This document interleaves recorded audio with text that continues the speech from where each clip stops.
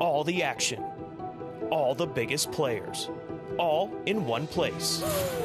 Follow the action from the racetrack to the sales ring at Keeneland on closing day of the spring meet. Right place, right time, right here. Make your move at the April Selected Horses of Racing Age sale, Friday, April 25th at Keeneland. Learn more at april.keeneland.com.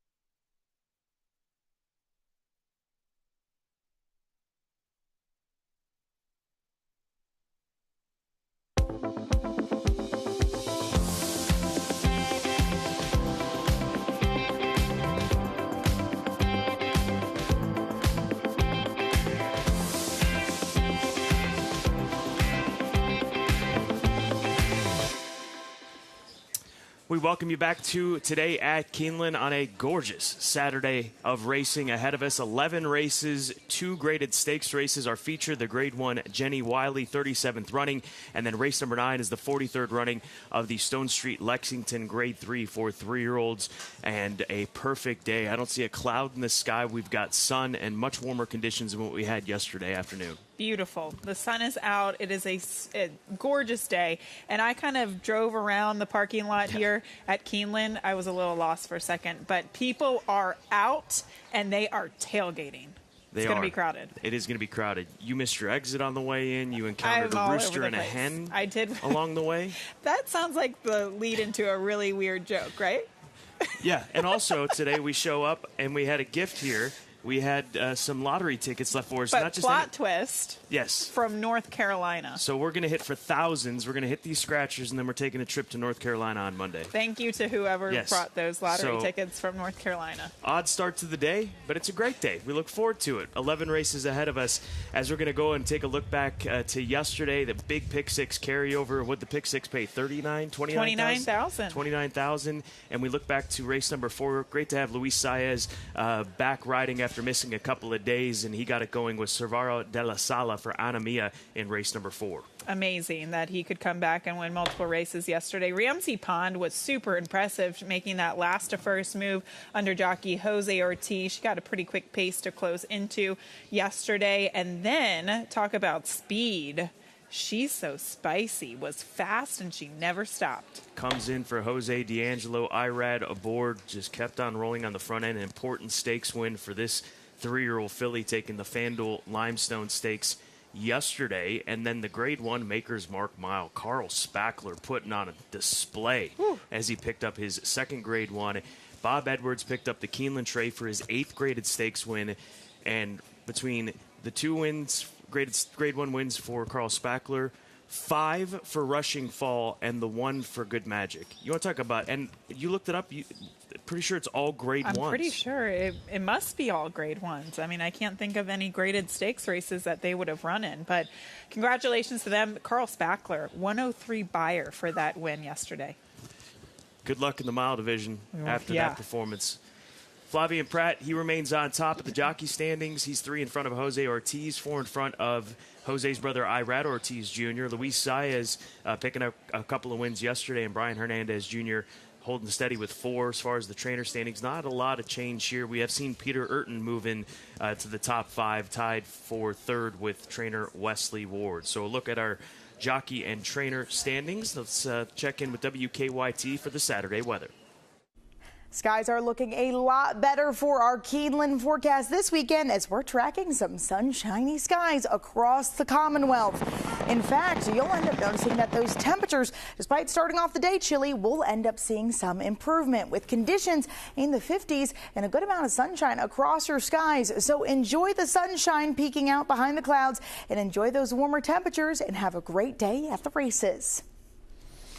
It's amazing what the sun does because, it's 50 degrees, but it feels like it's 70 when you're out in the sun. Even the other day when they said it was going to be the coldest day of the meet, it really wasn't that bad because the sun was out. Yeah. I think yesterday was the coldest by far because of how damp it was. But that's behind us.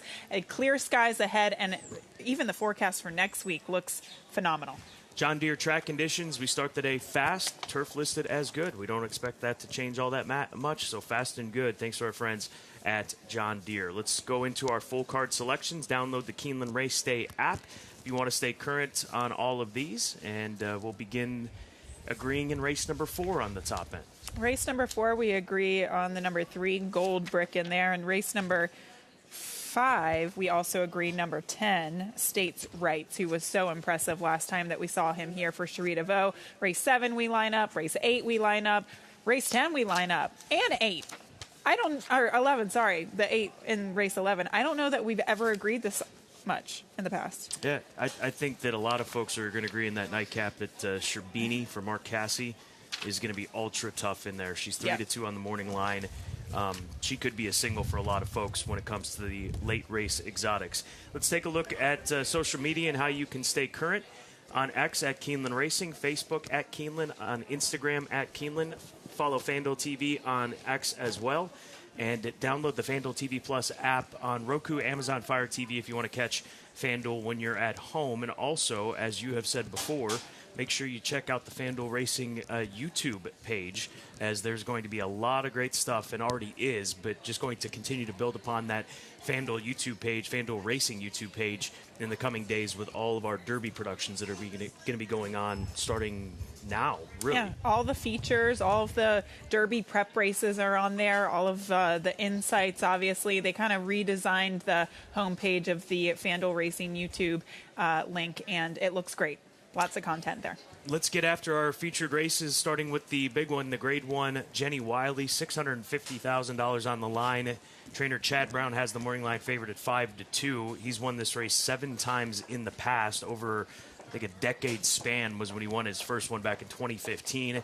And he's got this filly for Resolute Racing, making her stateside debut, 5-year-old mare, coming out of some difficult races over in France, most recently running in Group 1 company, which we'll get to in just a moment. But I'm going to go with a filly that we're very familiar with on top. That is Keo Beach for Mr. Thomas Bachman. This is a filly that they bought for $450,000 out of the Keeneland September sale in 2022, and she has been darn good. She's on a 3-race win streak between those allowance races at Kentucky Downs, came here to Keeneland to win a second-level allowance race, and then in her first stakes try, she blitzed the field over at Churchill in the Grade 2 Mrs. Revere. Her game is speed, and she just keeps on going. She's been one of the most impressive horses that we have had an opportunity to see, in my opinion, in the times that we've seen her here at Keeneland Racecourse. And we've seen her win on the Sloppy Main track when she broke her maiden at start 2 of her career, and then we saw her last fall here and then over at Churchill Downs. Catch me if they can with Keo Beach. It's a jump up. Yes. But she is a Grade 1 type filly, in my opinion. So I've got Keo Beach on top with Frankie back in the saddle once again. Jabara, the number 6 horse for Roger Varian. She comes out of very stiff competition as well in England. She was second to Porta Fortuna in the Falmouth Stakes at Newmarket, July of last year. Porta Fortuna, multiple Group 1 winning 3-year-old filly and champion filly in the United Kingdom for the Connections and Medallion Cartier Awards. Yes. Awards. 3-year-old champion filly, to be specific. And then poolside with Slim. She's got the course form here at Keeneland Racecourse. She's going to have to step up her game. She was third to Keo Beach in that race that we showed you at Churchill Downs, but she's got a lot of ability, and we'll see how she fares here today. So 7, 6, and 3. I might be foolish in leaving Chad Brown out I of thought my you were top going to 3. say something else. Yeah, foolish. I don't know. I mean, this is a deep field. I think I'm foolish for leaving out Jabara in the top 3. I mean, she certainly is a filly that has gone against some of the best in Europe, and you know, you really have to look at that Group 1 form and see how it translates to this field, and I really do think it does, because Keo Beach, although I do like her, she is unproven. She ran against Graded Stakes Company last year, but it was straight 3-year-olds. This is a whole new ball game, but I love her speed. She has devastating speed. I don't think anybody is as fast as she is, and she's going to get the run on the field here. She has, her speed can carry at 7/8 at Kentucky Downs, a mile at Keeneland, and a mile and a 16th at Churchill. That just shows how much versatility she has as long as she's on the turf. So I think she's going to run the field off their feet. The one excellent truth, we'll go back to her last race against Group 1 company at Deauville, and she lost to a nice filly. She would come back to actually win the Prix Jean Romanet, and then she would go on to run in the Arc. She didn't run very well in the Arc, but excellent truth.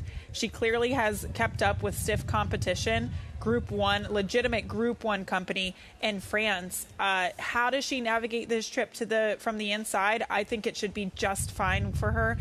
She should be able to kind of get covered up down on the inside and come with that closing run that she has. So excellent truth. She's right there. I guess my only concern with Jabara is the mile and a 16th distance. If it was a flat mile, I probably would have had an easier time of picking her in the top 3. So in turn, I use the 5, be your best. I wouldn't worry about it. I mean, those 7 furlong races play more toward a mile or a little further with the undulations and things of those nature in the course That's setups fair. when it comes to the trips that Jabara's had overseas. What do you think of Be Your Best? She won the Pegasus Turf Invitational last time out. I mean, This race is tougher. You think? Yes. Oh, yeah. Well, obviously, Group 1 form from Europe is very strong, but she's faced Group 1 company before in the past. She's Group 1 place. She's a good filly. They're all good fillies. It's a grade 1. That's what we've got in the Jenny Wiley, as we will for the 37th time. Obviously, yesterday with the grade 1, it was Carl Spackler's race to lose, but I think this race has so much depth to it. Here's Tom Leach for more on our featured events. Keogh Beach really got good when they put her on the turf last year. She was a head bob away from 4 consecutive wins. Frankie Dettori was aboard her for the last 2, and he's back in the saddle today. I really liked her. She's straightforward. She got good gate speed. She can relax in front. She got a good kick. I wish that she's going up in class now, but we'll see where we are tomorrow. But, she's a nice filly.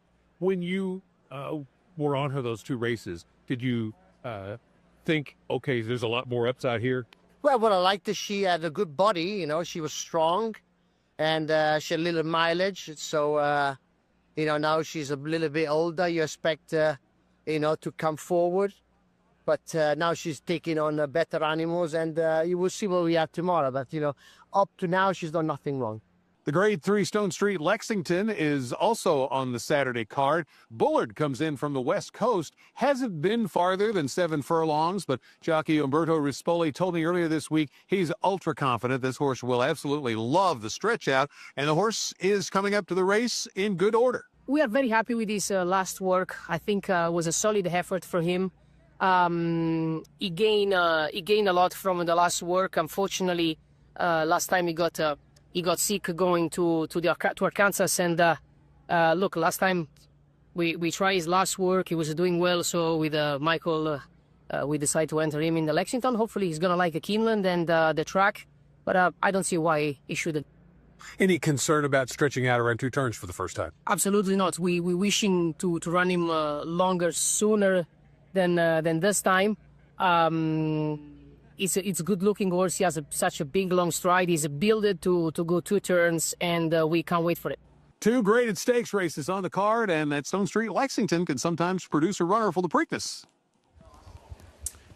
And let's take a look at that field, the Grade 3 Stone Street Lexington Stakes, and a pretty deep field here as well. Gosker, 7-2, Prater, morning line favorite at 2-1, and Bullard, who Umberto is going to be riding for trainer Michael McCarthy, and Tala Racing, as well as St. Elias Stables, 3 Chimneys Farm, and West Point Thoroughbreds, all in on Bullard at that 9-2 line. Scratch out Rolando and Touchy, so down to a field of 7 after those 2 scratches.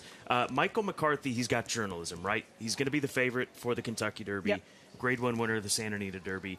Bullard was a horse that I don't want to say he's obviously been able to be patient with Bullard given the fact that he had journalism. And I know that Bullard missed that race in Arkansas that Umberto was referring to, the Rebel Stakes, because he came up sick. But he started off his career 2 for 2. And going into the summer last year at Del Mar, trainer Michael McCarthy said they were, the horses, the 2-year-olds were going to be a little bit late.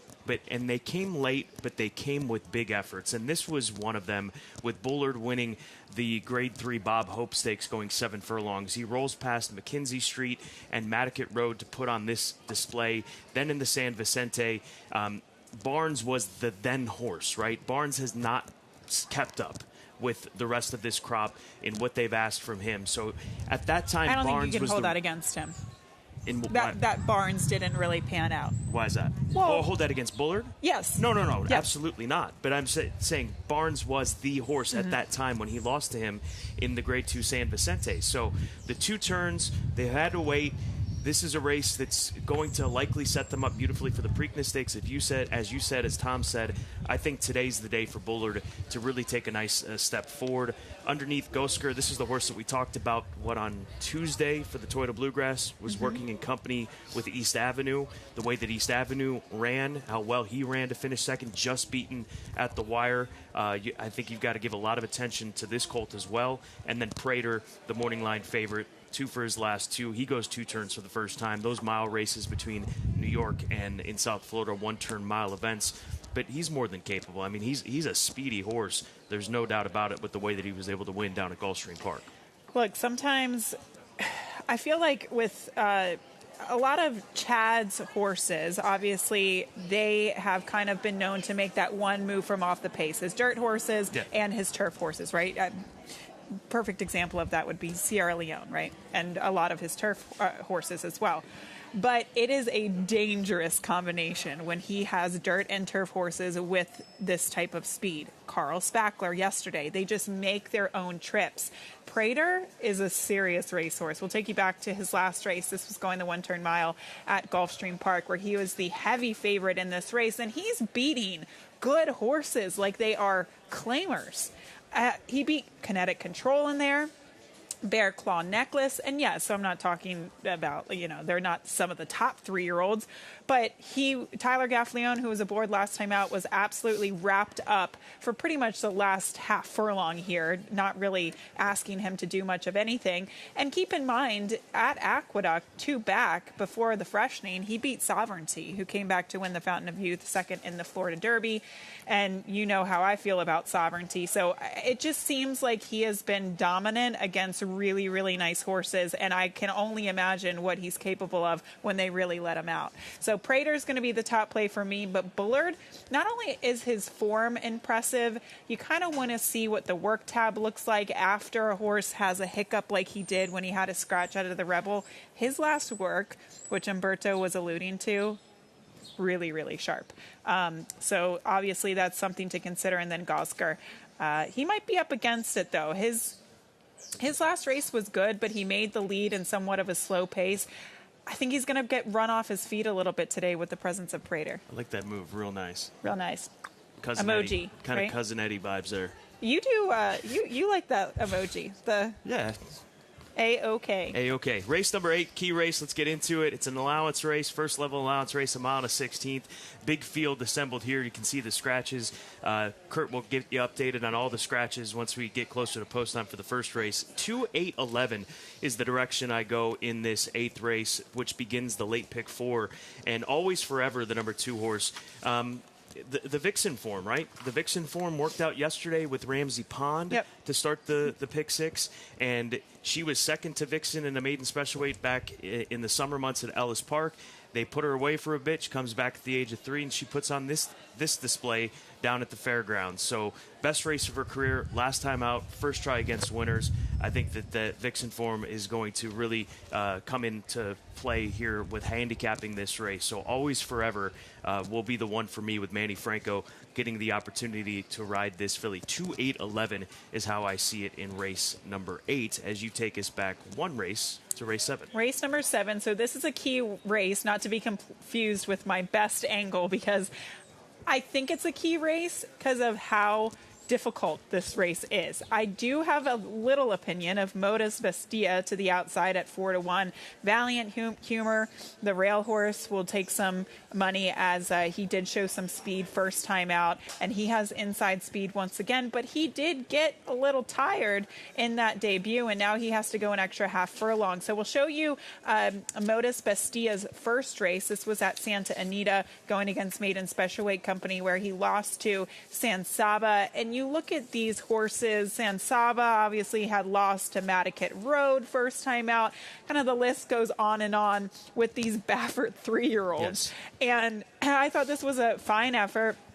They stretched him out in his second start. Clearly, he doesn't want to go a distance of ground. He's by McLean's Music, definitely a little bit of a one-turn pedigree. So now he cuts back, but he has that foundation underneath of him to get the 6.5. So I'll go with him on top. Also using the number 2, Fact, that first-time starter for Will Walden. Irad Ortiz Jr. has some impressive workouts. And then, obviously, the 1 Valiant Humor. But if you're playing the pick 5, pick 4, I think you have to have legitimate coverage here. This race does start the late pick 5. Let's stay with race number 7 for our sales grad spotlight and turn our attention to Valiant Humor.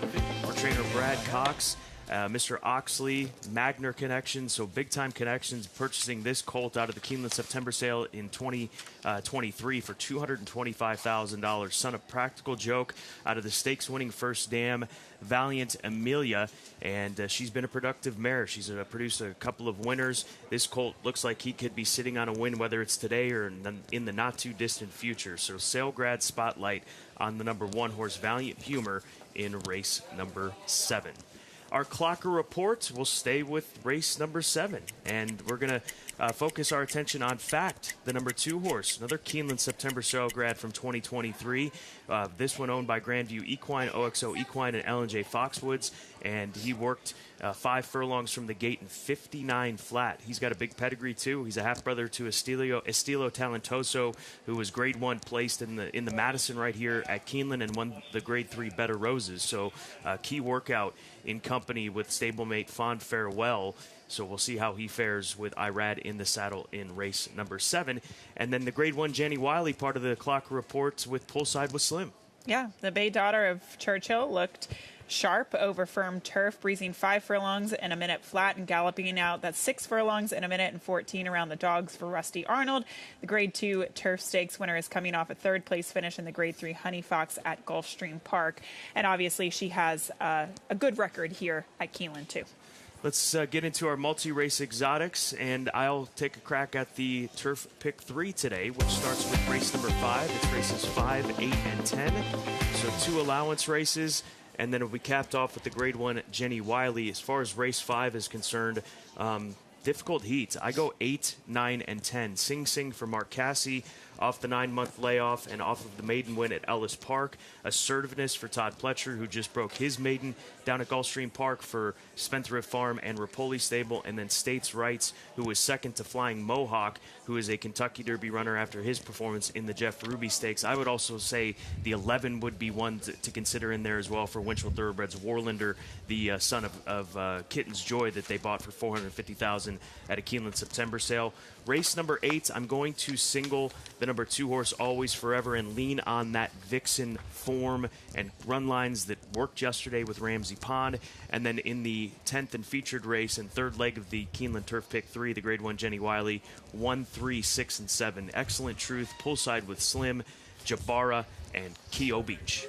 All right, I'm going to take a look at the late pick 4. I did include your 2 Always Forever. She's my top pick as well, but I wanted to use coverage in that race. I thought some of the European horses making their first start in the U.S. were quite interesting. So coverage in the first leg of the pick 4. Race number 9, I went 3-7. That's in the Grade 3 Stone Street, Lexington. Bullard, I think that last work just shows you how well he's doing in the 7 Prater. He really could be anything for Chad Brown. In the Jenny Wiley, I have coverage there. I did leave out Choicia in there, the number 2 horse. I just don't know that Maiden form is as good as the Group 1 form in Europe and in France. So in England and in France, I should say. So I did not include her. And then that takes us to the nightcap, and I did single Sherbini. I think a lot of people will be leaning on her in the last race, considering how strong some of these other races are in the pick 4, and especially when you consider the pick 5, race 7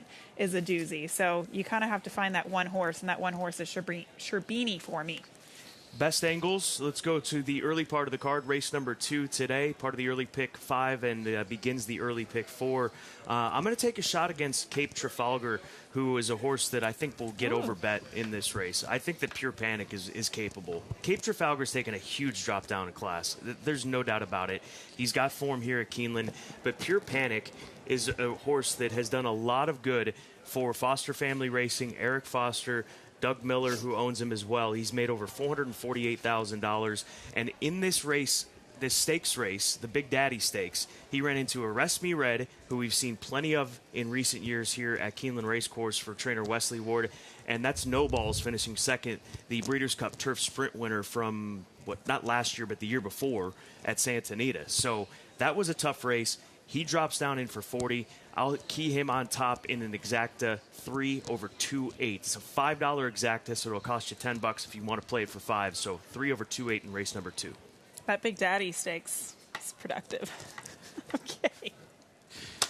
I want you to go back and find the history of the Big Daddy Stakes and what the history of it. I'm kidding. Okay. I'm kidding. All right, let's just move on. He's not a Breeders' Cup winner in there. I'm kidding. It's just a funny stakes name. I've never heard of the Big Daddy before. Okay, let's go to my key angle, my best race angle, I should say, and that's race number 5. But this is a tough race. I did want to highlight one horse in particular, though. That's the 10 States Rights, and take you back to when we saw him at Keeneland for the Sherita Vaux Barn. This was last October during the fall meet.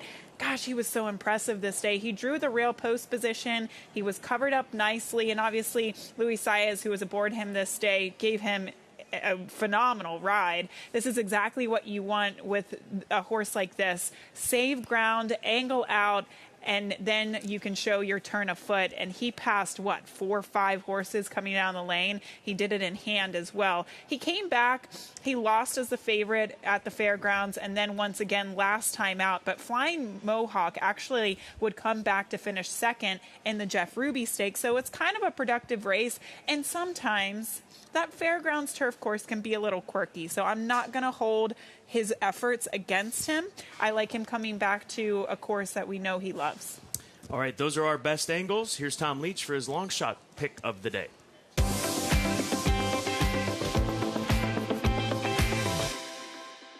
Long shot comes in race 5. It is number 5, Ready for Peace at 8-1. This horse won first time out and then went into a stake at Kentucky Downs, so they probably had a pretty high opinion of this one.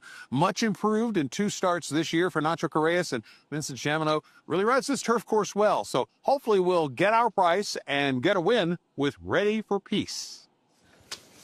I feel good about today. I really do. I feel locked in today. I can't remember what is happening tomorrow, but I can tell you I'm going to have a big Wednesday. I don't want to be that guy, or gal, I should say. But I felt that way going into yesterday's card, and my only winner, I think, was Carl Spackler, so that goes to show you. Somebody came by and said you gave him a 17-1 winner. I don't know where that one came from. I hit the turf pick 3, and I had the exacta in the last race, so I guess it wasn't horrible, but I was, really feeling confidently, and then I didn't do as well as I thought. Today's a new day, though. Today is a new day, and I think, I hope your momentum takes you through the day, and you make some money, and you pick some winners, and hopefully we can get more lottery tickets tomorrow morning. First things first, we're about to make thousands, and then we're going to North Carolina. For Gabby, I'm Scott. Enjoy a beautiful Saturday here at Keeneland.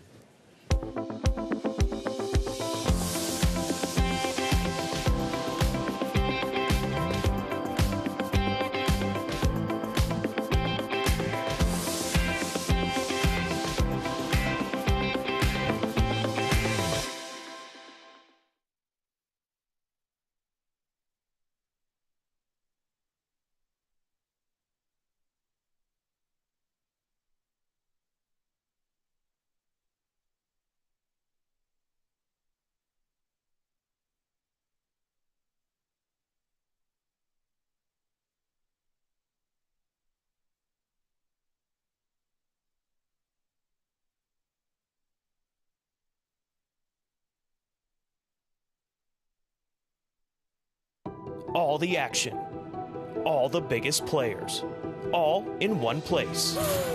Follow the action from the racetrack to the sales ring at Keeneland on closing day of the spring meet. Right place, right time, right here. Make your move at the April Selected Horses of Racing Age sale, Friday, April 25th at Keeneland. Learn more at april.keeneland.com. This is a Toyota Grand Highlander.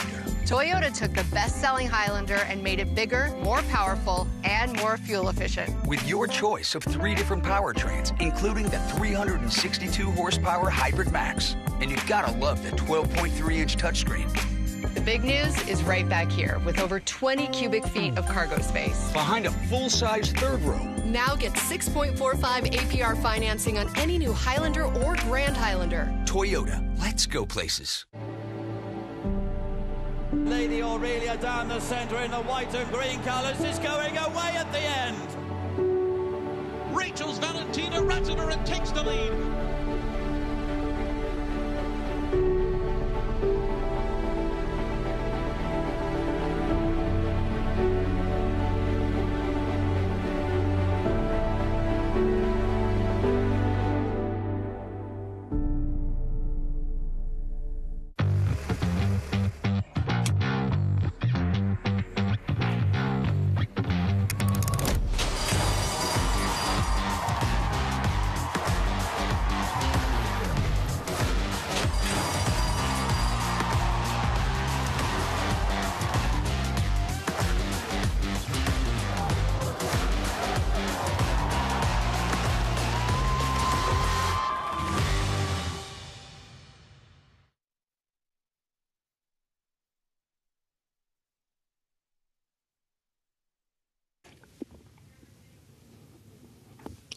Keeneland welcomes the Kentuckians Chorus to the paddock.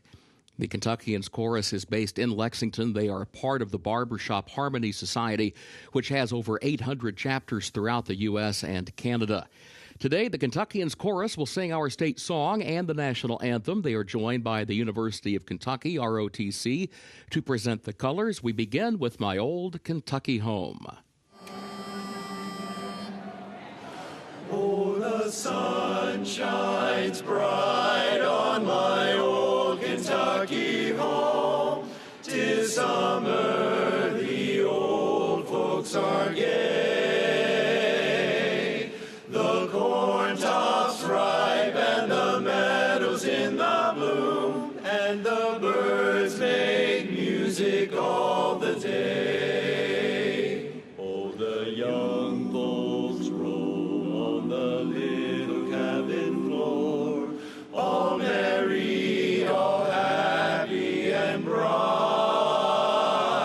By and by hard times come a-knocking at the door, then my old Kentucky home, good night. Weep no more, my lady. Oh, weep no more today. We will sing one song for my old Kentucky home. For my old Kentucky home. Far away, far away.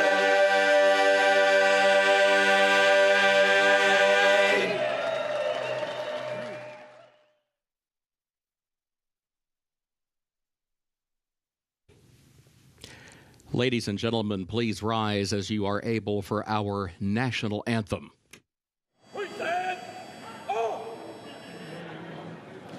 Oh, say, can you see by the dawn's early light what so proudly we hailed at the twilight's last gleaming, whose broad stripes and bright stars through the perilous fight o'er the ramparts we watched were so gallantly streaming, and the rocket's red glare of bursting in air gave proof through the night that our flag was still there.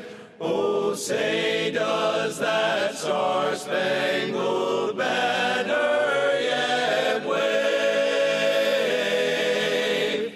o'er the land of the free and the home of the brave?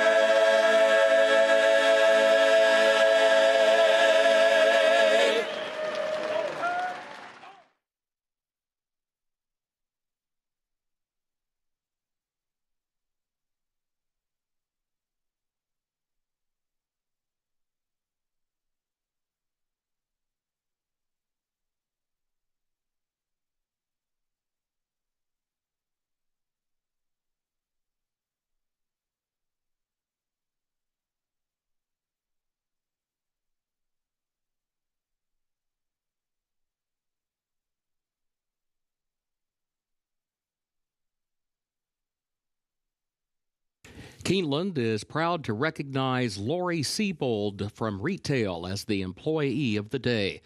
Lori, congratulations.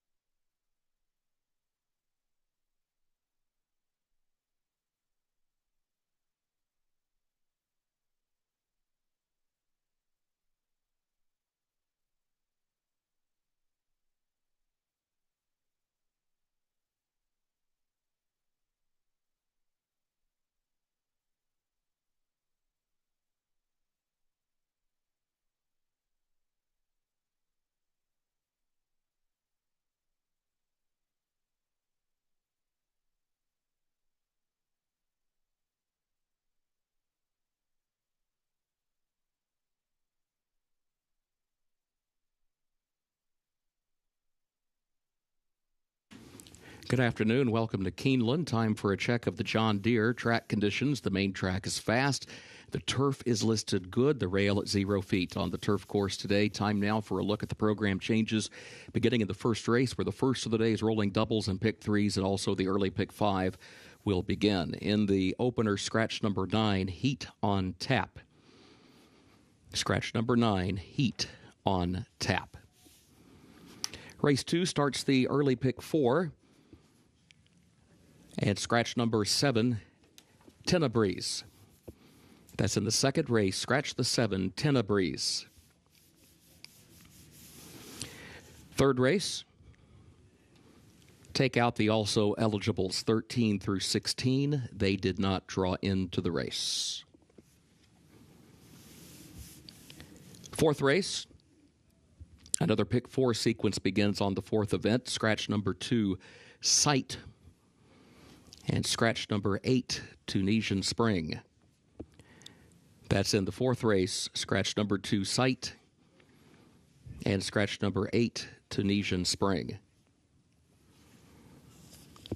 Race 5, start of the Keeneland Turf Pick 3, made up of races 5, 8, and 10. In race 5, scratch the 6, Master of Light. Also scratch the 14, Spin Back. And scratch the 15, Chris's Revenge. That's in race 5. Scratch number 6, Master of Light. Scratch the 14, Spin Back. And scratch the 15, Chris's Revenge. Please note number 13, After Taxes, draws into the race. Jockey change to be announced. 13, After Taxes, draws into the race. Jockey change to be announced. Race 6, start of the pick 6, no carryover. Scratch the 1, How's Your Attitude? Scratch number 6, Wyco. That's the 6th race. Scratch the 1, How's Your Attitude? And scratch the 6, Wyco.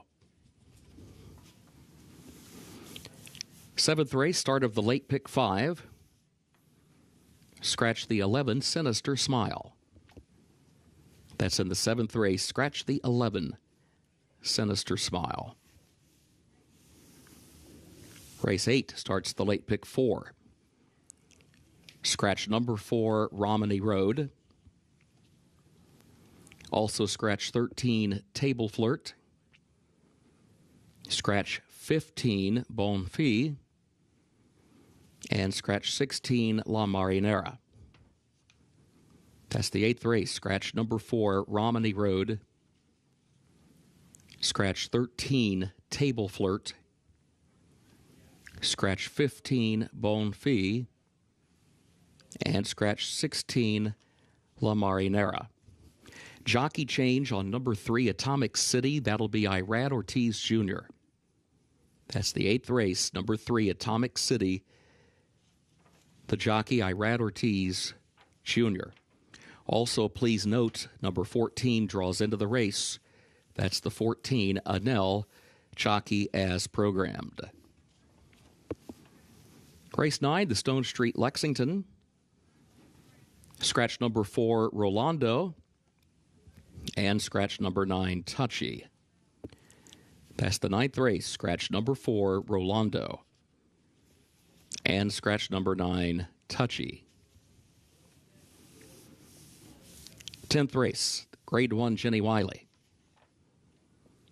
Scratch number 4, Vina Arana. That's the 10th race. Scratch the 4, Vina Arana. 11th and final race, no carryover for the Toyota Super High 5. Scratch the 7, Talent Show.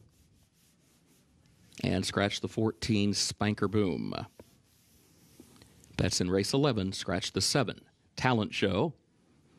And scratch 14, Spanker Boom. Please note number 13, Black Ginger, draws into the race. Jockey as programmed. Time now to check in with Scott Hazelton and Gabby Gaudette. Thank you so much, Kurt Becker. We've got a big Saturday card here at Keeneland Racecourse. Big from the perspective of the racing, but also a lot of racing. 11 races today. And our featured events are the 43rd running of the Grade 3 Stone Street Lexington for 3-year-olds in the 3-year-old picture, as well as the Grade 1 Jenny Wiley.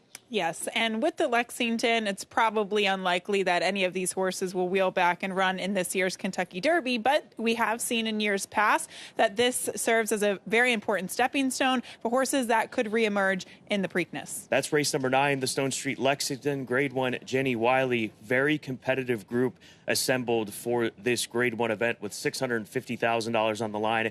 Don't you always have to start the conversation with Chad Brown, considering he's won this race 7 times in the past? Yeah, it's a pretty impressive record, to say the least. And he sends out the number 1, Excellent Truth, who's making her stateside debut. She does have really strong French form. She comes out of several group run tries over there.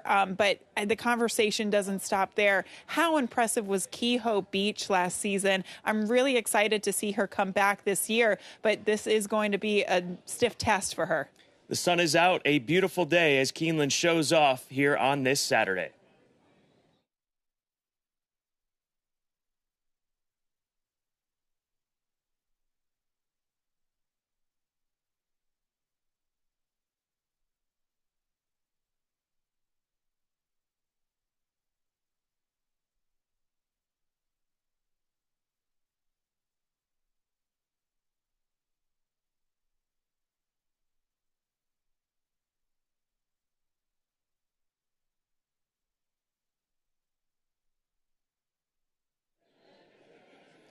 Race number 1 will get out underway at the top of the hour in less than 18 minutes here at Keeneland Racecourse. We'll begin this 11-race card with a maiden claiming event, maiden $30,000 claiming event for 3-year-olds and up, going the about 7 furlongs on the Beard course. Diver, the number 3 horse, right now 3-1 on the board. That makes him the second choice in the wagering currently. This is a horse that scratched out of the nightcap yesterday, which would have been a 1 1/8 race, and opted for this 7 furlong heat here in race number 1. And I think this right move. This is a gelding by Speightstown, who adds blinkers in start 5 of his career, and his races up at Turfway Park, very productive, finishing second for Maiden 50 and Maiden 30, and staying at that level here today, going back onto dirt. I think that he's just come around it. I don't know that it had necessarily anything to do with the synthetic track improving his form, but more than anything, finding the level in which he's going to be able to break through and pick up win 1 of his career. So I like the fact that they cross-entered him, opted for this race, staying at the 1-turn distance of 7 furlongs, and he's 3-1 right now. That is Diver for the Eclipse Thoroughbred Partners and Walmack Farm. The number 1 horse, Warp 9 for Calumet Farm, Kenny McPeak, is the current favorite at 2-1.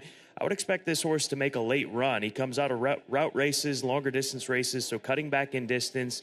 We'll see if he's able to make that late run. I just cannot sit here and predict that this horse will be able to show speed from that inside draw, but perhaps he'll surprise me here in race number 1. He was the beaten favorite last time out on the turf course at Fairgrounds, so they're changing things up, moving him back over to dirt, where he started off his career here at Keeneland, finishing 3rd at this about 7 furlongs distance. This is all the way back in October of 2023. But Warp 9, got to respect him here as he stays in for Maiden 30.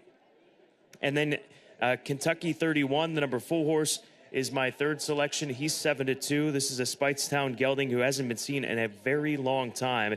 He's with Mark Sims Jr., the trainer in this 5-year-old gelding, getting Irad Ortiz Jr. back aboard off of that year-plus layoff. Last race was on November 19th of 2023 on the turf course, and I'm just reading into the fact that Irad stays with this gelding off this long layoff. Obviously, the drop down in class is going to seemingly improve him coming into this spot here today. So we'll see how he fares with the new trainer, Mark Sims Jr., and for Calumet Farm, a gelding by Speightstown, who is a new gelding since the last we saw him well over a year ago. Race number 1 does start the early pick 5, also first double of the day, exacta, trifecta, and the early pick 3 with race number 1 at Keeneland, as we'll get underway in now less than 15 minutes.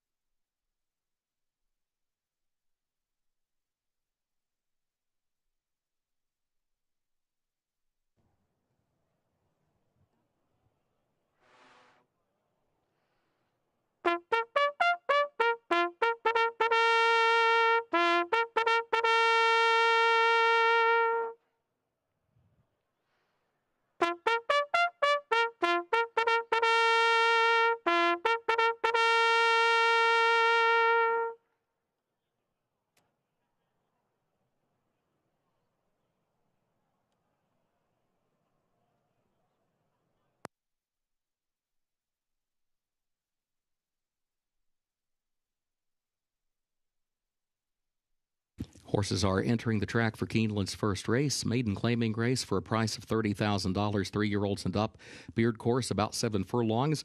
Main track is fast and the turf listed good. The rail at 0 feet on the turf course today. Double pick 3, early pick 5 wagering here. Scratch the 9, heat on tap. Post time, 7 minutes.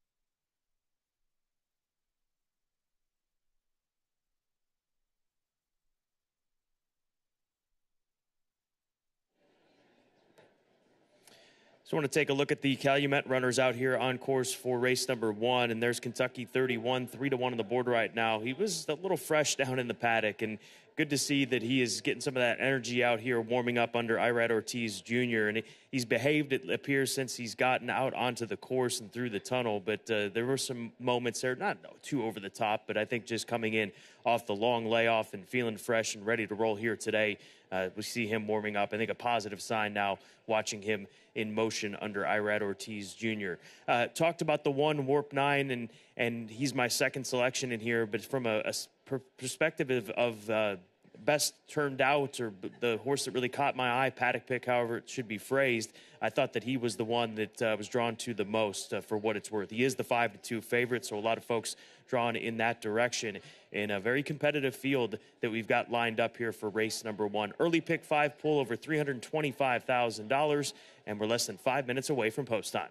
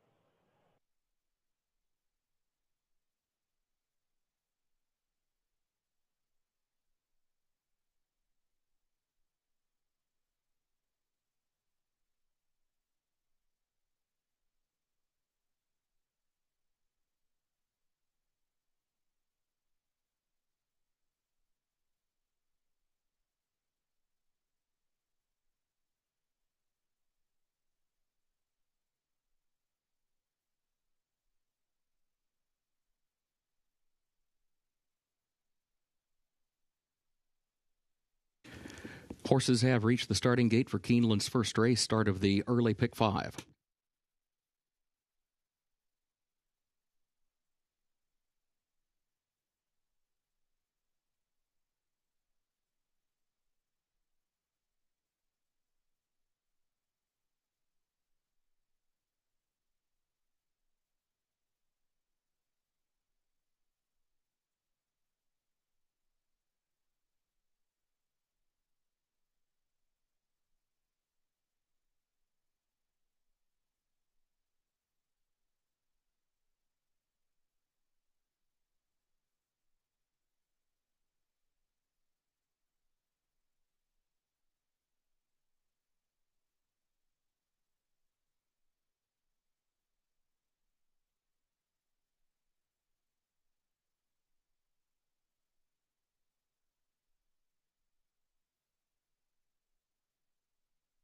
Moving into line, race 1.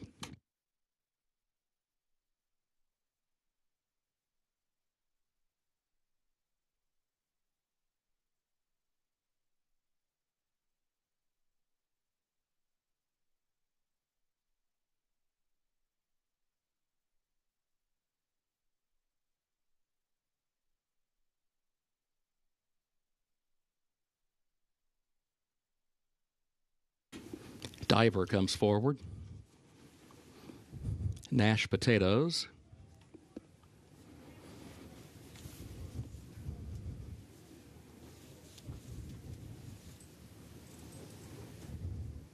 Kentucky 31. Flying Ryan will be the last one to load.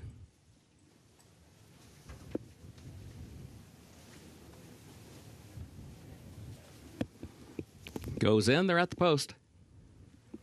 And they're off. Kentucky 31 broke alertly and comes right out for the early lead. Kentucky 31 to the front and opens up by 2 lengths. Nash Potatoes moves up second upon the outside. Then Diver third toward the inside. Flying Ryan far outside moves up in fourth by a neck. Pastero fifth in between horses. Warp 9 shuffled back sixth down toward the rail. Gap of 2 more lengths back to Batter Up next to last. And Citizen is the trailer. Kentucky 31 is the leader. They got the opening quarter in 23.19 seconds. Kentucky 31 leads it by 3/4 of a length as they head for the far turn. Nash Potatoes is second, 3/4 of a length, still outward from the rail around the turn, followed by Diver, who hugs the rail in third, has lost that position to Flying Ryan and moves up but wide. Third by just a neck. Pastero fifth, now taking fourth in between horses. So Diver gets shuffled back 2 spots, is now fifth against the rail, loses 1 more position now, in fact drops out to the back of the pack as they turn for home. Bunching for the lead up front now because here comes Nash Potatoes right alongside of Kentucky 31, gap of 3 lengths. Pastero is in third. Warp 9 swings to the outside from fourth. Batter Up down the center of the racetrack. Warp 9 and Batter Up working toward the outside, and Warp 9 has the lead. Batter Up goes to second. Pastero challenging for third, well behind Warp 9. Warp 9, 16th pole, a widening 5-length lead. It is Warp 9. Jose Ortiz with that move off the turn to win it. It'll be Batter Up home second, and then it's going to be Pastero in third and Nash Potatoes across the line in fourth.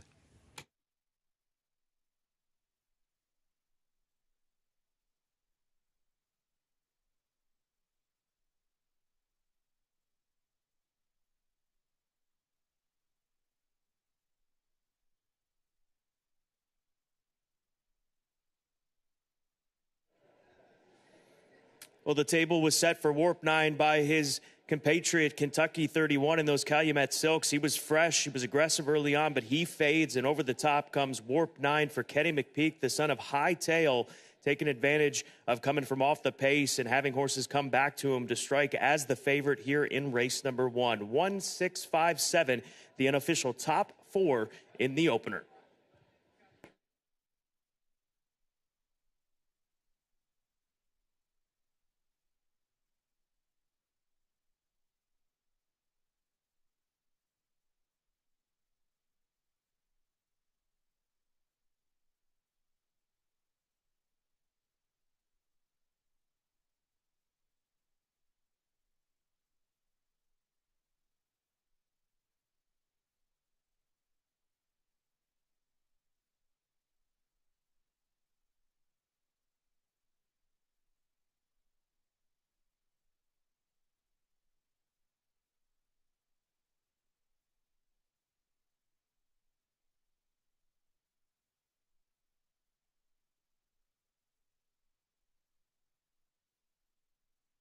Unofficial results of Keeneland's first race. Number 1, Warp 9, finished first.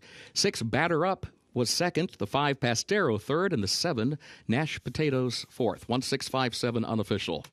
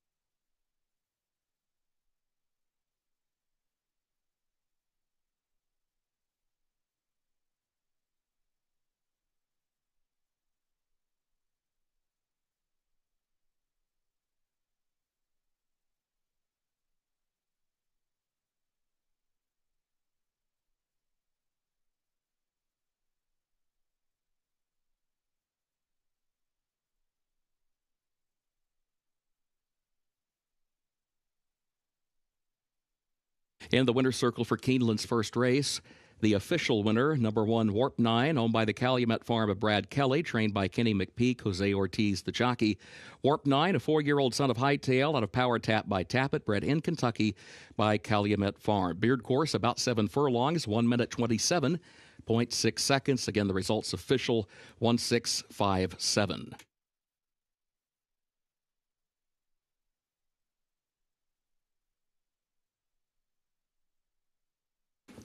Keeneland's second race upcoming, double and pick 3 wagering and start of the early pick 4. Scratch the 7, Tenebris. Scratch number 7, Tenebris.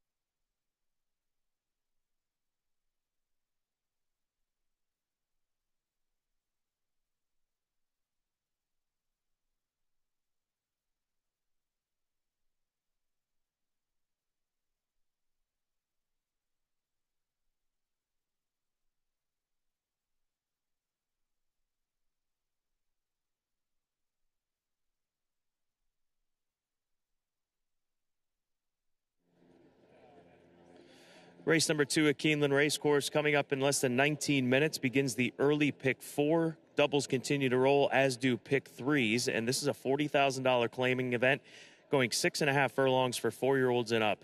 And this is one of the tougher $40,000 claimers that you'll come across. There are some serious runners in this race here today. Cape Trafalgar, not surprised that he's the 8-5 favorite, the number 2 horse for Saffie Joseph Jr. and Peachtree Stables. The 3-horse Pure Panic, though, is the direction that I go in. He is a horse that is dropping down in class. He was recently third in a stakes race up at Turfway Park, running behind a Rest Me Red and the Breeders' Cup winner, No Balls, who won the Breeders' Cup Turf Sprint a couple of years back for trainer Larry Ravelli. So to finish third that afternoon, and prior to that, got the win against Two Other Than Company. He's been a useful horse on dirt, on synthetic throughout his career for the Foster Family Racing Stable and Doug Miller, and he's made over $448,000. So he takes a drop, and I think that he can hang with Cape Trafalgar in this spot here this afternoon, showing up for $40,000. Now, Cape Trafalgar, the number 2 horse, as mentioned, he is the favorite. He is a winner here at Keeneland in the past. He's 4 for 4 in the money, a win, a second, and 2 third-place finishes. It's been a couple of months since we've seen him. He takes a huge plunge in class out of Grade 3 company at Gulfstream Park. Last we saw him, he was winning a Two Other Than Allowance race at Keeneland. This seems to be about the right spot for them to run him for 40 here at Keeneland, based on the fact that he's gone through those conditions, that second-level condition, tried stakes company, couldn't quite hang in those races. So the other option would be is hold out hope for a 3 Other Than Allowance race or drop in for the tag, and that's what they're doing here today. So he's going to be tough, but I do think that the 3 is capable of hanging with Cape Trafalgar. And then the third choice drawn to the outside is Shape Note for Anna Mia, who had a winner yesterday. She goes to Luis Saez with this 4-year-old son of Mendelssohn. He's had a good year so far. He's won 3 of 4 this season. The last win coming at Colonial when they claimed him off of Anthony Ferrier, a trainer who wins a lot of races throughout the Mid-Atlantic, places like Charlestown primarily, and Laurel, and places, as mentioned, in the Mid-Atlantic. But this is a step up in competition, undoubtedly, but you cannot discount his form. And Saez had a good return to the races yesterday, winning a pair of races after missing out on a couple of race days here at Keeneland this week. He just clicked down to 5-1. That is the 8-horse Shape Note. Great race coming up for 40. 6.5 furlongs will be the distance, and we're now less than 17 minutes away from the start of the early pick 4.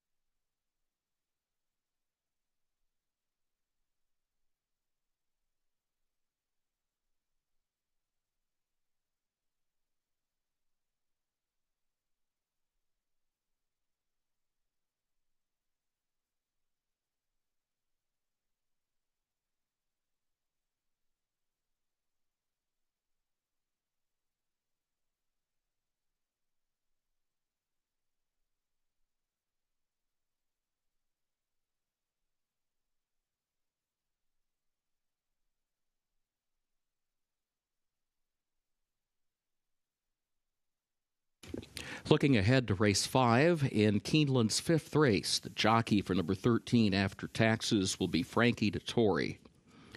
Race 5, number 13 After Taxes, make the jockey Frankie Dettori.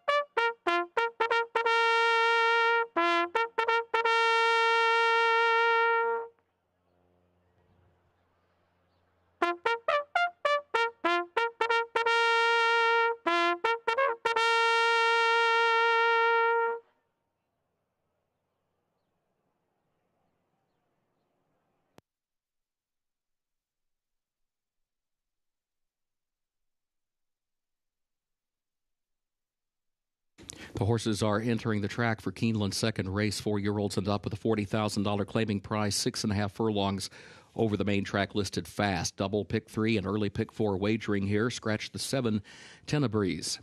Scratch the 7, Tenebreeze. Main track is fast. The turf listed good. Post time is 7 minutes.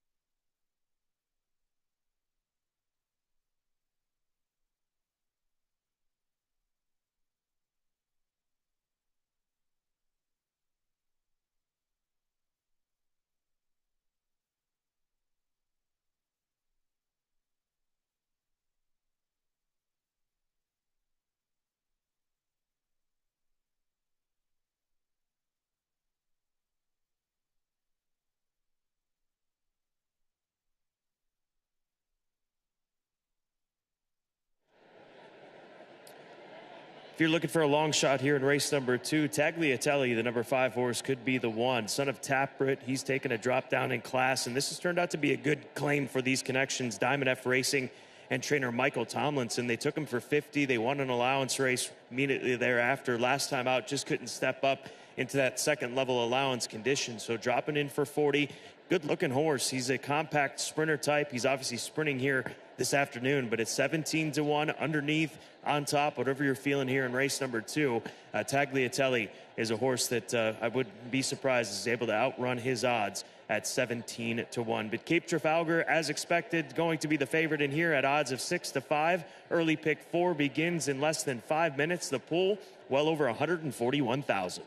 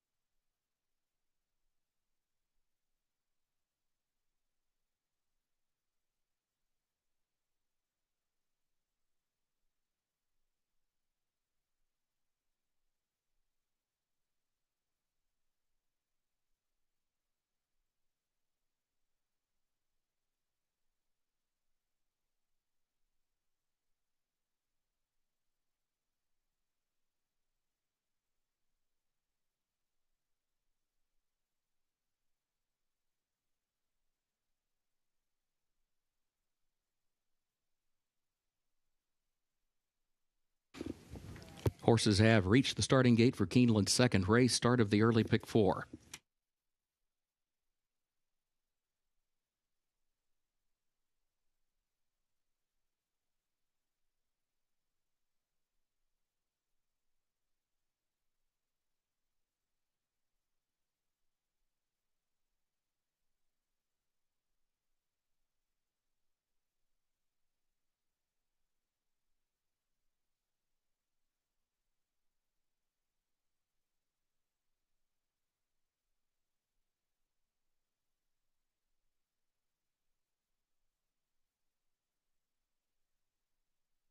Moving into line, race 2.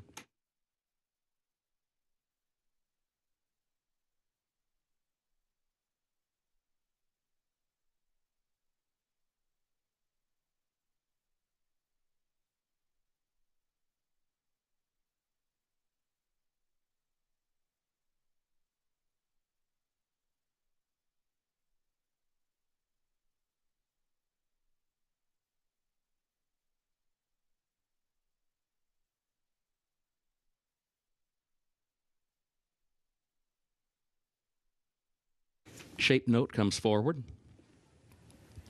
Pure Panic moves into line.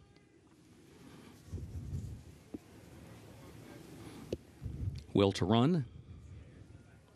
And Regal Ray.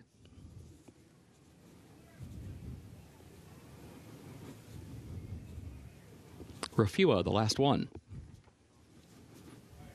Goes in, they're at the post. And they're off. There goes Mr. Bob and Shape Note, Cape Trafalgar to their inside. Shape Note from the outside has the early lead by a neck. Cape Trafalgar sneaks up toward the inside now and pokes ahead in front as they head up the backstretch. Mr. Bob is in third between horses. Critical Threat is fourth down toward the inside. Pure Panic fifth between horses. Refua is a wide sixth. Will to Run back toward the inside is seventh, running nearly 4 lengths off the lead, flanked by Regal Ray, and then a gap of 5 more lengths back to Tagliatelle, who's last the opening quarter in 22.71 seconds. Onto the far turn, Cape Trafalgar is the leader by 3/4 of a length and is still joined by Shape Note up front as they round the far turn, who's still there but second by a length. Refua goes third, then a gap of 2.5 more lengths. Pure Panic is fourth down toward the inside by just a neck. Regal Ray is fifth on the outside of that one. There's a 1/4 mile to go. Shape Note has a narrow lead from Cape Trafalgar. Refua tries to move up but still third, still 4 lengths away. It is Shape Note with the lead. Cape Trafalgar's not done yet, still there, fighting on toward the inside. These two in the final furlong, then a gap of 5 more lengths back to Regal Ray. Tagliatelle, who's running late on the far outside. Past the 16th pole goes Cape Trafalgar with the lead, though he's got it 3.5. Cape Trafalgar, Irad Ortiz Jr. to win it. Tagliatelle was home second, then Shape Note and Regal Ray.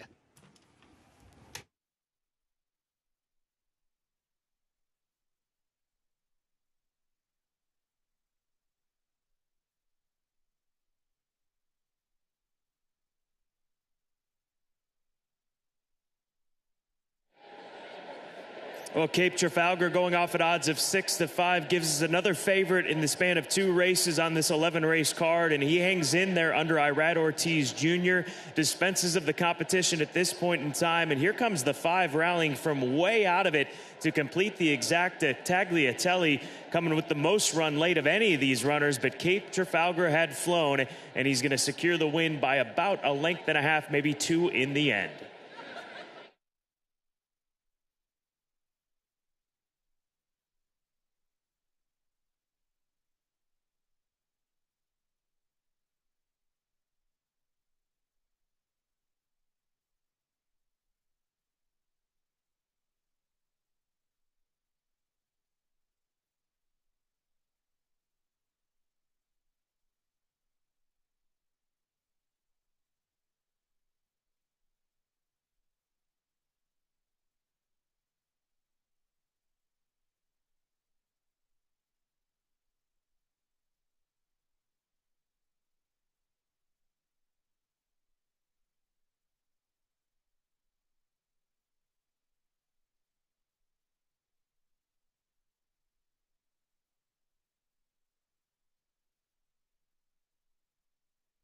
Unofficial results of Keeneland's second race. Number 2, Cape Trafalgar first.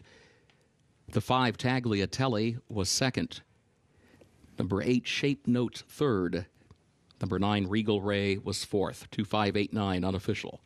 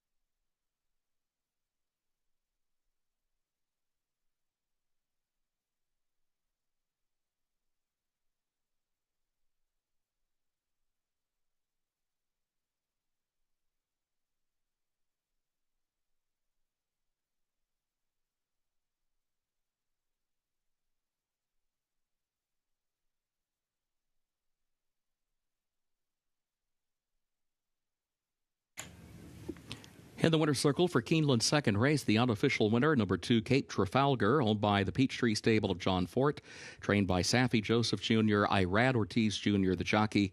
Cape Trafalgar, 6-year-old son of Lord Nelson, out of Gold Rush Girl by Political Force, bred in Kentucky by Spendthrift Farm. 6.5 furlongs over the main track, listed fast in 1 minute 17.38 seconds, and the results are official. 2589, the official results.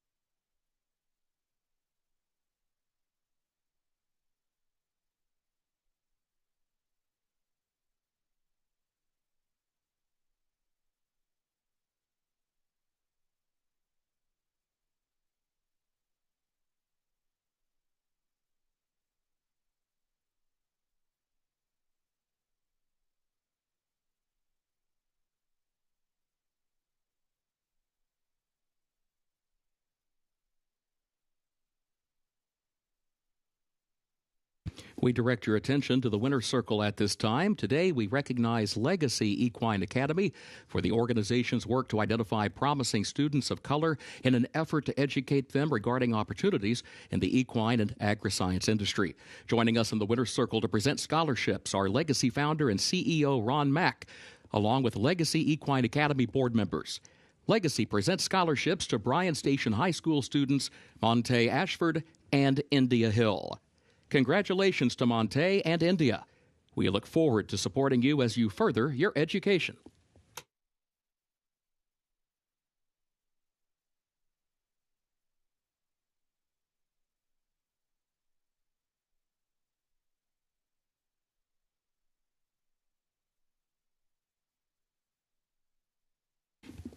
Keeneland's third race upcoming. The turf listed good. The rail at 0 feet today. Race 3, double and pick 3 wagering. Take out the also eligibles 13 through 16. They did not draw into the race.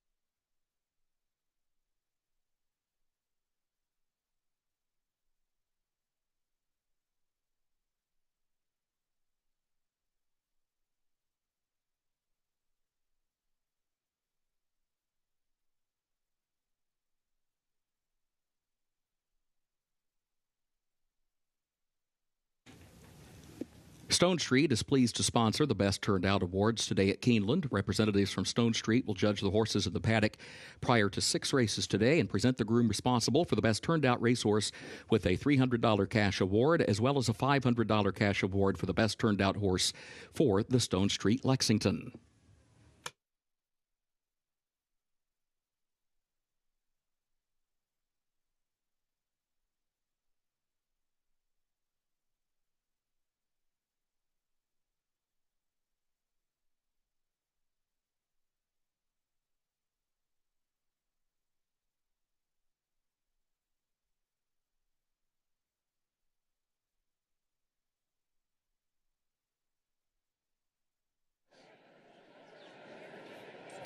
Race number 3, our first turf race of the afternoon. This is a maiden special weight event for 3-year-old fillies. They'll be traveling a mile and a 16th on the good listed turf course here at Keeneland. And I'm going to take a shot with a price runner with the number 7 horse, Grove City Sunset, for NBS Stable trainer Kelsey Danner. This is a filly that was raced 4 times, at the age of 2 last season, including a 4th place finish right here at Keeneland, which arguably was her best effort, only beaten a half of a length at a huge number of 25-1.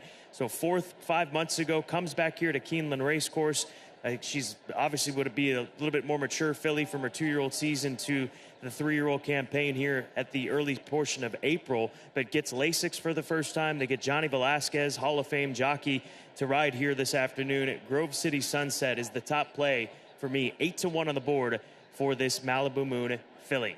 Then we go to the 11 horse, who is currently as the 2-1 favorite, sitting as the 2-1 favorite. That is Wedding Mood for Brian Lynch, a Wooten Bassett filly, Irish-bred filly, out of a Galileo First Dam. So a Coolmore bred filly by one of their top stallions over in Ireland, who stands for $300,000. She had 2 starts at the age of 2, going longer distance races, or running in longer distance races at Longchamp and Deauville. Her best race coming last time out, beaten just 3/4 of a length, finishing 3rd in a field of 9. So gets Irad Ortiz Jr.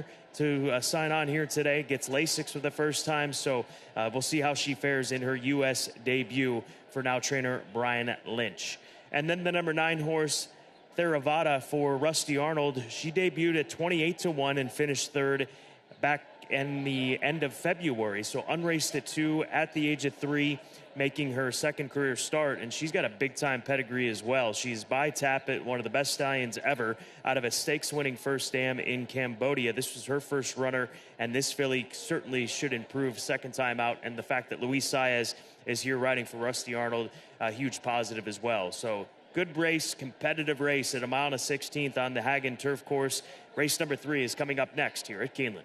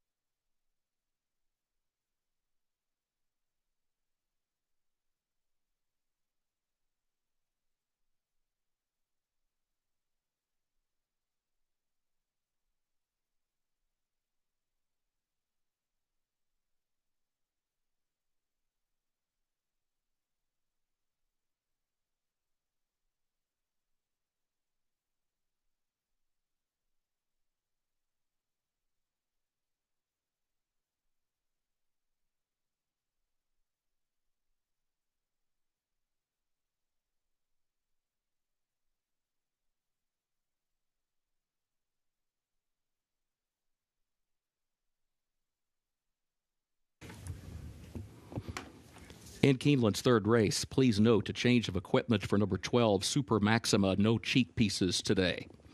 Keeneland's third race, change of equipment, no cheek pieces for 12, Super Maxima.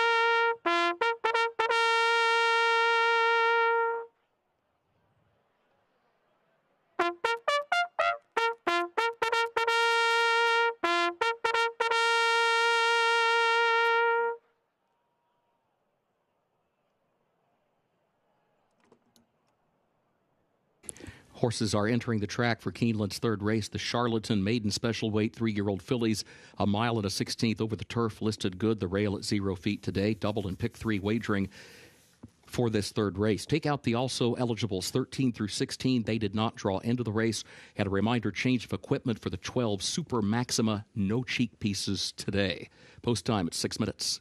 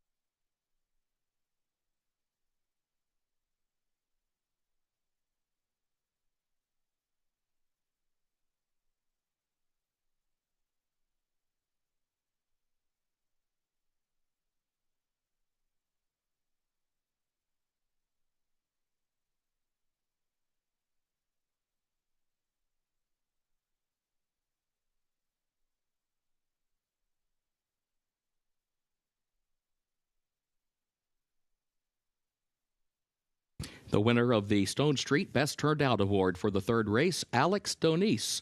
The groom for number 10, Good Game. Congratulations, Alex.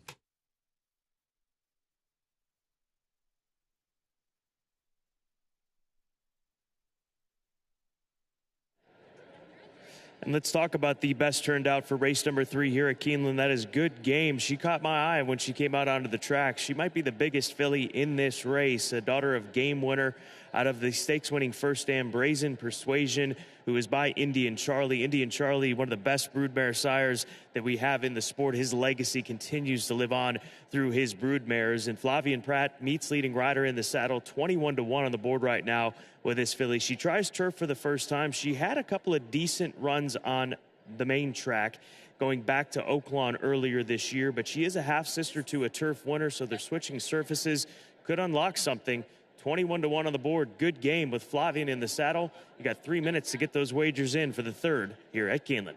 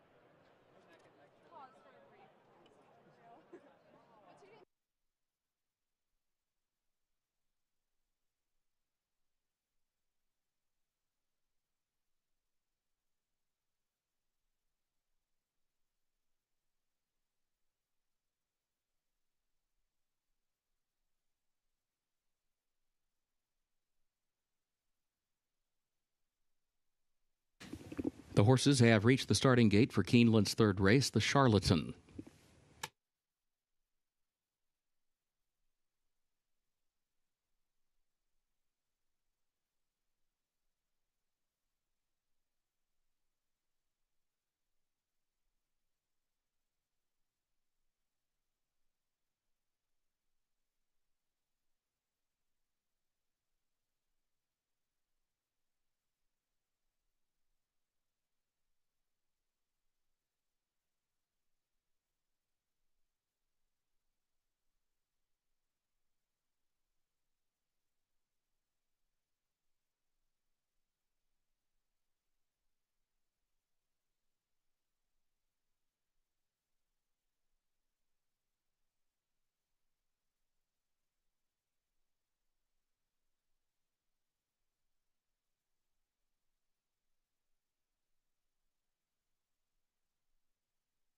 Moving into line, race 3.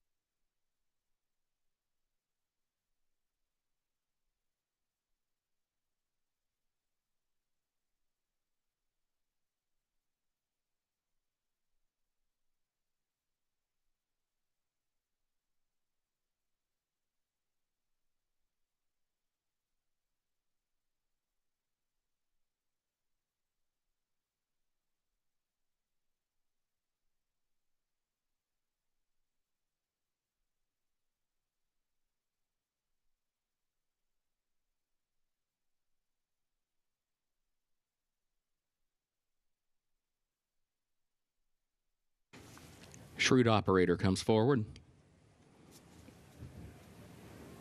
Theravada goes in. Good Game steps up.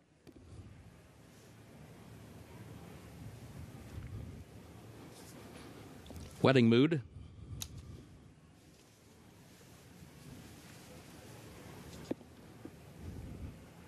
Double Velocity.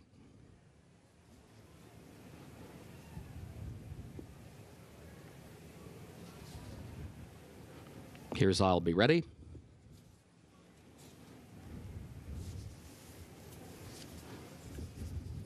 Super Maxima, the last one.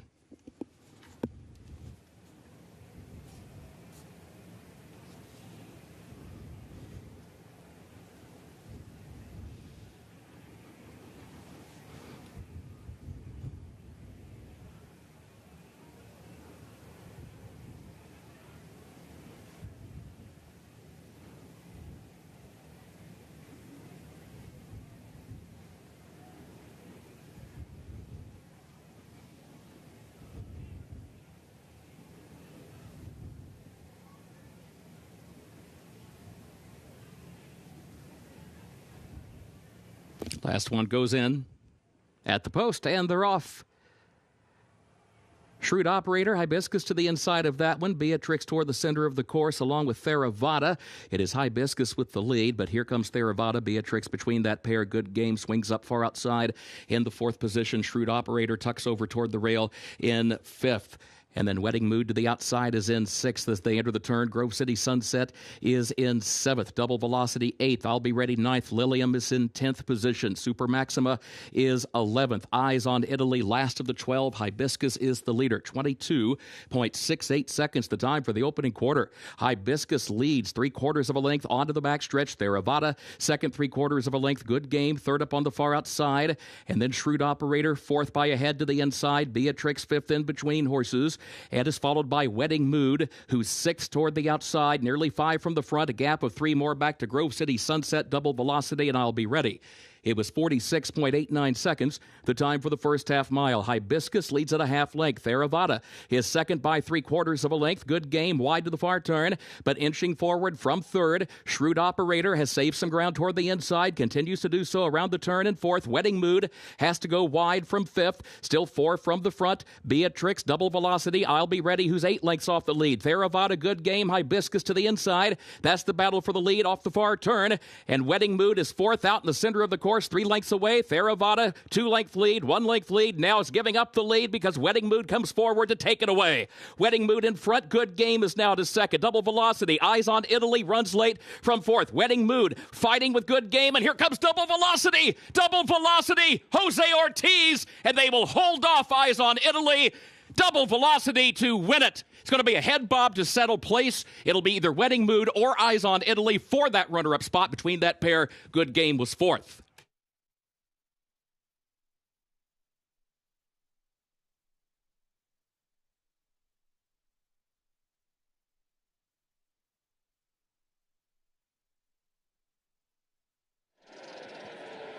What a finish here in race number 3 at Keeneland. Double Velocity able to finish strongest of all under Jose Ortiz, a filly making her debut for trainer, owner, and breeder, the Hall of Famer Roger Atfield, with the Ontario-bred filly by Accelerate, putting on a brilliant display here.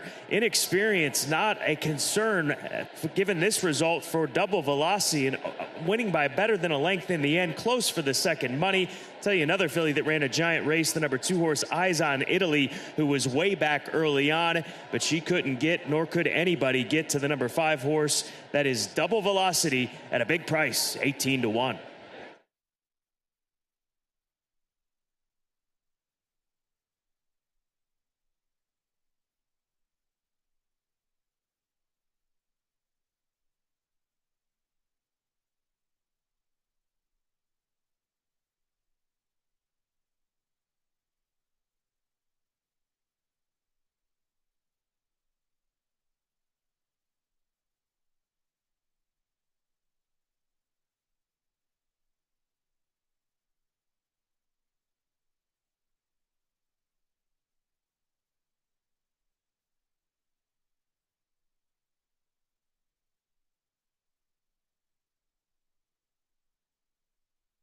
The unofficial results of Keeneland's third race: number 5, Double Velocity, finished first.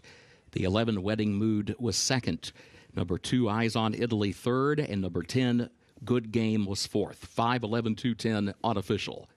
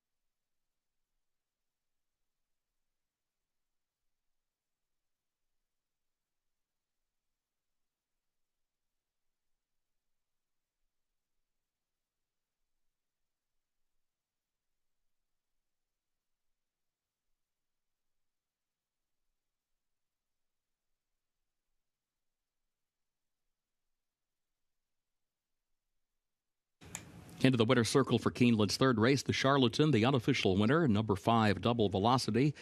Bred, owned, and trained by Roger Atfield. The jockey, Jose Ortiz, for his second win on the card.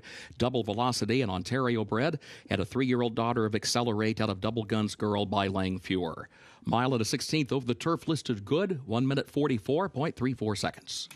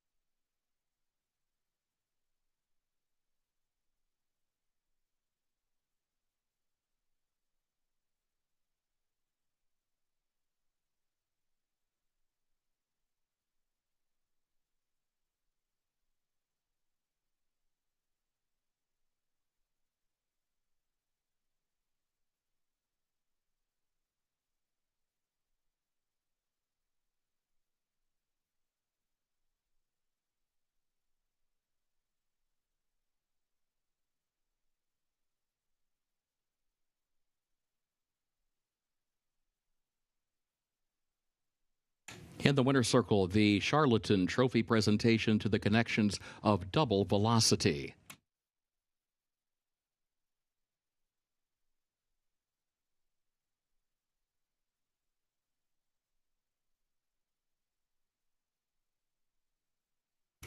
Third race results official. 5-11-2-10, the official results.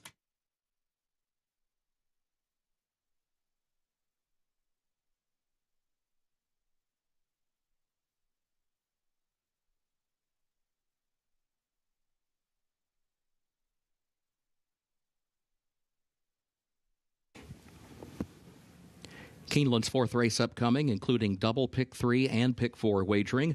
Main track is fast. The turf listed good today. In the fourth race, scratch number 2, Sight.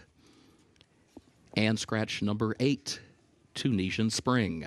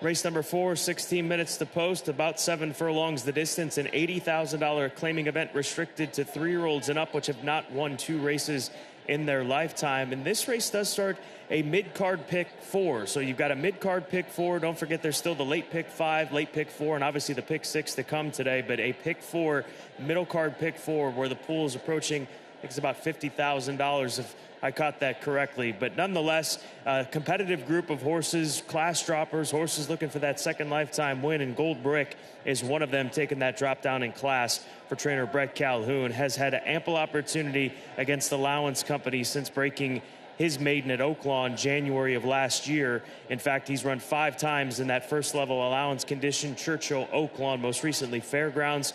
He ran against Just a Touch in that race, that A other than, and Just a Touch, you might remember, was a big-time contender last year on the Derby picture, and a horse that ran very well here in the Toyota Bluegrass. That was his comeback race off of several months, and he won by 10 lengths in the end.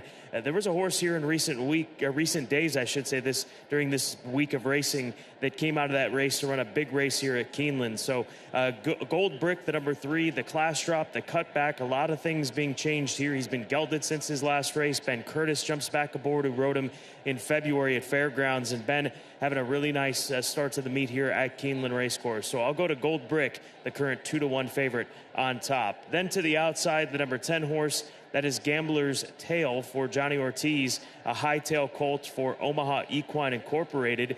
It's the sire Hightail, looking for a second winner on the card today here at Keeneland Racecourse. But here's a runner that also takes a drop down in class. He's back in for the restricted claiming price of $50,000 or $80,000, excuse me. He ran for $50 when he was claimed by John Ortiz back in November, but they gave him a shot against Allowance foes, couldn't quite hang on that afternoon down at Oaklawn Park, so moves down in class and stays at the sprint distance, but gets a little bit more ground to work with here today. They also take blinkers off, but class drop and going 7 furlongs, I think, is going to be a positive scenario for this 10-1 shot currently on the board, Gambler's Tail.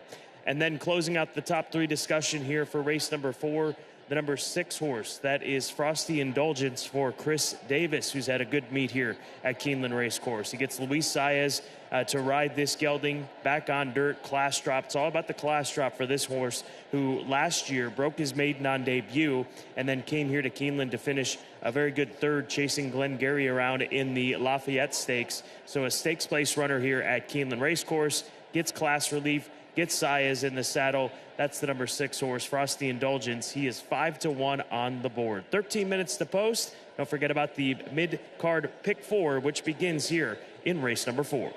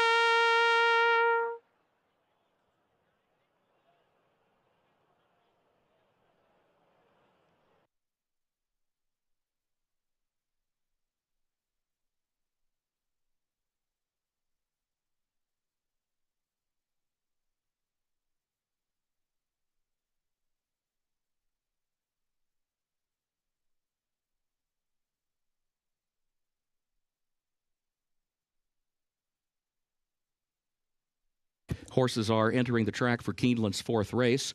Claiming race for a price of $80,000, 3-year-olds and up. Beard course about 7 furlongs over the main track, which is listed fast. Double and pick 3 wagering. Start of another pick 4 here. The main track is fast, the turf good. Scratch the 2 Sight. Scratch the 8 Tunisian Spring. Post time 6 minutes.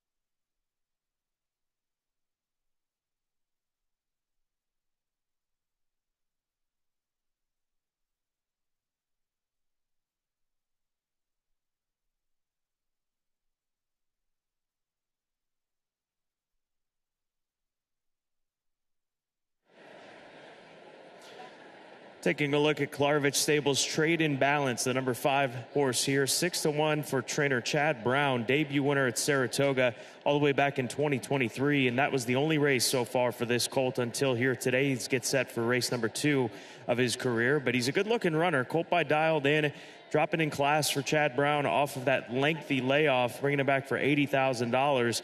Like the appearance by Trade in Balance, carrying the white and red silks of Klarvich Stables with Manny Franco in the saddle. Chestnut colt that was purchased for $165,000 all the way back in 2022. Also the 11, a good-looking horse, Indy Magic for Iron Horse Racing, and TNT Equine, a gelding by Good Magic for Mark Cassie. Takes a drop in class, cuts back in distance. He's 1 for 1 at 7 furlongs right here at Keeneland. He broke his maiden on debut last year during the spring meet, so this is a trip that he is capable of handling, and I think the outside draw will benefit him given his off-the-pace running style that we have seen. He's 6-1 on the board currently. The favorite is still the number 3 horse. That is Gold Brick for Brett Calhoun. Ben Curtis in the saddle. 4 minutes to play this mid-card pick 4. For the next 4 races, the pool over $100,000.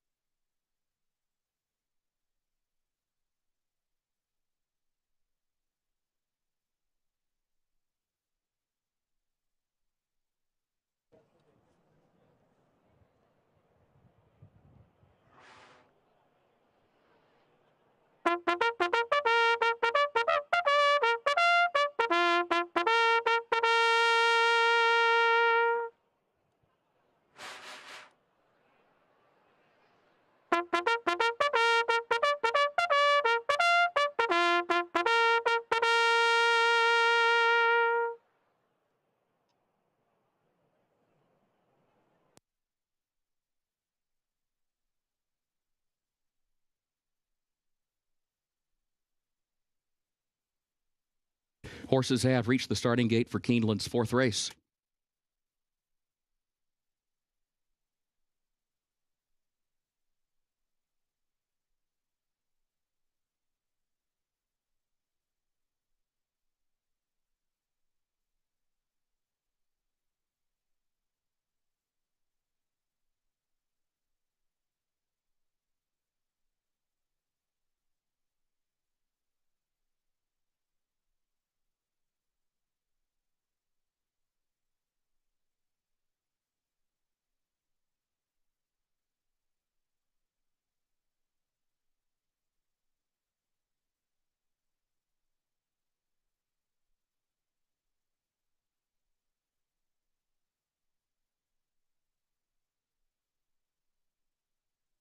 Moving into line, race 4.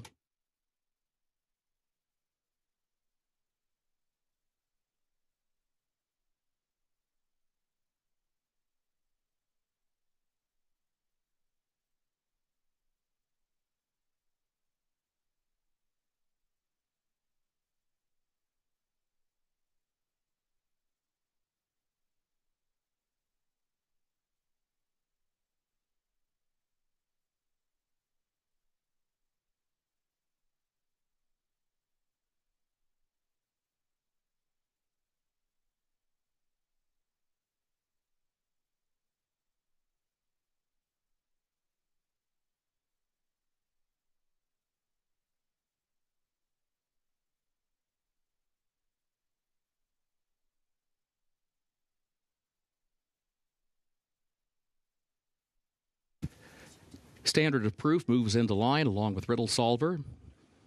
Trade and Balance comes forward along with Gambler's Tale.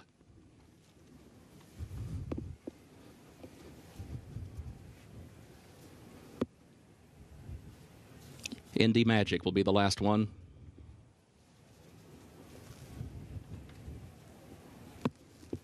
Goes in, they're at the post. And they're off. Gold Brick comes out for the early lead. Capers Hooley is a step quicker.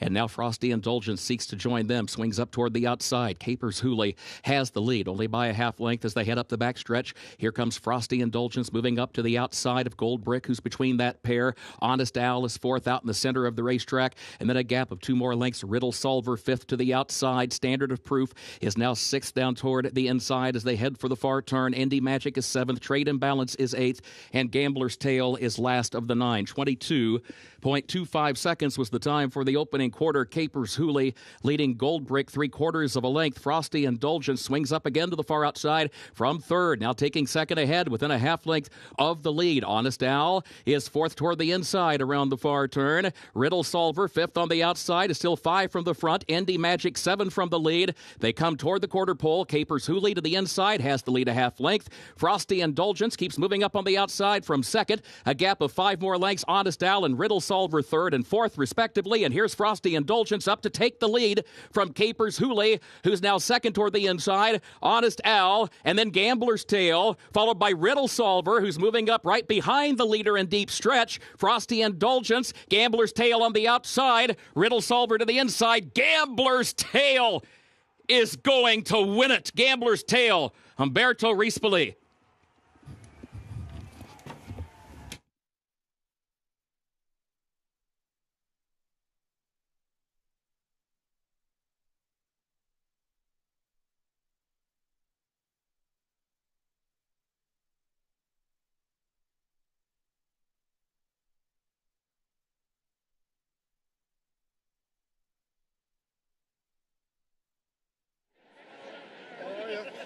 Gambler's Tale from off the pace with Umberto Rispoli at odds of 8-1 to start this mid-card pick 4. Johnny Ortiz dropping this horse in class, took him for 50, wheels him back for 80, second off the claim and gets the victory. The 6 runs a big race for Chris Davis as that barn continues to click, but comes up second best here in race number 4 to Gambler's Tale, 10-6-9-7, unofficial in the 4th.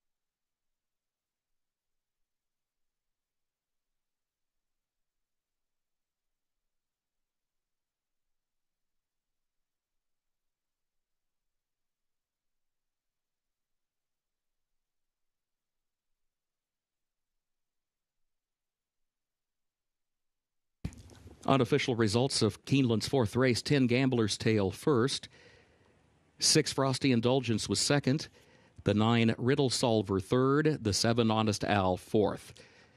10-6-9-7 unofficial.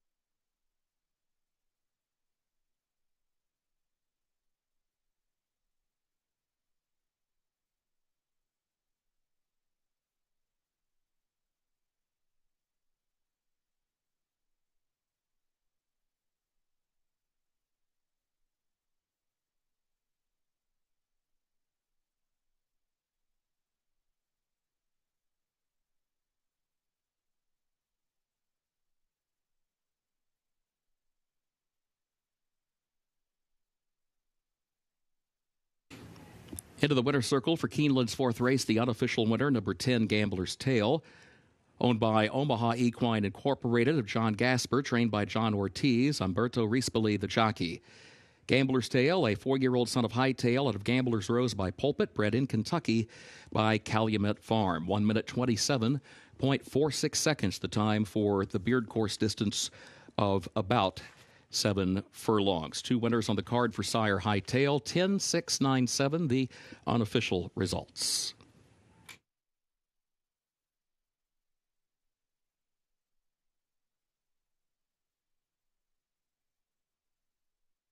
Results of race 4 now official. 10-6-9-7, those results official.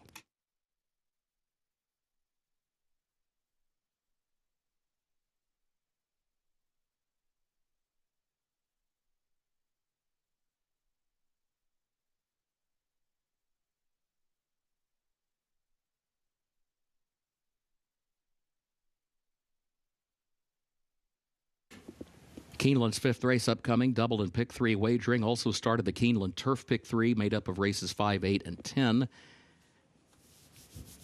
Rail at 0 feet on the turf course today, and the turf is listed good. The main track is listed fast. In race 5, scratch the 6, Master of Light. Scratch the 14, Spin Back, and scratch the 15, Chris's Revenge. A reminder, 13 after taxes draws into the race, jockey Frankie Dettori.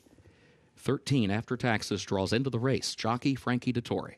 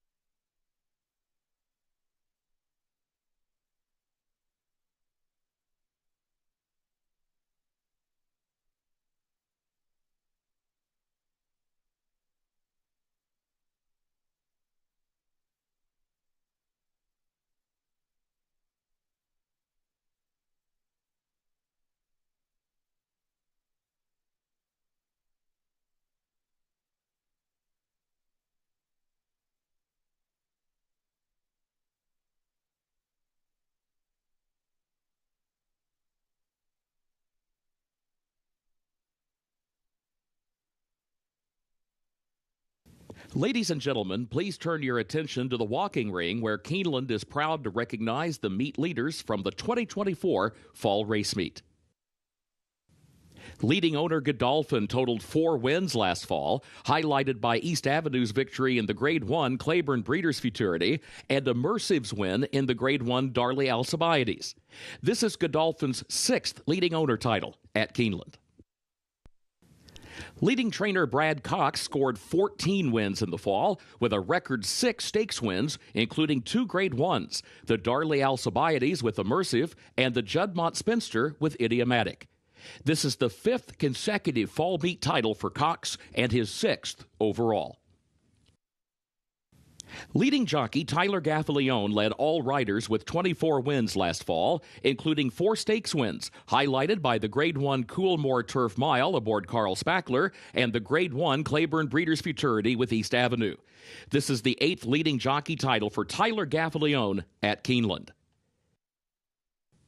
Please join Keeneland in congratulating the leading connections of the 2024 Congratulations Fall to Race Sheikh Meet. Mohammed Al Maktoum's Godolphin, who earned a Keeneland Pitcher as part of Keeneland's signature milestone trophy program. Accepting the picture from Keeneland President and CEO Shannon Arvin are Godolphin COO Dan Pride, Director of Bloodstock Michael Banahan, and Bloodstock Sales Manager Emma Brown-Levitt.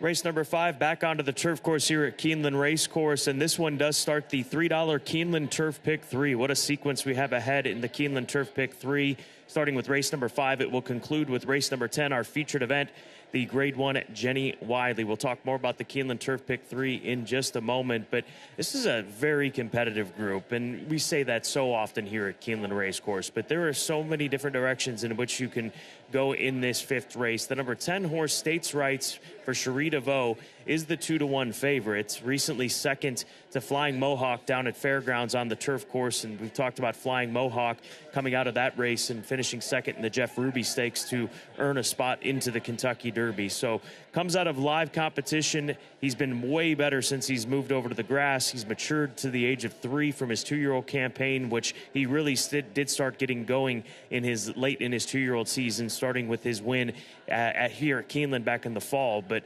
on dirt in debut, he ran into Owen Almighty, won the Tampa Bay Derby, and we saw a run in the Toyota Bluegrass Stakes. So he's kept good company in his races, difficult company. Finds himself in a deep field here today, but it just could be his day to break through and pick up win number 2 of his career in start number 6. So top play, 5-2 on the board right now for States Rights, the son of Constitution.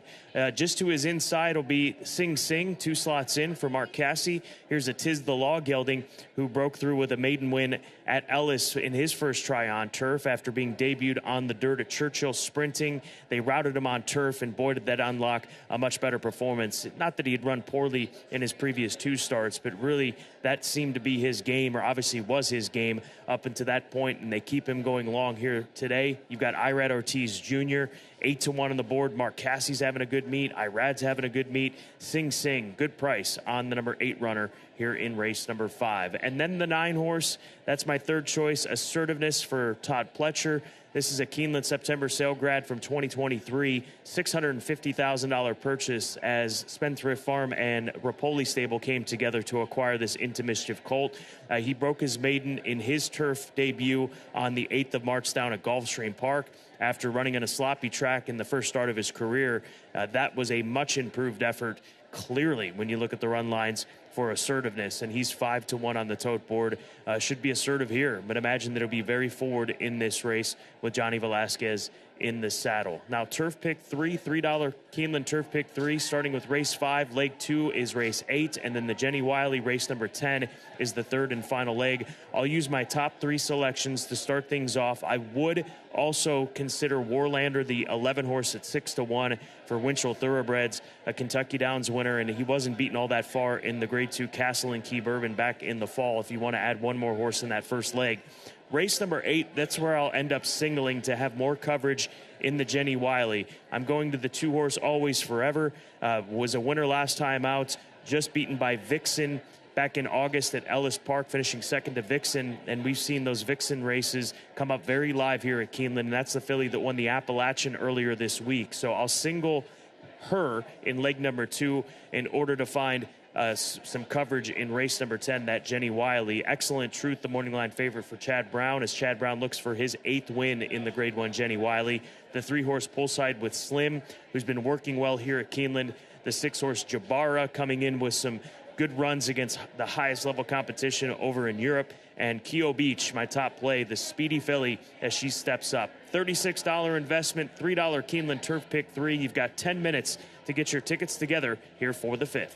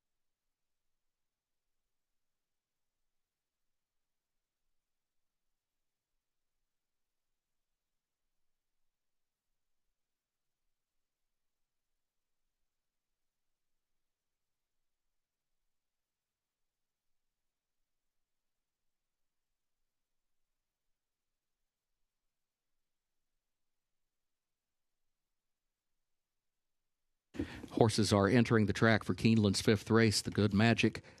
An allowance for 3-year-olds at 1 mile over the turf listed good, rail at 0 feet. Double and pick 3 wagering started the Keeneland Turf Pick 3 as well. Scratch the 6 Master of Light, scratch 14 Spin Back, and scratch 15 Chris's Revenge.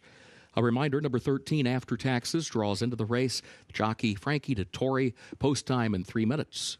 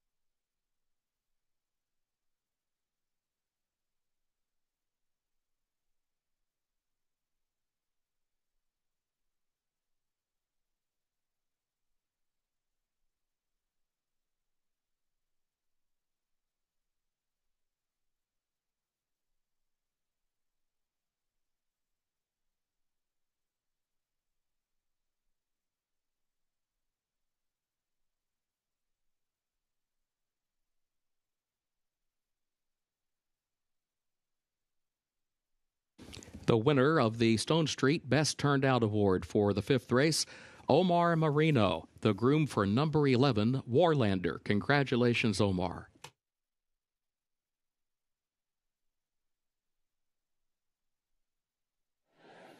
And there he is, the best turned out, Warlander for Winchell Thoroughbreds, bred by Mount Brilliant Broodmares here in Kentucky, colt by Kitten's Joy, $450,000 Keeneland yearling, who came close to winning on debut at Saratoga on the turf course, broke through with a maiden win at Kentucky Downs, and ran a good race in the Castle and Key Bourbon, as we mentioned. He is a beautiful son of Kitten's Joy. You're getting a square price with Joel Rosario in the saddle. 7-1 on the board right now. Warlander, like I said, he'd be one that I would hate to not have on my ticket as far as the Keeneland Turf Pick 3 is concerned.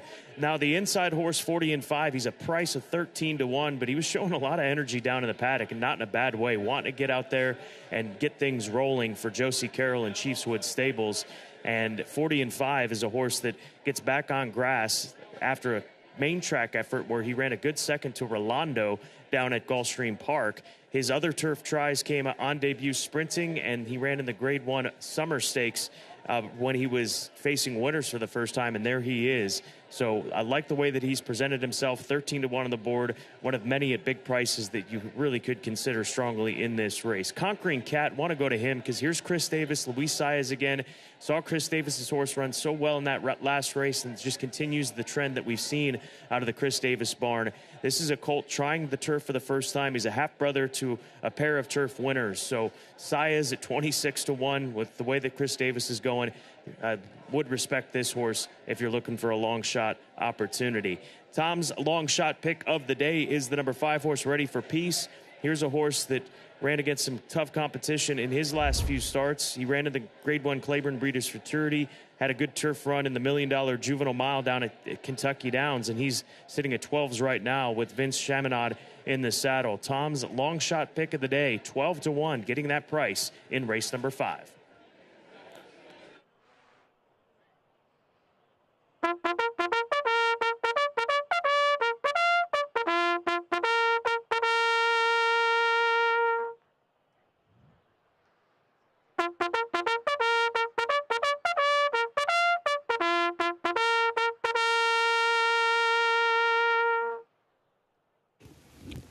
Please note, in Keeneland's 5th race, the blinkers that are currently being worn by number 3, Solid Left, will be removed at the gate.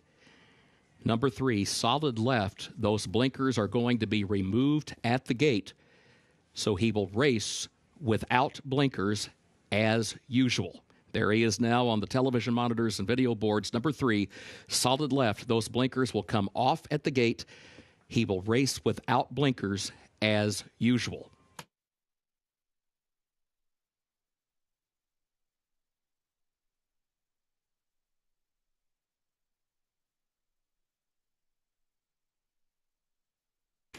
Horses have reached the starting gate for Keeneland's 5th race, the Good Magic.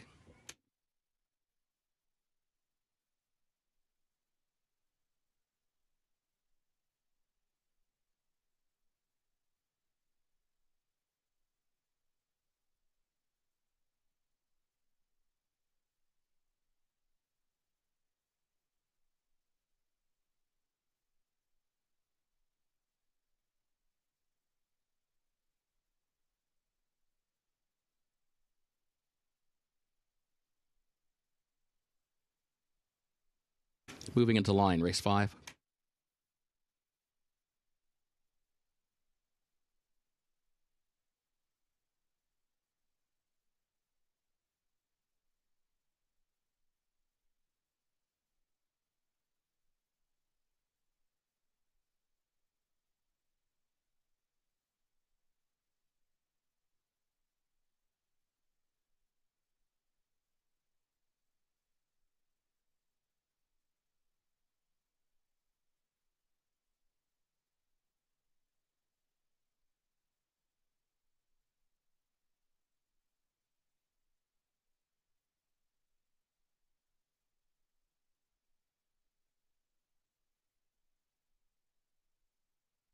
Warlander goes in, and now Solid Left. El Cordobés. Micah comes forward.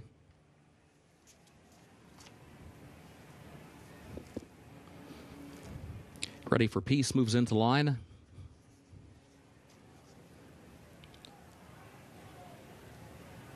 Macero. After Taxes, the last one, comes forward. Goes in, they're at the post. They're off.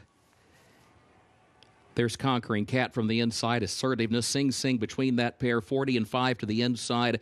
Micah toward the far outside. And After Taxes is going to be on the extreme outside. 5 wide. Now 4 wide is starting to clear the inside traffic. After Taxes moves forward. Gets over to the rail. Clear with the lead. A length and a half. Assertiveness will go second. A lane off the rail. Sing Sing third to the inside. Micah fourth to the outside. 40 and 5 is fifth back toward the rail. Conquering Cat is sixth. Warlander moves up a wide seventh toward the center of the pack. States Rights is also moving wide off the first turn up into the 8th position. 7 lengths off the lead. Ready for Peace is in 9th. And then Solid Left is back toward the inside in 10th. Macero is 11th at the midpoint of the backstretch.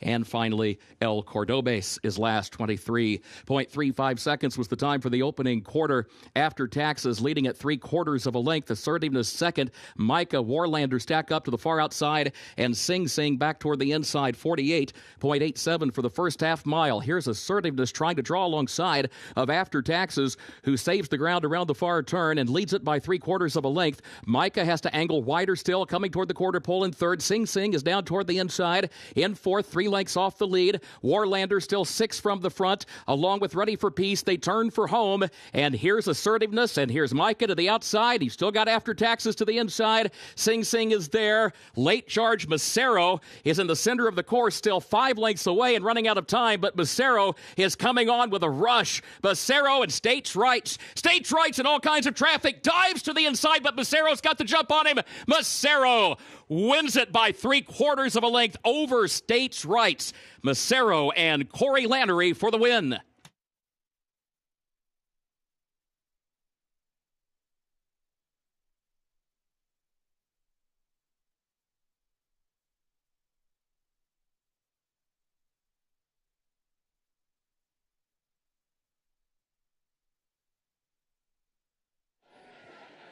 Well, jockey Corey Lannery all smiles following that victory on the number 7 horse Macero for trainer Dale Romans as he comes rolling out in the center of the course. Widest of this group, the 10, Kurt nailed it, just never had a clear path. Had to go around the 12 there at that moment, and then looking for another spot. It really never was a clear path for him. He runs a big race as the favorite, but the 7 had the cleaner journey, and that was the difference in race number 5.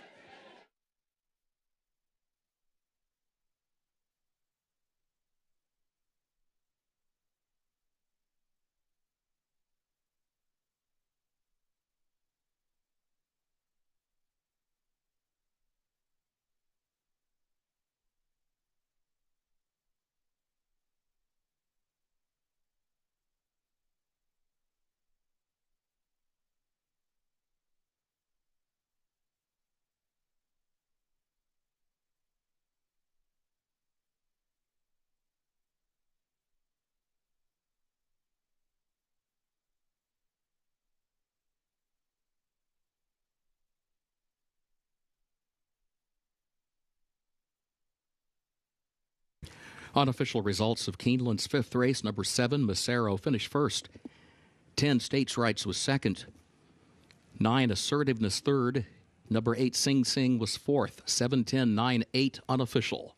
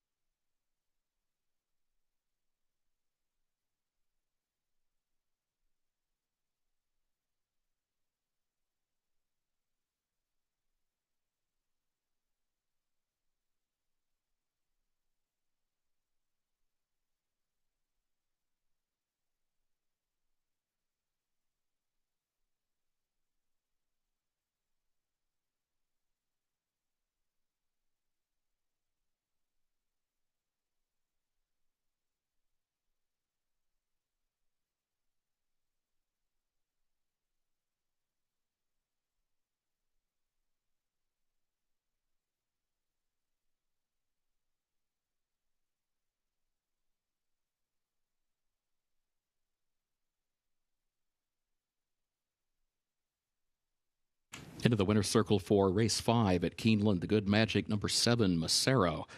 Owned by C.J. Thoroughbreds of Corey and C.J. Johnson, owned also by Delia Nash. Trained by Dale Romans, Corey Lannery, the jockey. Macero, 3-year-old son of Not This Time, out of Lemon Liqueur by Exchange Rate, bred in Kentucky by Delia Nash. Keeneland sales graduate gets the mile over the turf listed good, 1 minute 37.74 seconds, and the results are official. 7:10.98, the official results.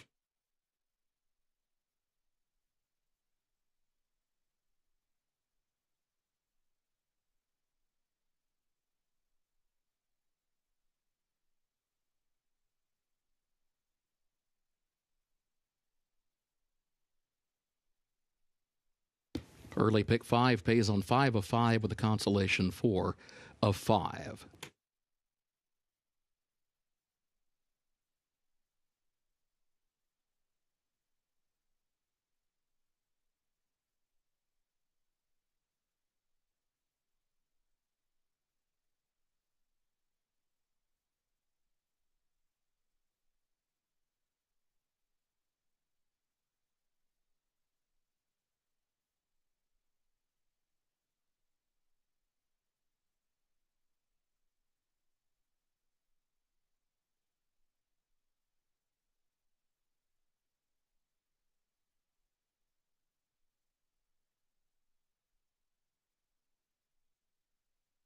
In the winner's circle, the Good Magic Trophy presentation to the connections of Massaro.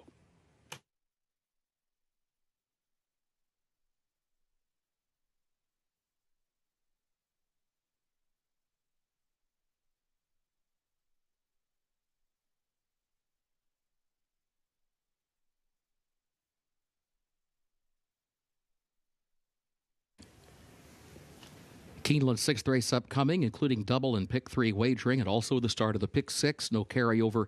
Maiden track is fast, the turf good, the rail at 0 feet on the turf course today. In race 6, scratch the 1, How's Your Attitude? Also scratch number 6, Wyco.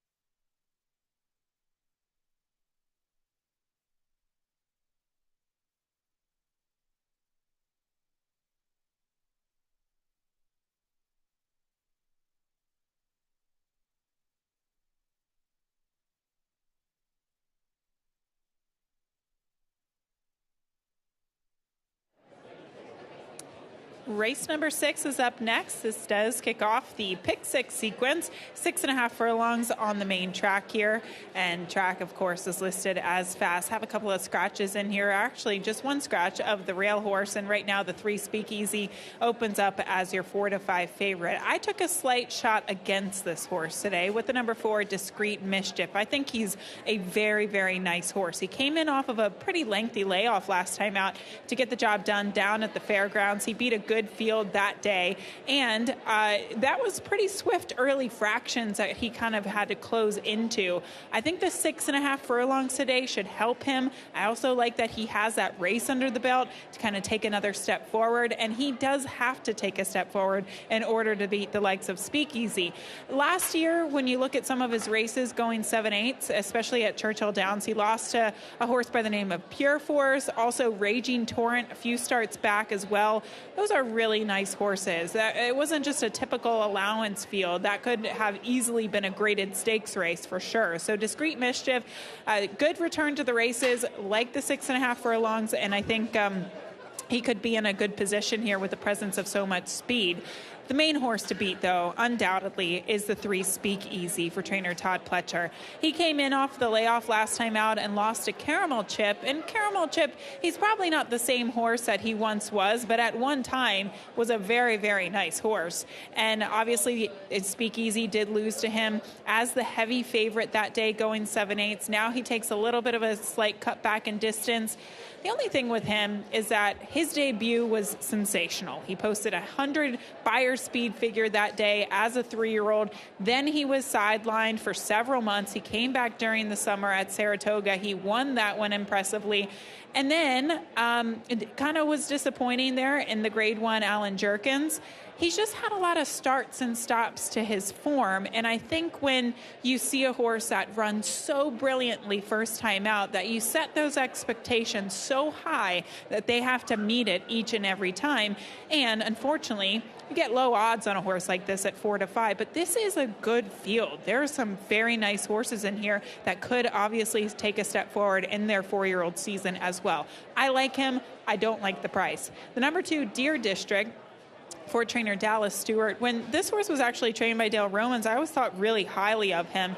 And last time out, or I should say first time for the Dallas Stewart barn, they decided to try him sprinting on the turf. Obviously, that didn't work out for him. For what it's worth, think big. The winner of the race came back to win here at Keeneland quite impressively. But the dirt is where he wants to be. We saw him run against Cape Trafalgar here last fall. Obviously, Cape Trafalgar on the drop-in class earlier today did wind up winning. So you can connect the dots in multiple ways and kind of look at the horses that he's been facing. They've remained good on form. He does need to improve. But at one point in time, he did happen to finish second in the Grade 2 Amsterdam. I know it was by a significant margin, but this is a horse that when he's capable of running his A game, I think he could be competitive with this group at a price of 13 to 1. No doubt about the favorite, though, the 3 Speakeasy, your 4 to 5 favorite as we approach race number 6 to kick off that pick 6. Good luck.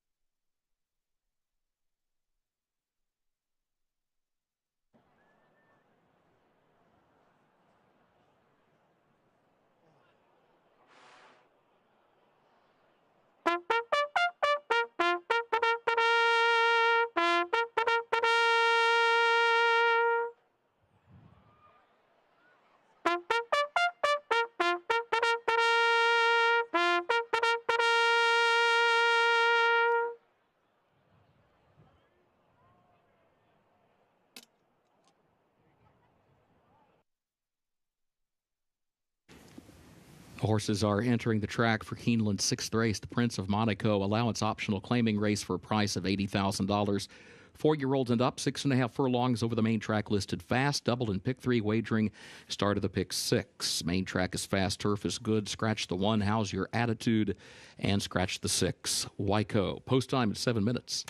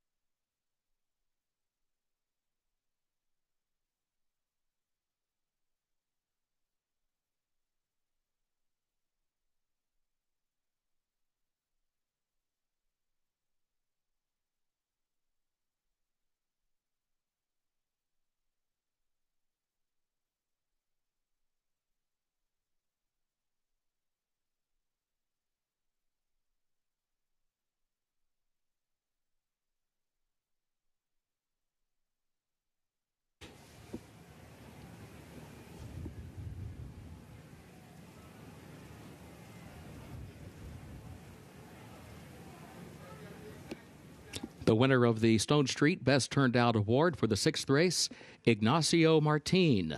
The groom for number 9, Call Me Andy. Congratulations.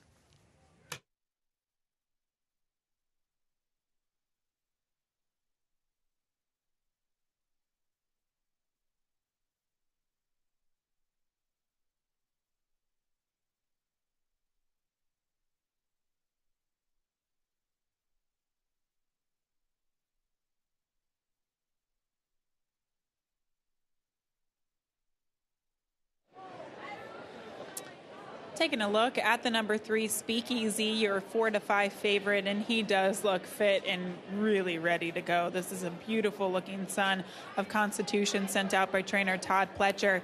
And if you're interested in perhaps buying this horse, he's actually entered in the April sale here at Keeneland as hip number 17. So certainly look for more information on that. But right now he is entered as hip number 17 in the Keeneland April sale here. The 3 Speakeasy, beautiful looking horse with a lot of upside here as well. He's the horse to beat. There's no doubt about it. But the 5 Harrodsburg, I wanted to bring him up here for a minute. They claimed this horse for $50,000 several starts back, and since then, Mike Tomlinson has done so well with him. He lost to Banishing last time out. Banishing is a very nice horse, and obviously this horse is coming in off of a layoff. We haven't seen him since November. He's a quirky horse. And I remember talking to Mike Tomlinson along the way. They kind of made some tweaks and some adjustments with how this horse trains, some equipment adjustments as well. And they really got him to thrive during the fall last season. He is not a straightforward horse. He can be a little bit complicated in the afternoon, but it just looks like he's really taken another step forward this year with his maturity. And sometimes that's all that matters. Sometimes horses, you know, they're not straightforward, and when you can figure them out, then they can give you their best. And obviously his best, if he's capable of running back to it today, is definitely on par with the top contenders in this field. His race when he won 2 back, 96 Spire speed figure, beat a solid group of Allowance horses that day as well. This horse looks very fit off of the layoff, and he's being bet right now at 9-2. Really good group of horses here coming up next, but obviously the focus is on number 3, Speakeasy, as he is your 4-5 favorite. Good luck.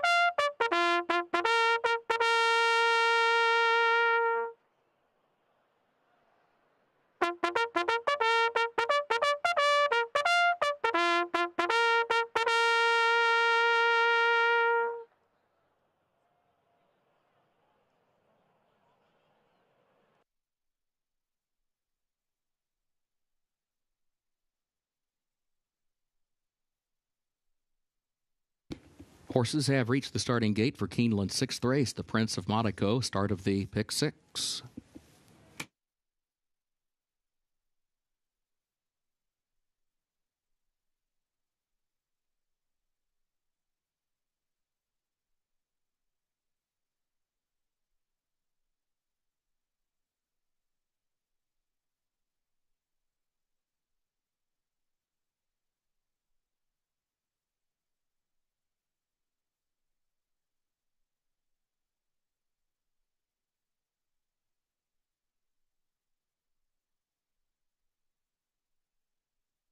Moving into line, race 6.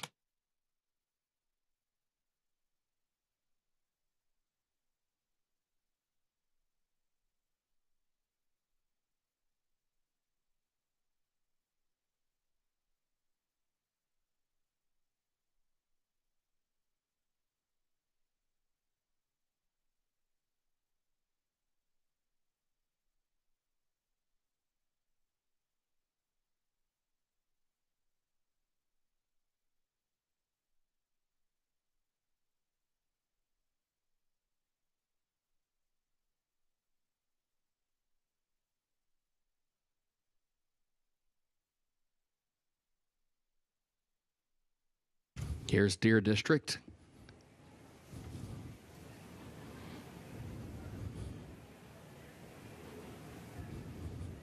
Speakeasy.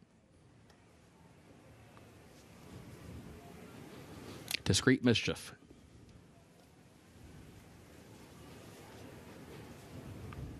Harrodsburg.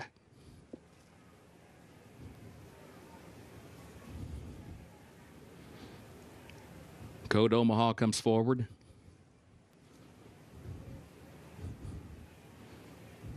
Two more to load. Eyewitness moves in. Call Me Andy, the last one.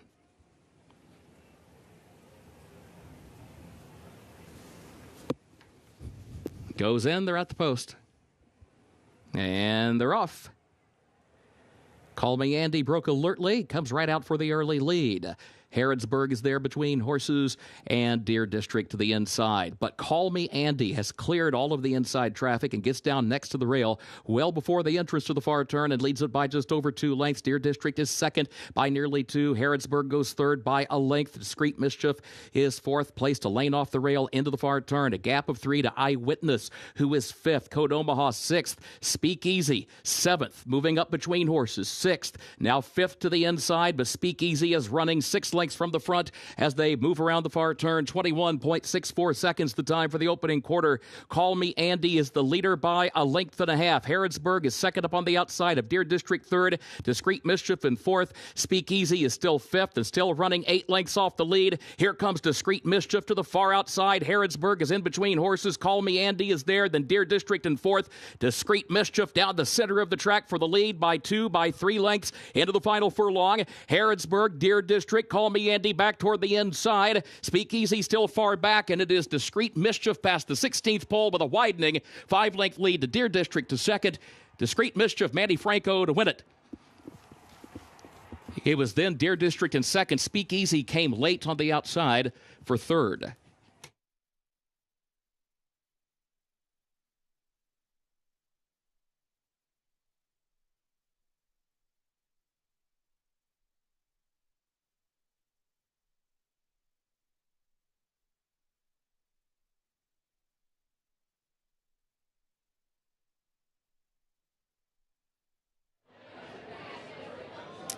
Discreet Mischief definitely got an ideal trip here today. We saw a couple of horses vying for that lead position, most notably the number 9 setting the tempo early.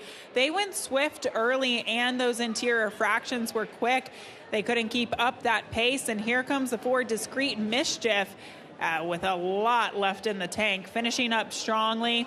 Gets the win here at 9-5. The 2 actually winds up finishing second. Deer District at 10-1. Speakeasy never really got going, broke slowly and was towards the back of the pack throughout, but no doubt about the winner, Discreet Mischief, sharp today in race 6.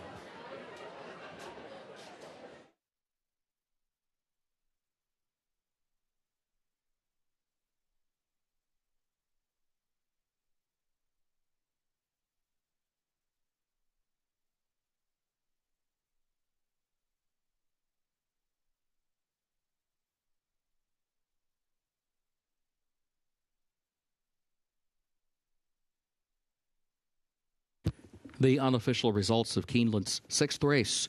Number 4, Discreet Mischief, finished first. Number 2, Deer District, was second. 3, Speakeasy, third. The 5, Harrodsburg, was fourth. 4, 2, 3, 5, unofficial.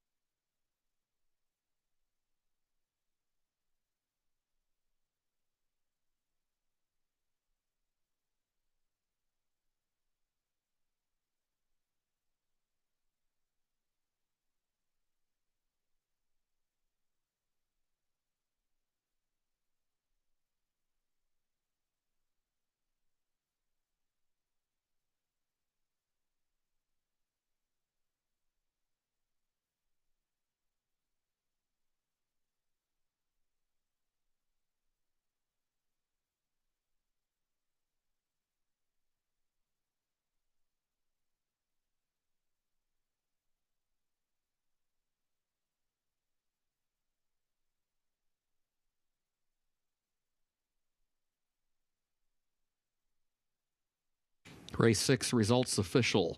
4, 2, 3, 5, the official results. Into the winner's circle for race 6, the Prince of Monaco. Number 4, Discreet Mischief, owned by the Sumaya U.S. stables of Usama Abu-Ghazaleh, trained by Brad Cox, and the jockey is Manny Franco. Discreet Mischief, a 4-year-old son of Into Mischief out of Brushwork by Discreet Cat, bred in Kentucky by International Equities Holding Incorporated. 6.5 furlongs over the main track, listed fast, 1 minute 15.94 seconds.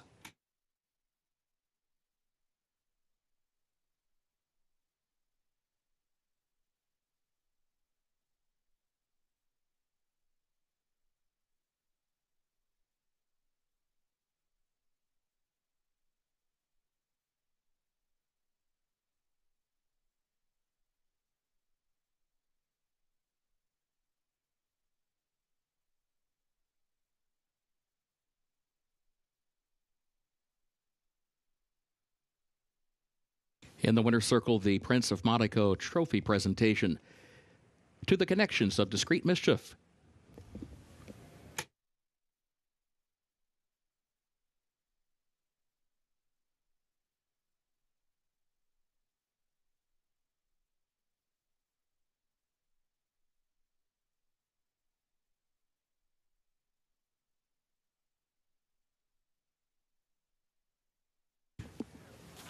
Keeneland 7th race upcoming. Double and pick 3 wagering featured here along with the start of the late pick 5. Main track is fast, turf is good. Race 7, scratch the 11. Sinister Smile.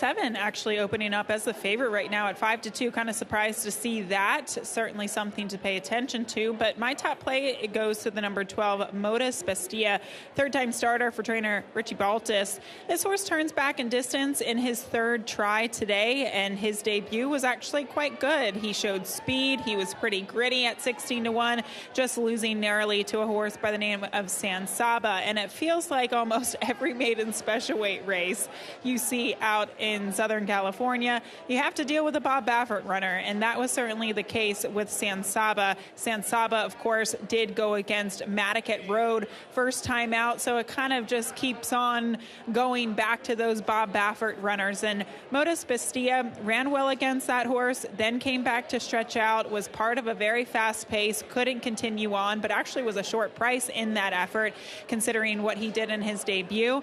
They obviously are going back to the drawing board, turning him back in distance. I think this is the right move here. He looks like a one-turn horse to me, and he clocks a nice workout here locally, 59-3 for the 5 furlongs on the 2nd of April right here at Keeneland. So a lot to like about him, and I love the price right now at 6-1. That's a very generous price. We'll see if we still get that come post time.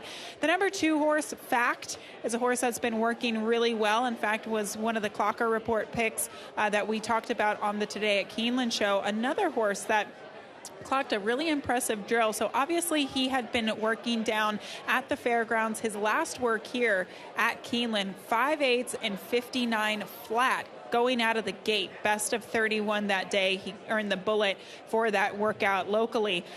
He is a son of Instagram. You look at the bottom side of the pedigree, the mare, she was a grade 3 winner. She won the grade 3 Bed of Roses, is related to some nice horses as well. Don't love the post position considering this distance of 6.5 furlongs, but you got to do what you got to do. The 2 Fact does attract the likes of Irad Ortiz Jr. as well at 6-1. We'll take a closer look at him in a minute, but I would expect he's probably a good-looking horse, as they paid a decent amount of money for him, $125,000, and of course he's been clocking those impressive drills. Then finally, the number 1 Valiant Humor. We have the leading jockey, leading trainer teaming up to hopefully get another win here. This horse showed a ton of speed first time out, probably did a little bit too much too soon, reeled off those fractions, 21-4, 45-4 for the half down at the fairgrounds. And with that long stretch, he just came up short. He lost to a horse by the name of Retribution. That horse came back at Keeneland just a few days ago, running third against the likes of Gunmetal.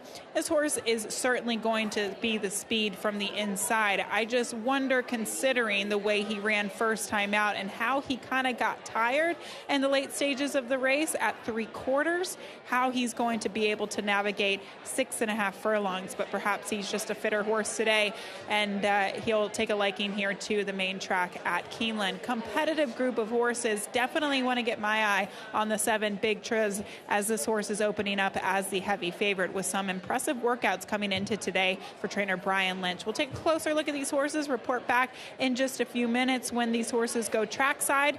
We are 14 minutes away from race number 7. Don't forget, this race does kick off the final pick 5 opportunity of this beautiful Saturday afternoon.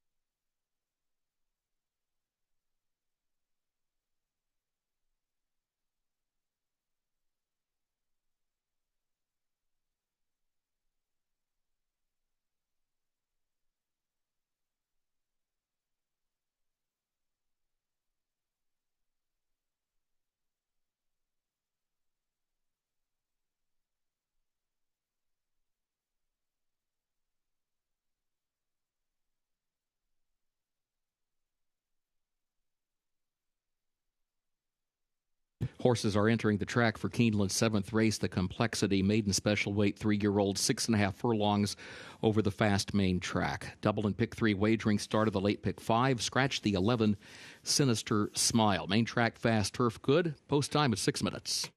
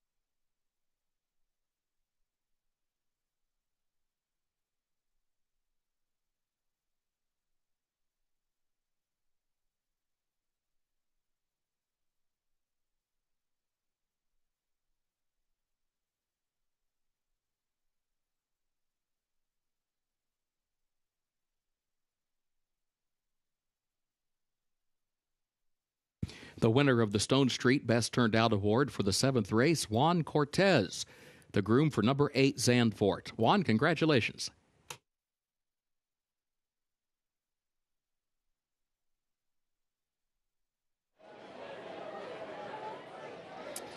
Here's a closer look at the number 10 Nantucket, sent out by trainer Rudy Brisset. And this horse did run quite well first time out, finished 3rd against Maiden Special Weight Company at Turfway. Just wanted to actually let you know that he's going to be entered in the Horses of Racing Age sale here in April as hip number 1. So make sure you take advantage of that opportunity. The number 10 Nantucket, the $300,000 Keeneland September sale purchase, the son of Munnings. He's got a really nice pedigree as well. Take advantage of that opportunity coming up here at the April sale. We'll take a look at some other runners in here, including the new number 2 Fact. He was actually a Clocker report earlier today, and the Clocker report is that this base son of Instagram breezed a sharp 5 furlongs from the gate in a bullet 59 flat, working evenly with stablemate Fond Farewell, an unraced son of Caravaggio. The $125,000 gelding went 4 furlongs in 46 and 4 and finished with a final 8th and 12 and change for trainer Will Walden. So obviously that is really sharp, and he really looks the part. He's physically a very big animal. I do wonder how much gate speed he's going to show with this inside post position, but he obviously is conducting himself with a lot of class, a lot of professionalism. Don't always see that with first-time starters, but this horse certainly looks the picture there out on the track. Just to his inside, the number 1 Valiant Humor. I was curious to see what this horse looked like.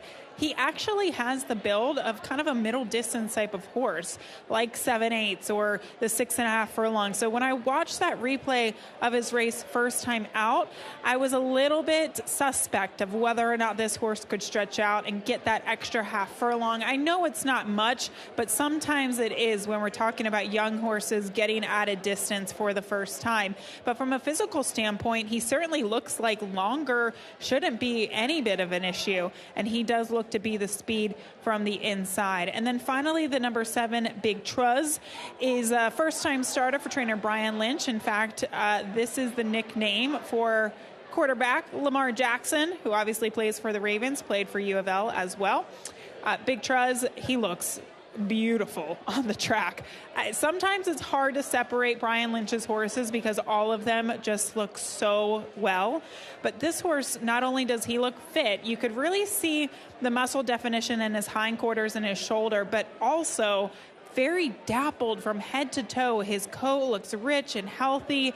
Also looks like a horse that just has a lot of confidence about himself, too. He's kind of really strutting his stuff out there. And obviously the betting public is keeping an eye on him, too, as he is taking money at 4-1. Beautiful looking son of Justify. Looks like a good group of horses coming up next for race 7.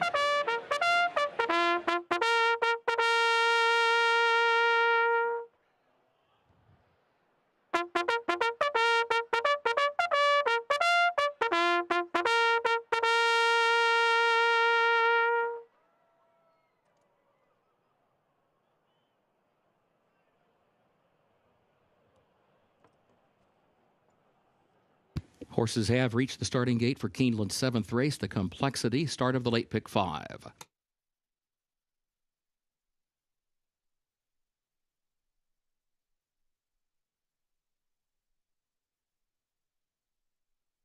Moving into line, race 7.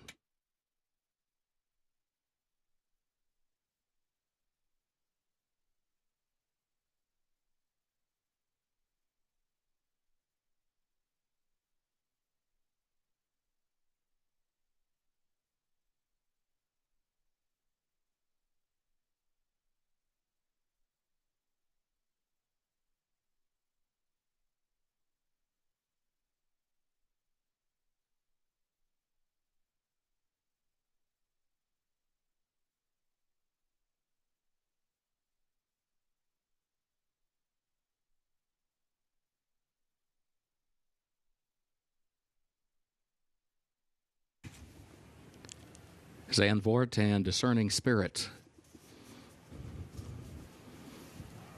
along with Vex approaching the gate. Nantucket awaits.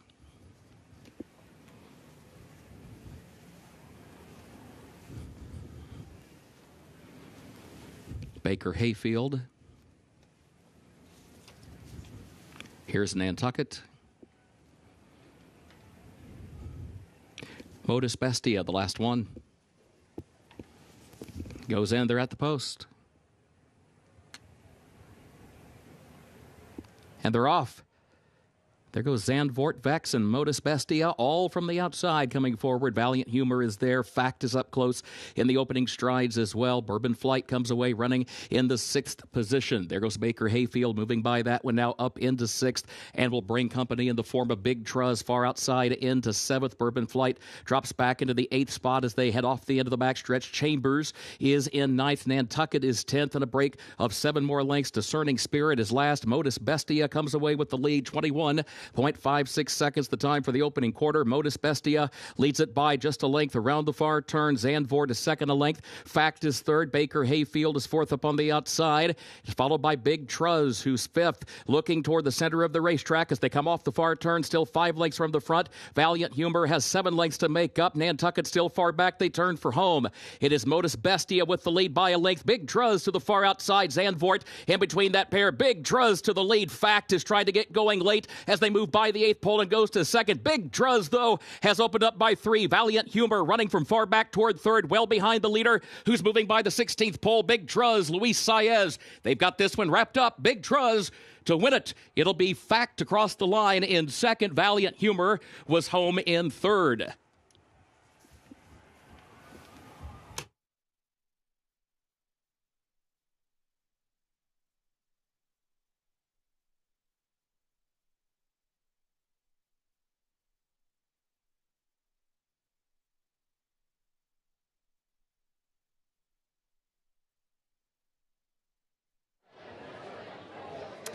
Big Truz definitely ran to his looks. Man, was this horse absolutely stunning, and he ran to that here today. Did everything so professionally. He did everything that Luis Saez asked him to do. He rated behind a very fast pace, and then rounding around the corner, he really showed off coming down the lane.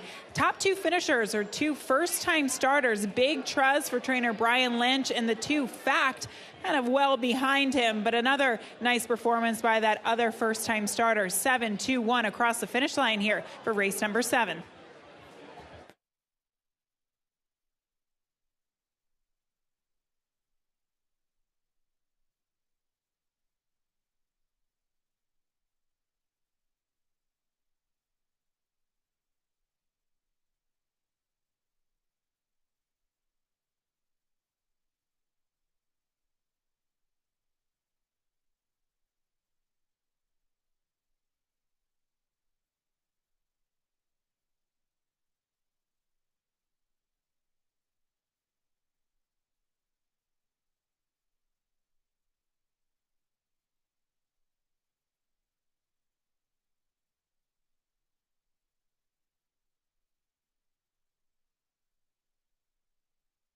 The unofficial results of Keeneland's 7th race, number 7, Big Truz, was first.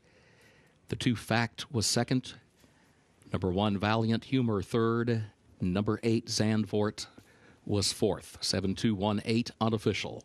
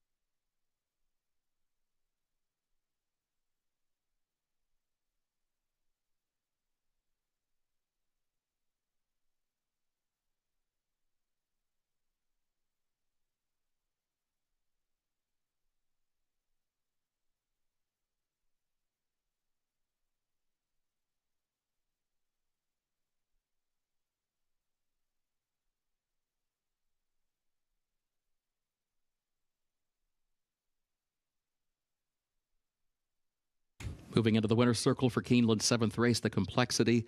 The unofficial winner, number 7, Big Truz, owned by Flying Dutchman of Travis Boersma, trained by Brian Lynch. Luis Saez, the jockey. Big Truz, the 3-year-old son of Justify, out of Saraland by Curlin. Bred in Kentucky by Orpendale, Chelston, Winnet, and Kaleem Shaw Incorporated. Keeneland September graduate gets the 6.5 furlongs in 1 minute 16.4 seconds, and the results are official.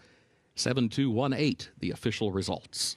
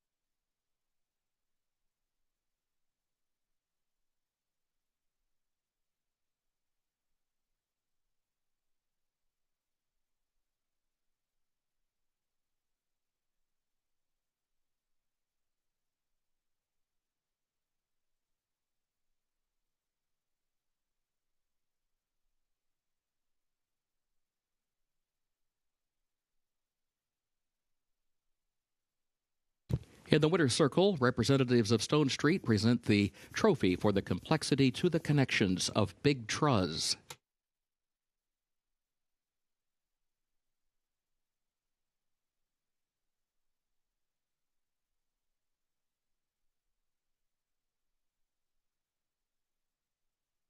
Keeneland's 8th race upcoming. Double and pick 3 wagering started the late pick 4. The turf listed good, the rail at 0 feet. Scratch the 4, Romney Road. Also scratch 13, Table Flirt. Scratch 15, Bonfille. And scratch 16, La Marinera. The jockey for number 3, Atomic City, will be Irad Ortiz Jr. Number 3, Atomic City, the jockey, Irad Ortiz Jr. 14 draws into the race. Number 14, Anel, jockey as programmed.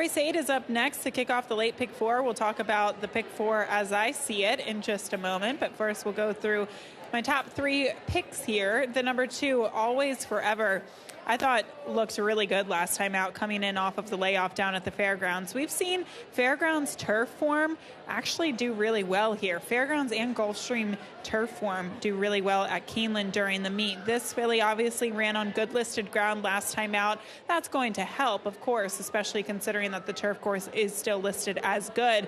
But even her races prior to that, I like her last race. I think it kind of is legitimized by some of the efforts that we saw from her in her two-year-old season. She lost to a filly by the name of Vixen. Obviously, we saw her earlier in the week. She came back in good form for trainer Mark Casse. So the 2, Always Forever, I do think she can take a big step forward. And I like this inside post position for her. It kind of worked out for her last time out. She does have a little bit of speed, but she also can get covered up, and she seems pretty handy. So I have faith that Manny Franco can work out a trip from this inside post position with her. The number 8, Bessie Abbott, is next as she debuts here in North America for trainer Mark Casse. They went over and purchased this horse, did Team Valor and Gary Barber.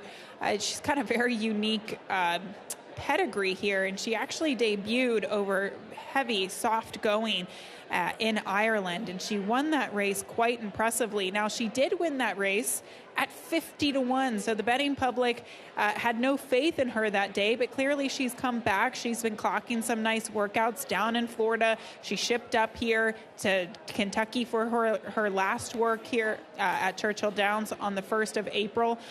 I think you just have to go with the faith that we know that Mark Casse can get these horses ready in their stateside debut off of these layoffs. It's just a strong angle for the barn, and because you can't really glean too much from that debut. It was impressive, but it was going 7 furlongs. It was in Ireland. It was over soft ground. So there's a lot of new things, at least from a handicapping standpoint, that you obviously have to consider. I definitely want to get a good close look at her here in a minute as well.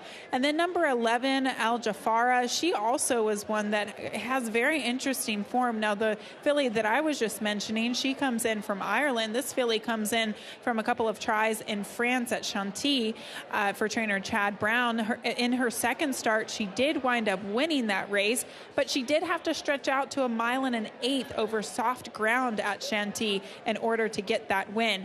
Now, looking at her pedigree, she's a daughter of Pinatubo. I always think that Pinatubo's progeny is kind of more handy at the distance of 1 mile, 1.1/16, especially here in North America. We've seen some of the sons and daughters of Pinatubo do well here in the States, so I can understand why they kind of went over there, purchased her to bring her over here. We've seen the connections do this many times successfully before in the past. She has this outside post position that Flavien Prat will try to have to navigate, but she definitely looks the part here in the paddock. All right, it's pick 4 time. Here's a look at the sequence as I see it. I thought this was a wide open race from that point alone. We have 2 horses making their North American debut. We have a horse that's been running here locally, and the 2. I also used the 5 Burning Pine, who shipped over to Royal Ascot. Did not run well in the Albany Stakes during that meeting, but she was very impressive first time out, and now she reemerges for trainer Wesley Ward. Don't forget that the 14, Annelle, does draw in off the AE. She's coming in off of 2 narrow defeats in her last 2 starts. Race number 9. Just the 3 and the 7 for me. That is the Stone Street Lexington Stakes, a grade 3 event. Bullard, I really like the workout that he clocked coming into this race today. And the 7, Prater, he could be anything. I think the question with him is the distance, but he did win quite impressively last time out. Race number 10 is the grade 1 Jenny Wiley. It could go any way. We have Excellent Truth for Chad Brown, who's won this race 7 times. We have Be Your Best in there, the 5 who won the Pegasus World Cup Turf Invitational. Jabara, the 6, who's got really legitimate European form. And then, of course, the 7, Kehoe Beach, who is my top play. She has devastating speed. She could easily wire the field today, but this is going to be the true class test, also including the 8 Sacred Wish in there, who is a grade 1 winner. I think sometimes we we forget that. I know she lost in the Pegasus World Cup last time out, but she did win the Matriarch, the Grade 1 event at Del Mar back in December. And then finally in the nightcap, the 8 Sherbini is the single. I would imagine many people are singling. I think that's even, I mean, I know she's 3-2 on the morning line. There are some other horses in there that you could probably make a case for, but Sherbini, in my opinion, comes in with the class. She is lost to Immersive, your 2-year-old champion filly of last year. Good Cheer last time out in the Rags to Riches as well. We'll see Good Cheer be the heavy favorite in this year's Kentucky Oaks, so she has kept very good form to date. That's a look at my pick 4 play. We hope you get involved here as we are 13 minutes away from race number 8.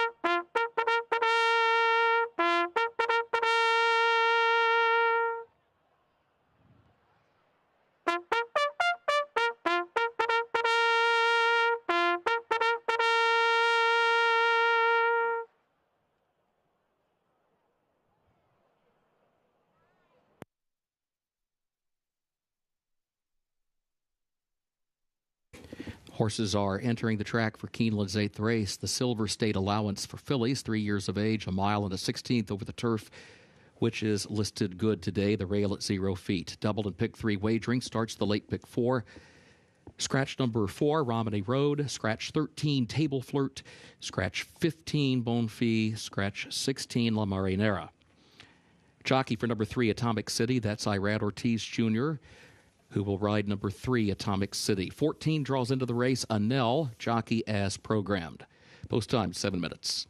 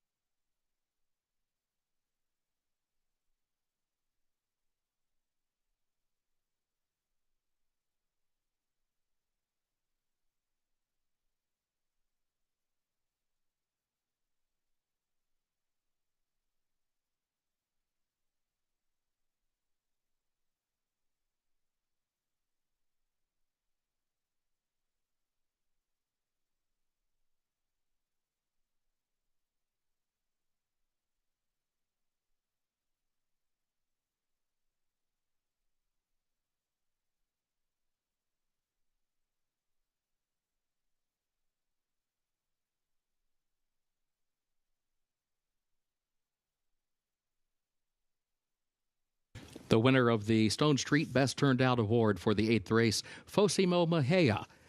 The groom for number 6, Precious Medley. Fosimo, congratulations.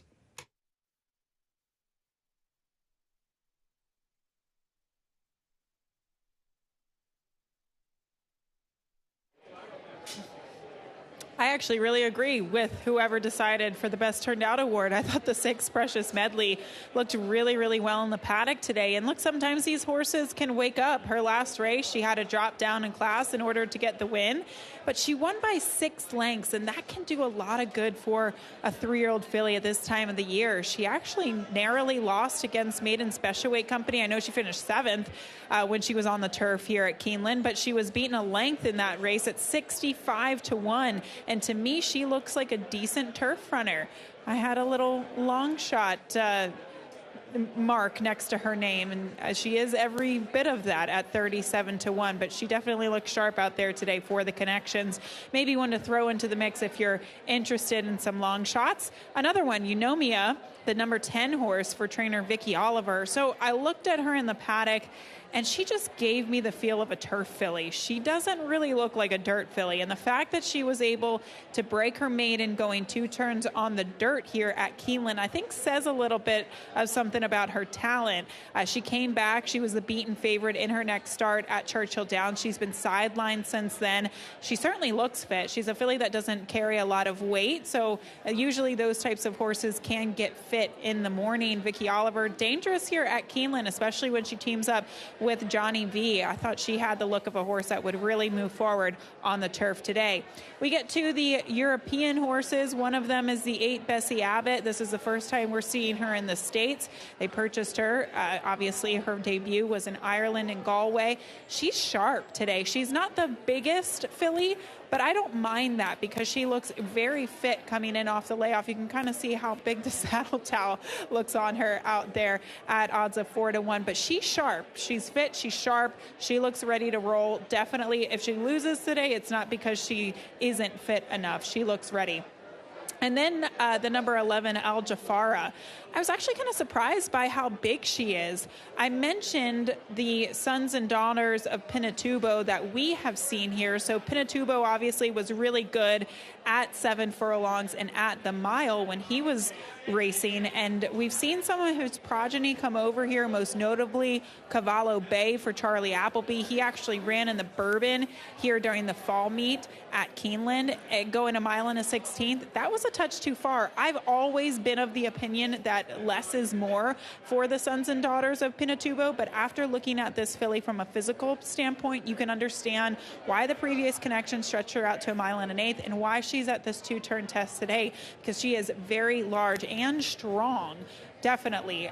You can see her right on the screen right now. She definitely checks all the boxes here, and she is getting bet for the connections at 5-2. This is a super competitive group. I wouldn't be surprised if we got some prices underneath of some of these favorites as well. Really excited to see this race run. I thought it was a complicated race when I was originally handicapping it, and I think it's even more complicated after seeing some of these fillies in the paddock. Best of luck here coming up in race number 8 as we kick off the late pick 4.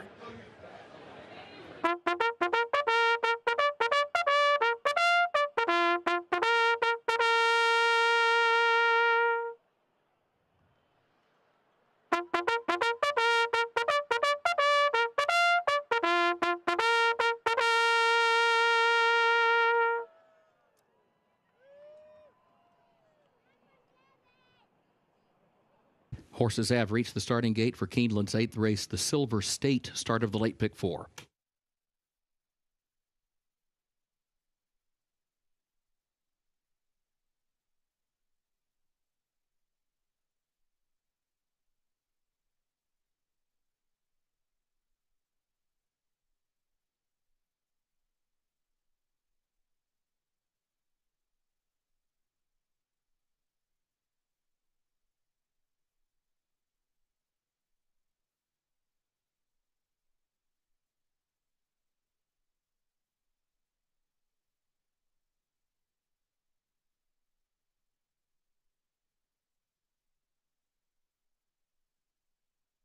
Moving into line, race 8.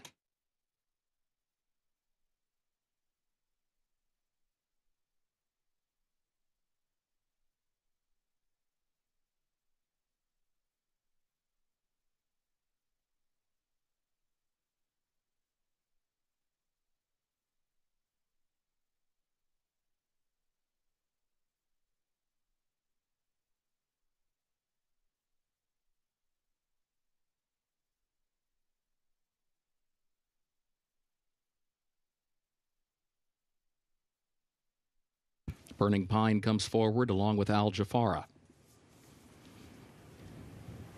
Here's Birkin Girl.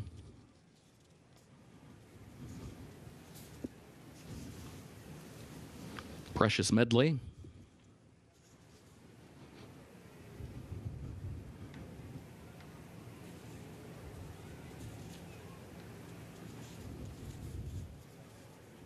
Dear Louise.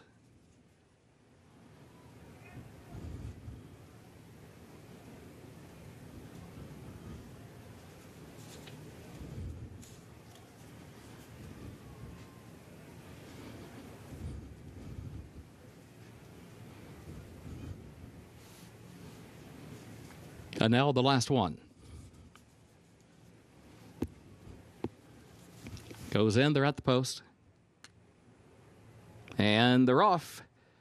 There goes Atomic City in the opening strides right to the front. Miss Linnell and Eunomia there. Burning Pine has early speed as well. And then Unnell, center of the course, followed by Always Forever, back toward the inside. Burning Pine between horses takes a narrow lead to the first turn. Miss Linnell is second out toward the outside. Atomic City is third back toward the inside. Bessie Abbott up close in fourth. A lane off the rail. Always Forever fifth to her inside. Eunomia goes three wide. In sixth position, Precious Medley between horses is in seventh.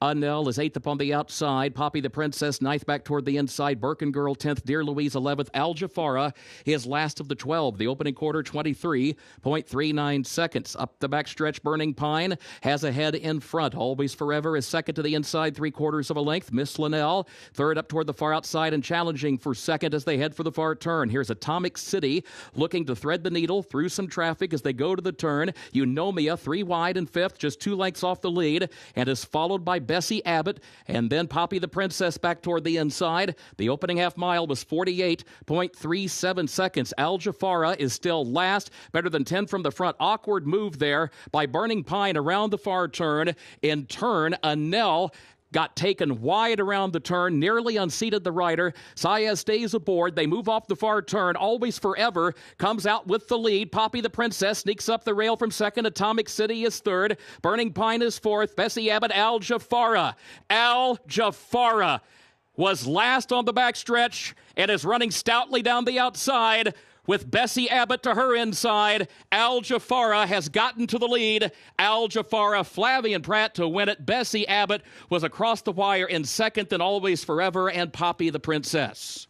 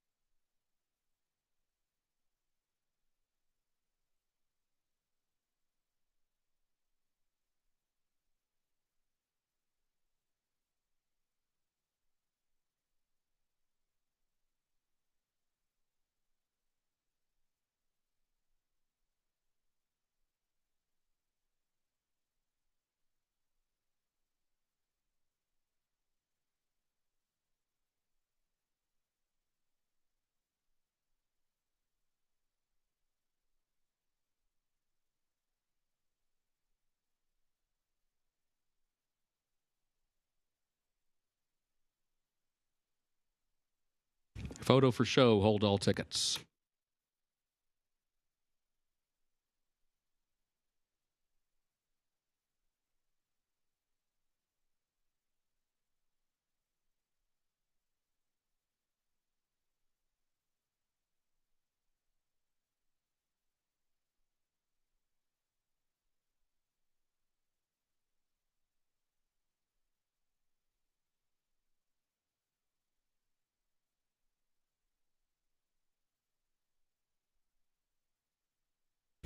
The unofficial results of Keeneland's 8th race. Number 11, Al Jafara, finished first. Number 8, Bessie Abbott was second.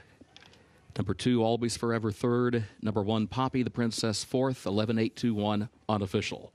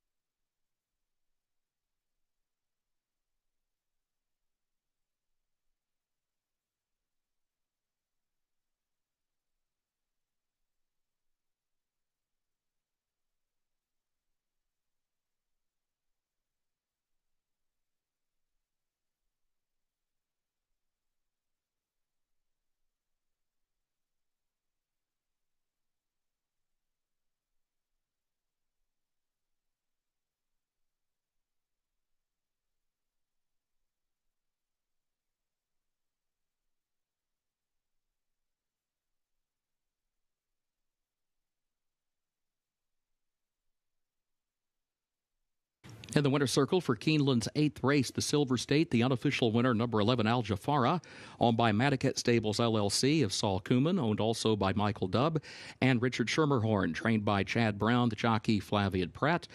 Al Jafara, 3-year-old filly by Pinatubo, out of Pre-Dawn by Fastnet Rock, bred in Great Britain by V.I. Arasi.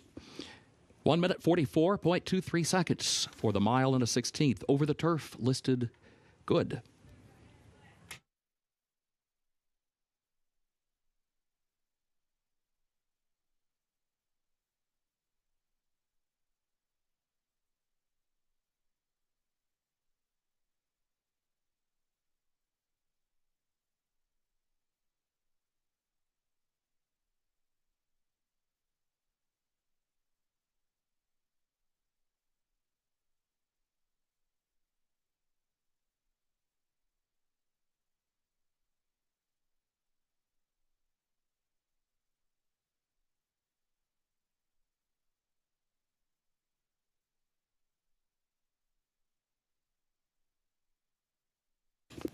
In the winner's circle, representatives of Stone Street present the trophy for the Silver State to the connections of Al Jafara.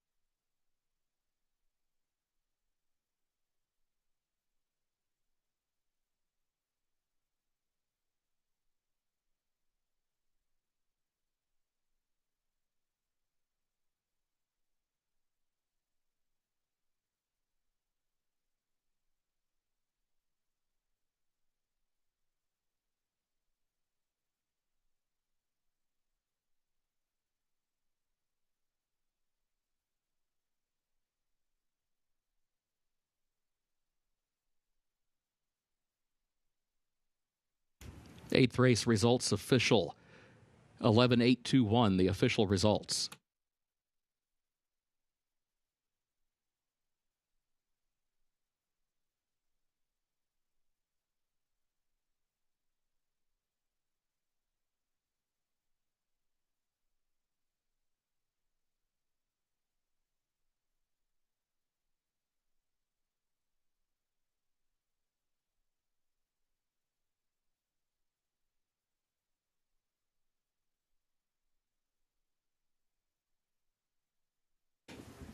Keeneland's 9th race upcoming. Double and pick 3 wagering. This will start the last of the day's rolling pick 3s. Race 9, the 43rd running of the Stone Street Lexington Grade 3. Main track is listed fast. Race 9 finishes in the short stretch at the first wire. Scratch number 4, Rolando. And scratch number 9, Touchy.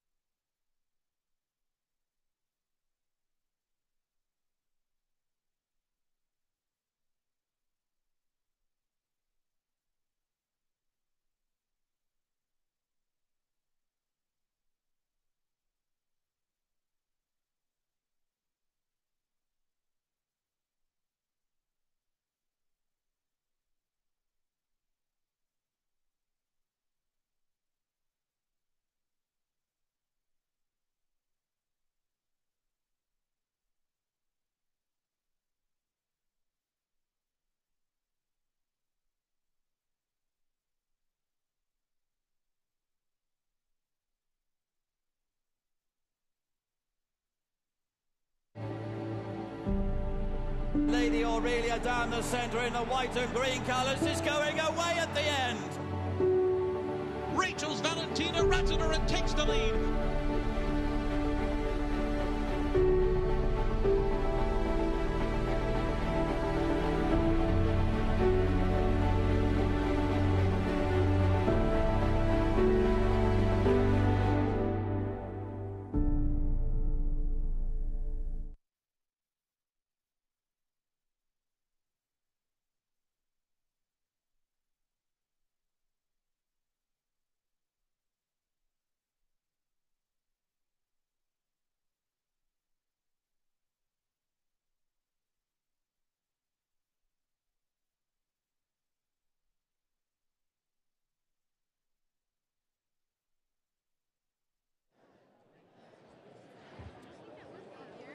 It is now time for race number 9, the Stone Street Lexington and Grade 3 event at mile and a 16th on the main track, and the 7 Praters where I start for trainer Chad Brown. So even going back and looking at his 2-year-old form back in September at Aqueduct when he broke his maiden, you would probably recognize the name of the horse that he beat in that event, Sovereignty. Of course, he would come back for Hall of Famer Bill Mott and win the Fountain of Youth, ultimately finishing second in the Florida Derby, but clearly at the time this horse was sharp enough and good enough to beat a horse like that. And then he came back off the shelf last time out, and I know some people might pick apart the field that he faced, but I actually thought that was a decent group of horses. Kinetic Control, Bear Claw Necklace, these are decent 3-year-olds, and he beat them like they were claimers. I mean, he just completely blew the doors off that field under Tyler Gaffleone that day, and he won in hand. And hopefully, I guess the biggest question for him is whether or not he can take his talents at this level and stretch out to 2 turns for trainer Chad Brown. He is a son of mischief, but you get that Curlin influence on the bottom side with Curlin's approval. The 7 Prater will be the top pick for me. As we go towards the inside, this 3 Bullard. This horse was actually supposed to run in the Rebel at Oaklawn over the course of the winter, but unfortunately he came up a little bit sick. They missed some time with him, and he ultimately scratched out of that event. You wouldn't know that looking at him in the paddock. He looks great. I just had a moment, just a moment ago, I took a look at him, and he looks really, really fit coming into today. I went back and watched that work at Santa Anita on the 5th of April. He worked in company with a horse by the name of Phosphorescence. That horse is a turf horse, but it was an excellent work, and it was a strong gallop out, so it looks like full steam ahead for this horse. And when you kind of look at the way that he has been running, and at least from a physical standpoint, I don't see any issue with him stretching out to 2 turns at all. The number 6 horse, Gosgar, is the other horse in here for trainer Brendan Walsh. He took a big step forward in his second start. He beat a horse by the name of Pitkin last time out, who actually ran here earlier in the week at Keeneland. He was working in company with a horse that you might know in East Avenue, who obviously we saw run in the Bluegrass and ran a huge race in the Bluegrass. So I think that kind of levels him up a little bit. This is a big test for him, and of course he has not tried 2 turns in the past. His debut was at 3/4, ran a good second, and then came back and won at the 1-turn mile at Gulfstream Park last time out. But there, I think the pace, he could be on the lead. It depends on what the 7 Prater decides to do. Prater's very quick, but I think the pace comes from these 2 horses. And Gosgar, again, needs to take that step forward, but he did run quite a fast race in a final time that was decent, all considering, there at Gulfstream Park last time out, going the 1-turn mile. That's the test for most of these horses, whether or not they can get the 2-turn distance at this level. Who is most proficient, I should say, at the mile and a 16th. We'll find out. The Grade 3 Lexington is coming up next here at Keeneland Racecourse.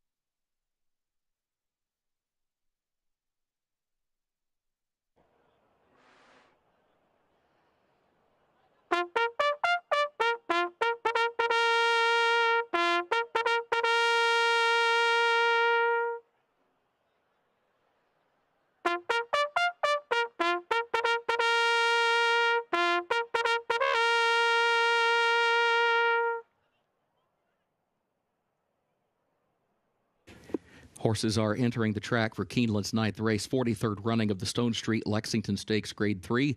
Mile and a 16th over the main track listed fast. Race will finish in the short stretch at the first wire.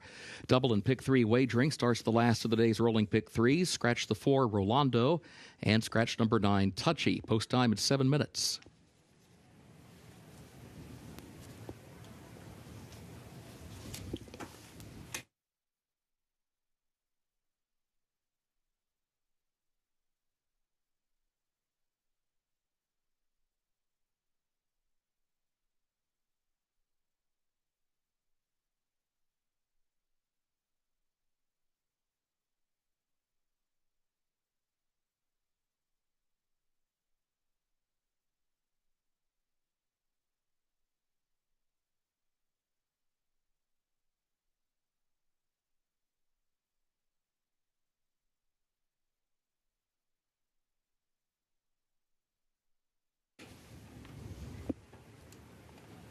Parading to the post for the Stone Street Lexington, number 1, Hard as Life, owned by Circle 8 of Troy Levy.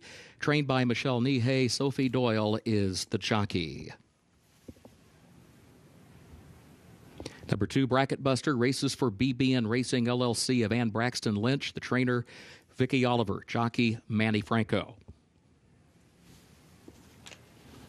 Number 3, Bullard, is owned by Tala Racing LLC of David M. Tala, owned by St. Elias Stables LLC of Vincent Viola. 3 Chimneys Farm, Gonzalo Torrealba, West Point Thoroughbreds Terry Finley, trained by Michael McCarthy, Umberto Rispoli to ride.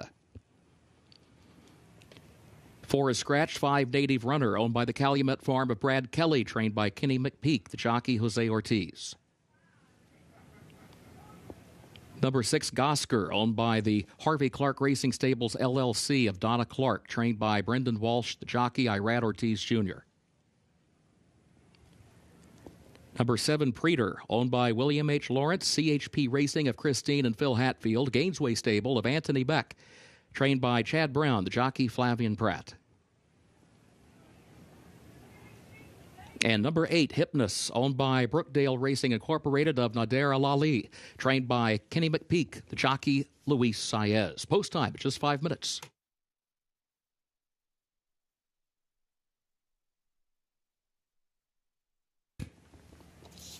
And the Stone Street Best Turned Out Award now being presented for the Stone Street Lexington, Juan Carlo Soto, the groom for number 3, Bullard. Juan Carlo, congratulations.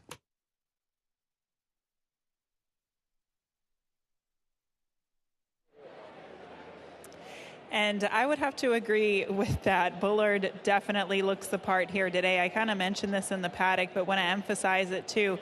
He missed some training. He missed a couple of works during the winter months. Obviously, they originally pointed him for the Rebel at Oaklawn, and due to him getting a little bit sick, they had to scratch out of that spot. And then he came back with these works. Most notably, his last work at Santa Anita was really impressive. Good, strong gallop out as well. He looks fit coming into today. I said this earlier about a different horse, but it's kind of the same way to describe it. If he loses today, it's not because he is unfit. He certainly looks the part.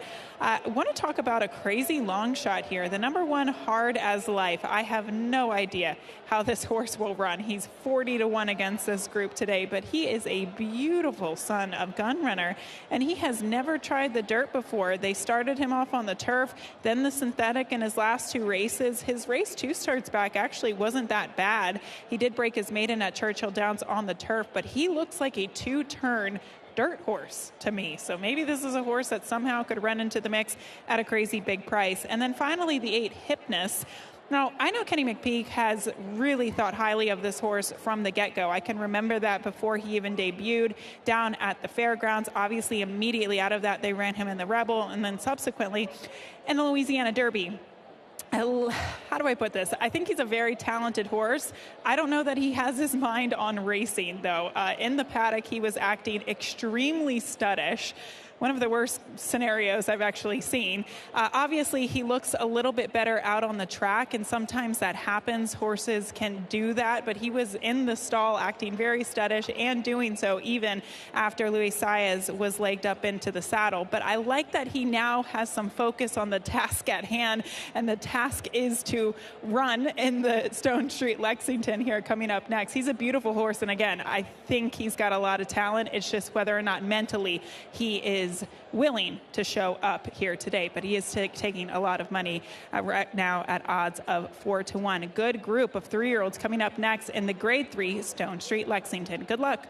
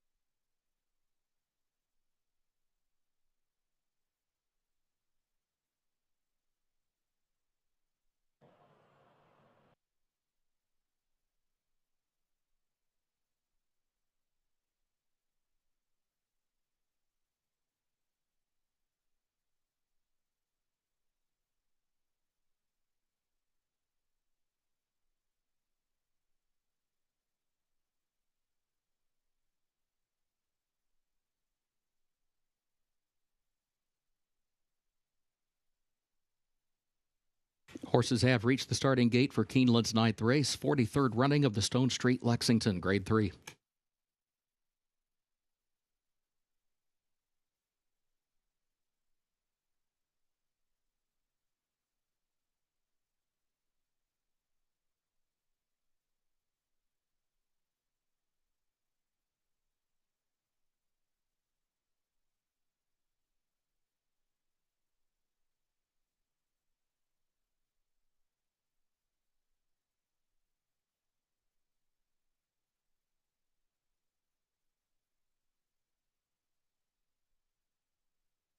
Moving into line, 9th race.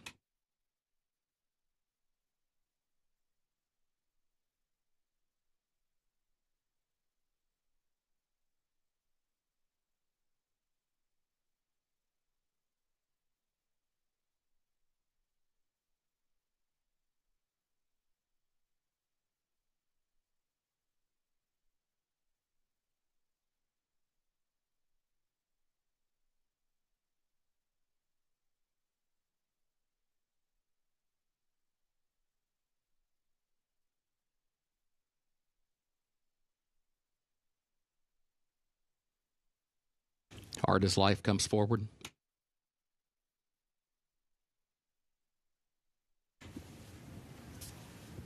Bracket Buster.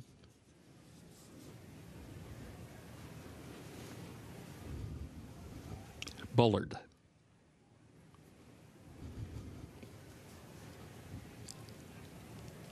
Native Runner. Here's Gosker. Preeter. Hypnus, the last one.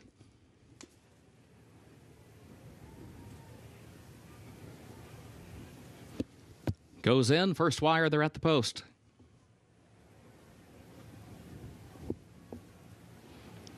And they're off in the Stone Street Lexington. There goes Preeter, and there goes Bracket Buster. These two come to the front in the opening strides. Hypnus is away running in third, followed by Gosker in fourth. Awkward beginning for Hard as Life. Quickly recovers, moves up toward the inside. In fifth, heading into the first turn. Then Bullard, who goes in sixth, and Native Runner last of the seven. Bracket Buster, the early leader. Bracket Buster on top by a length around the first turn. Preeter between horses is second, 3/4 of a length. Hypnus moves up on the far outside in third. Gosker fourth back toward the inside. Hard as Life. Bullard outside of that one, then a break of nearly 4 more lengths back to Native Runner. The opening quarter went in 23.73 seconds. Bracket Buster shows the way. Bracket Buster is on top by a length. Preeter second, 3/4 of a length. Hypnus third on the outside. Gosker is fourth back toward the inside. Hard as Life against the rail, fifth by a head. And Bullard alongside of that one is next to last. Break of 3.5 more back to Native Runner, who continues to trail. 47.62 seconds the time for the first half mile. Bracket Buster, the leader to the far turn, 3/4 of a length. Preeter, second, 3/4 of a length. Hypnus, third up on the far outside. Here's Preeter now trying to draw alongside of Bracket Buster. Hypnus third. Gosker is still fourth toward the inside. Bullard is fifth. They're at the quarter pole, still 6 lengths off the lead as they move off the far turn to the top of the short stretch. Here's Preeter right alongside of Bracket Buster. Then Gosker and Hypnus. Bullard has to go wide, still 8 from the front. Preeter has the lead. Here's Gosker to the outside. Bracket Buster back toward the inside, and then Hypnus and Bullard still far back, and Gosker's got the lead in the final furlong of the Stone Street Lexington. Gosker and Irad Ortiz Jr. to win it. It was Bracket Buster who was home second, followed across the line by Preeter in 1 minute 44.15 seconds.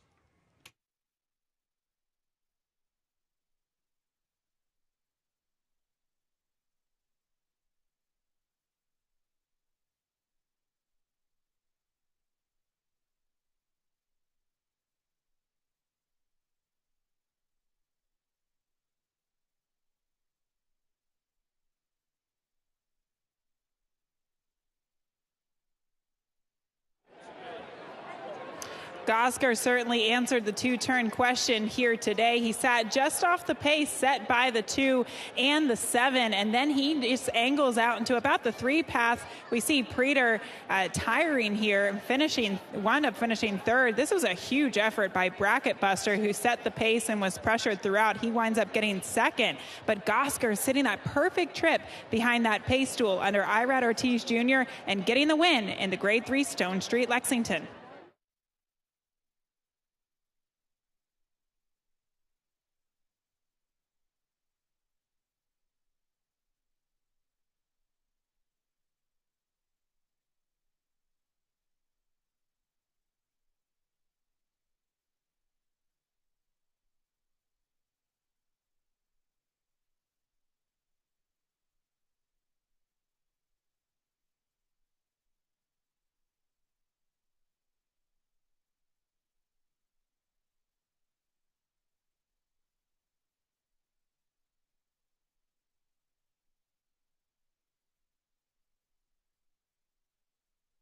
The unofficial results of Keeneland's ninth race: number 6, Gosker, finished first. Number 2, Bracket Buster, second. Number 7, Preeter, was third. Number 8, Hypnus, was fourth. 6, 2, 7, 8, unofficial.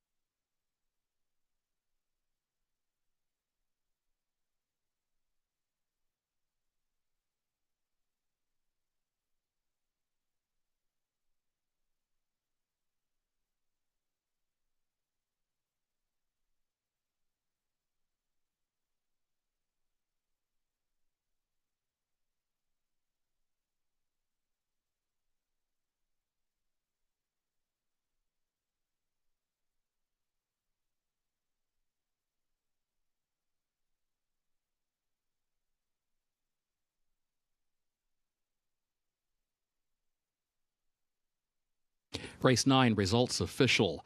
6-2-7-8, the official results.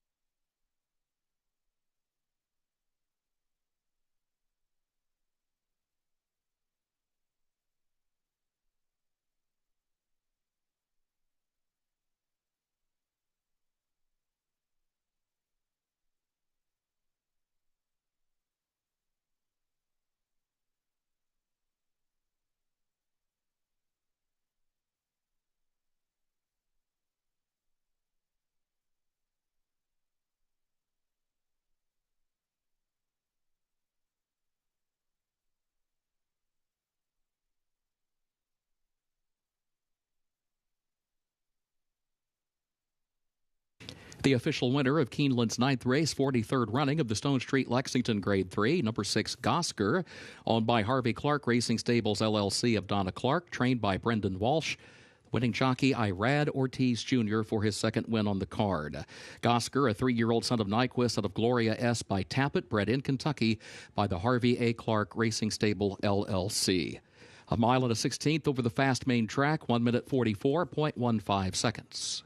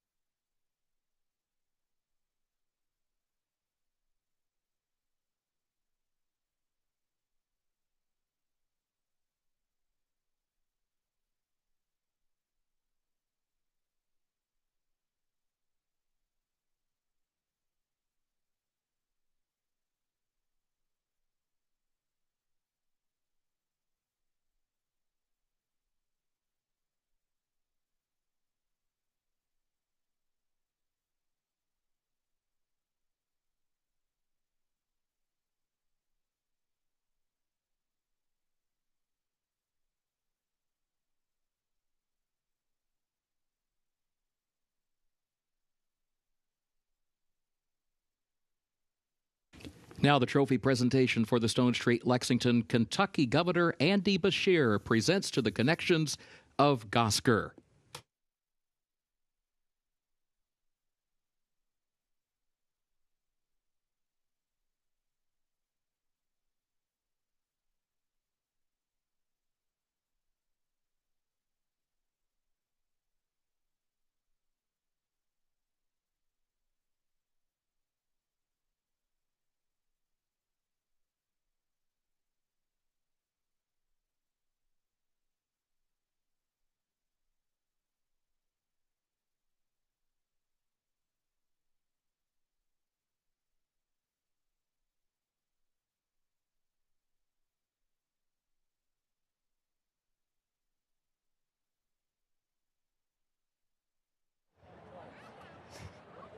Here with the winning connections of the Grade 3 Stone Street Lexington. Irad, when you hopped off the horse today, it looked like you were talking to Brendan, and you had a lot of hand gestures. What were you telling him?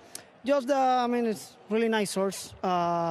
Just run a little green down the lane, looking around. I try to stay straight and keep him focused. And to be honest, after the wire, when he hit the second wire, he start going really nice. It looks like he has plenty on the tank, so that's a little impressive. So, it's fun. It's fun to ride. I have a beautiful trip, and he responds whenever I ask, and he was there for me.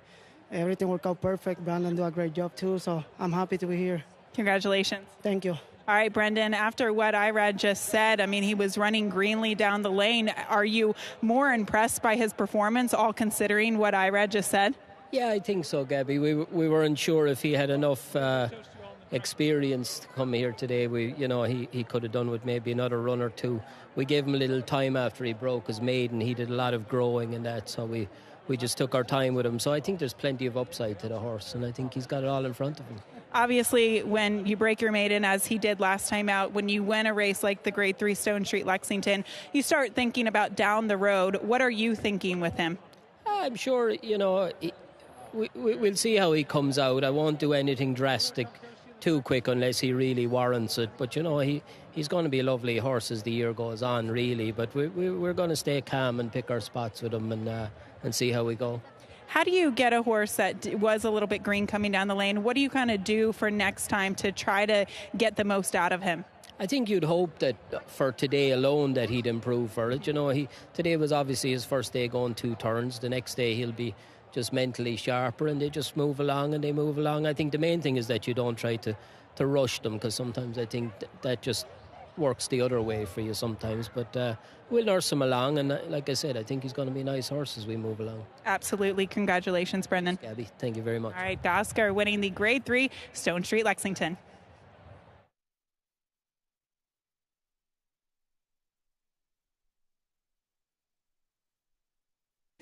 Thank you, Gabby. Keeneland's 10th and featured race upcoming, 37th running of the Grade 1 Jenny Wiley Stakes. Turf is listed good, rail at 0 feet. This will start the last of the day's rolling doubles. Scratch the 4, Vina Arana. Again, scratch the 4, Vina Arana.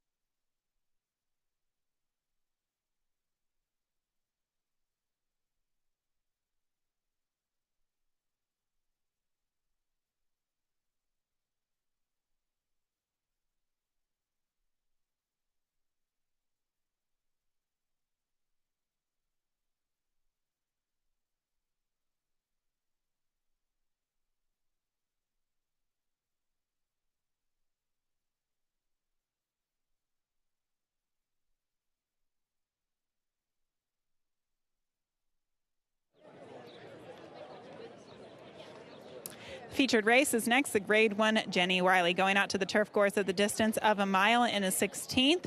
And I start the conversation with the number 7, Kehoe Beach. Now, obviously, this is going to be a big class test for this filly. Last year, when she won the Grade 2 Mrs. Revere, that was going against straight 3-year-olds. Now that she is at the age of 4, this is going to be a stiff test, but she has a devastating speed, and she's been able to show that speed at multiple different distances on multiple surfaces. At Kentucky Downs, going 7 furlongs, at the mile here at Keeneland, and then, of course, a mile and a 16th at Churchill Downs the last time we saw her. I don't know that anybody is as fast as she is, and I think the tactic here is just catch me if you can and see how far you can last. But again, she does have to take that big step forward in order to beat some of the other contenders in here that truly have Grade 1, Group 1 form. The one Excellent Truth is one of them.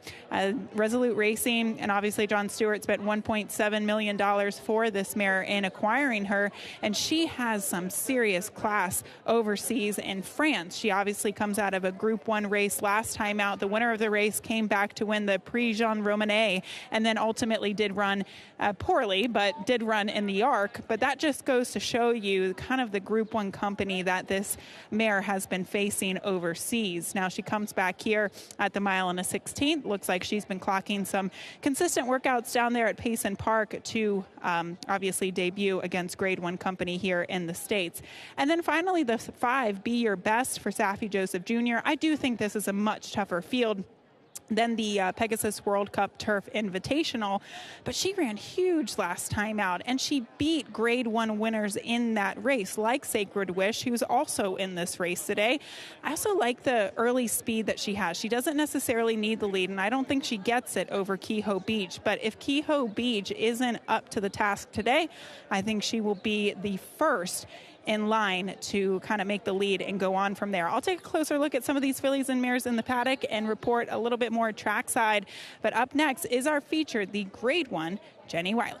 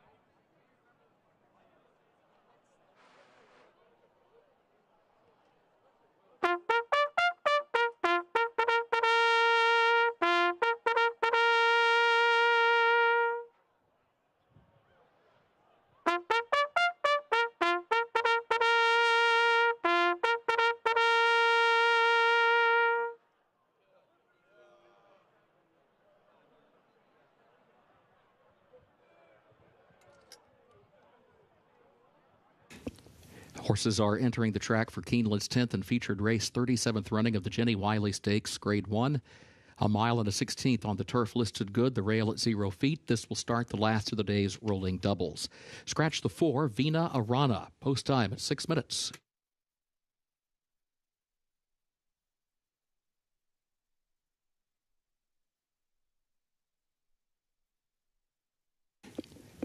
Number 1 is Excellent Truth, owned by Resolute Racing of John Stewart, trained by Chad Brown, the jockey Flavian Pratt.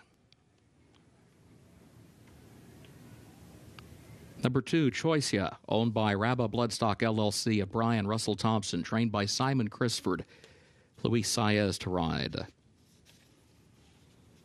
3, Poolside with Slim, owned by Glenn Bromagen II, Patrick Lewis, Sandra Bromagen, trained by Rusty Arnold, jockey Jose Ortiz. 4 is Scratched, 5, Be Your Best, owned by Mike Ryan, trained by Safi Joseph Jr., the jockey Irad Ortiz Jr.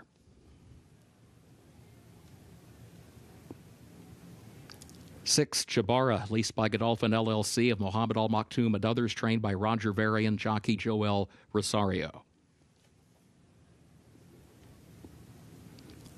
7, Kehoe Beach, owned by Thomas Bachman, trained by Wesley Ward, the jockey Frankie Dettori.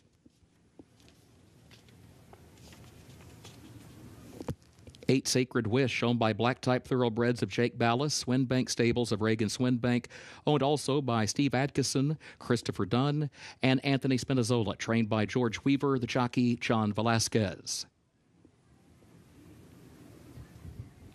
And number 9, No Show Sammy Joe, owned by the Bridlewood Farm of John Malone, Madaket Stables LLC of Saul Kuman, trained by Graham Motion, the jockey Manny Franco. Post time in less than 5 minutes.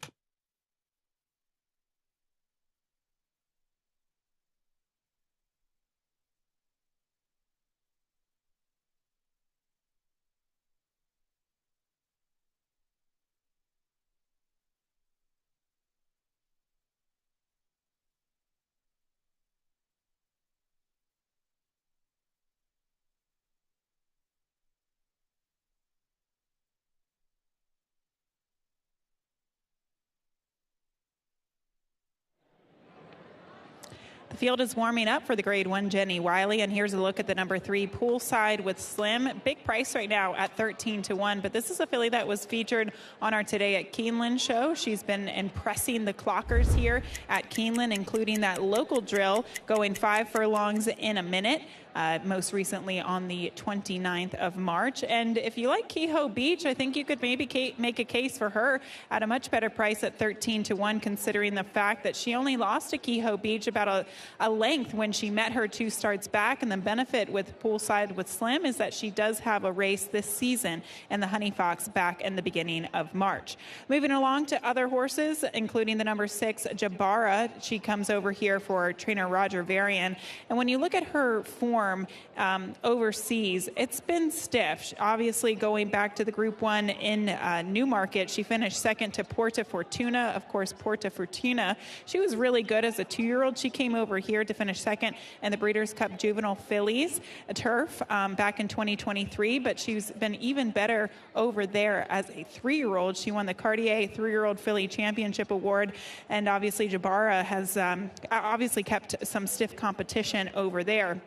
My only concern with her in this spot was the mile and a 16th. Sometimes we do see European horses. They come over here, and although they're going shorter distances, they're able to stay a little bit on this faster, firmer ground. But I guess that would be my only knock against her. Nothing physical, but definitely the distance here at the mile and a 16th, if she's most proficient at this distance compared to the rest of the field.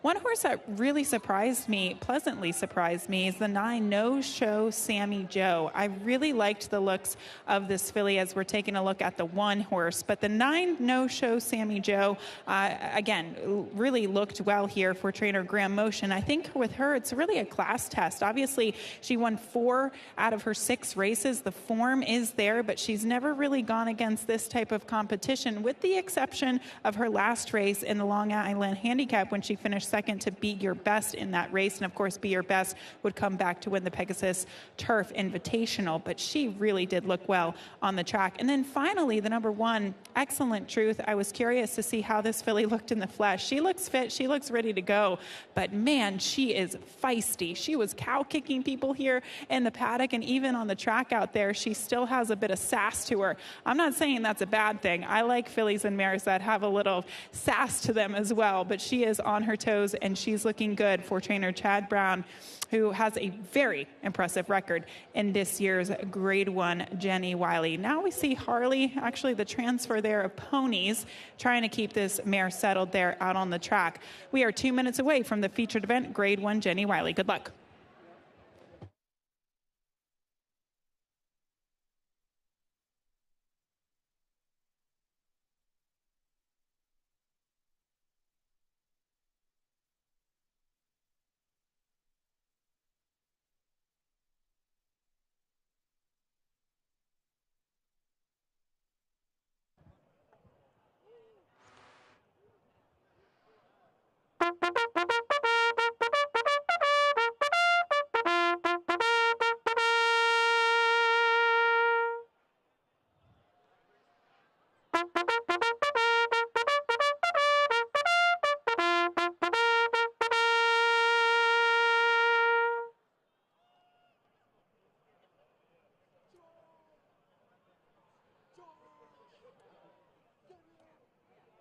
Horses have reached the starting gate for Keeneland's 10th and featured race, 37th running of the Jenny Wiley Stakes, Grade 1.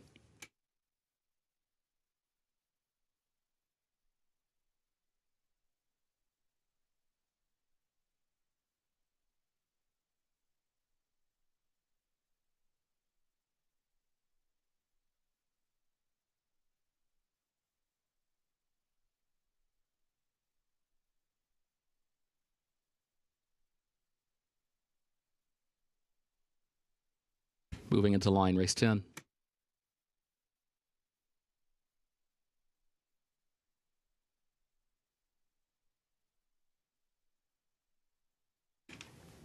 Excellent Truth goes in.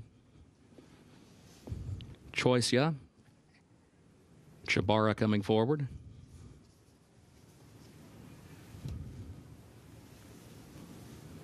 Poolside with Slim at Kehoe Beach. Be Your Best. Sacred Wish. No Show Sammy Joe will be the last one coming forward now.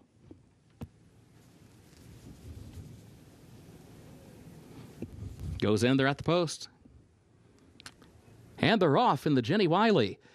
Be Your Best broke alertly, comes right out to vie for the early lead. Choicia there to the inside, Poolside with Slim between that pair. Kehoe Beach moves fast up to the far outside as they head for the first turn, and there goes Kehoe Beach now. Starts to move forward with the lead before the entrance to the turn. Kehoe Beach gets clear and leads it by 2 lengths now. Choicia goes second, Be Your Best is third as they round the first turn. Excellent Truth, fourth back toward the inside. Sacred Wish is a wide fifth and moving up as they head off the first turn and onto the backstretch into fourth within 4 lengths of the lead. Poolside with Slim gives up a spot to her, likewise for Excellent Truth. And then further back, Jabara side by side with No Show Sammy Joe at the back. The opening quarter went in 22.98 seconds. Kehoe Beach is the leader. Kehoe Beach leads at a length and a half. Be Your Best outward from the rail is second, 3/4 of a length.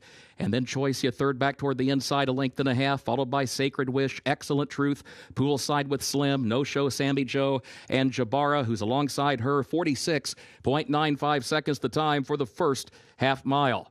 Onto the far turn they go. Be Your Best is making a bid now to try to reel in Kehoe Beach, who still leads it by 3/4 of a length. And then Choicia, third toward the inside. Sacred Wish, 5 lengths off the lead, fourth toward the outside. And then Jabara, Excellent Truth, who's been shuffled back, looks for some running room, 5 lengths off the lead. Kehoe Beach and Choicia coming up the inside. Excellent Truth then, Be Your Best up on the outside. It is still Kehoe Beach, but Choicia now runs by. And Choicia up the rail for the lead. Kehoe Beach is fighting on. Excellent Truth is behind this pair, needing room. It's Choicia with the lead. Kehoe Beach, Excellent Truth to the inside. Choicia, Luis Saez to win the Jenny Wiley. Excellent Truth up the inside for second. Kehoe Beach was third in 1 minute 42.01 seconds.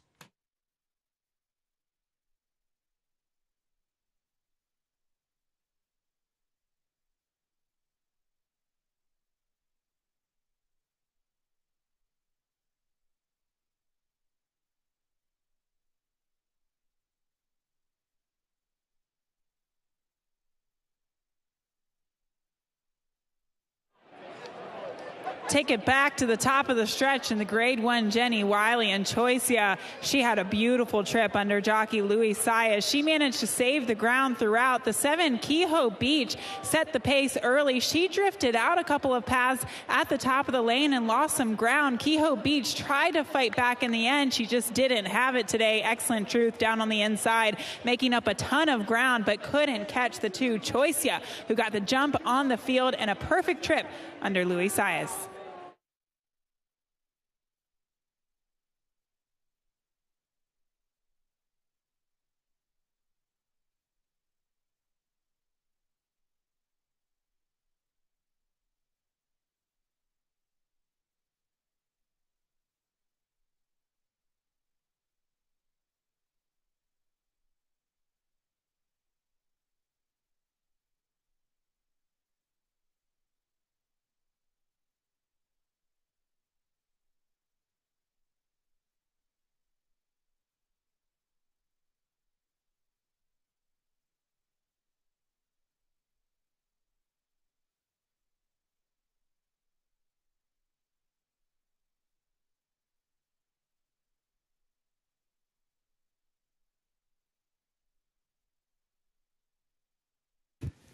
Unofficial results 2-1-7-8 for Keeneland's 10th race. Objection sign has been posted. A claim of foul has been lodged by the rider of the runner-up, number 1, Excellent Truth, against the unofficial winner, number 2, Choicia, alleging interference in the stretch.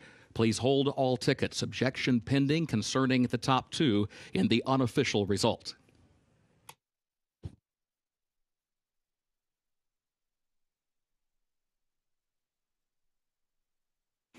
On the television monitors and video boards, the program feed to the left and the head-on to the right. Objection pending. Hold all tickets.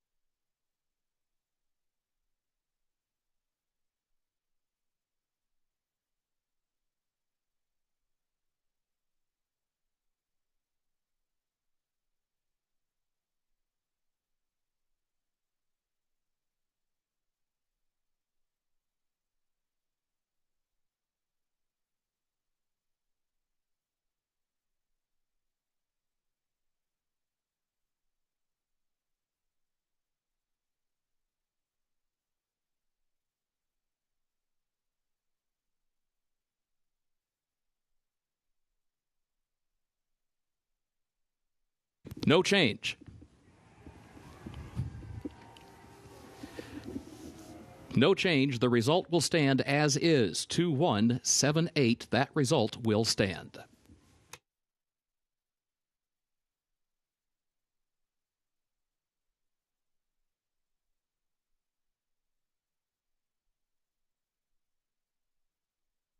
Tenth race results official. 2-1-7-8.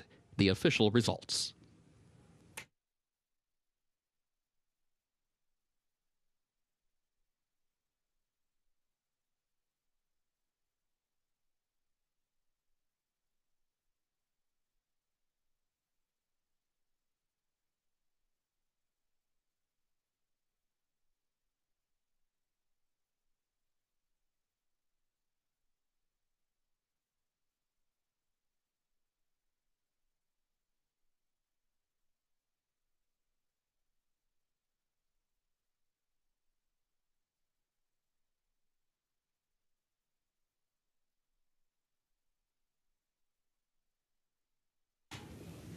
The official winner of Keeneland's 10th and featured race, 37th running of the Jenny Wiley Grade 1, number 2, Choicia.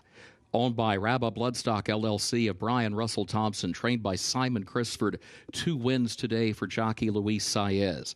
Choicia, 5-year-old daughter of Knight of Thunder, out of Fragrancy by Singspiel, bred in Great Britain by Rabba Bloodstock Limited. A mile and a 16th over the turf listed good, 1 minute 42.01 seconds.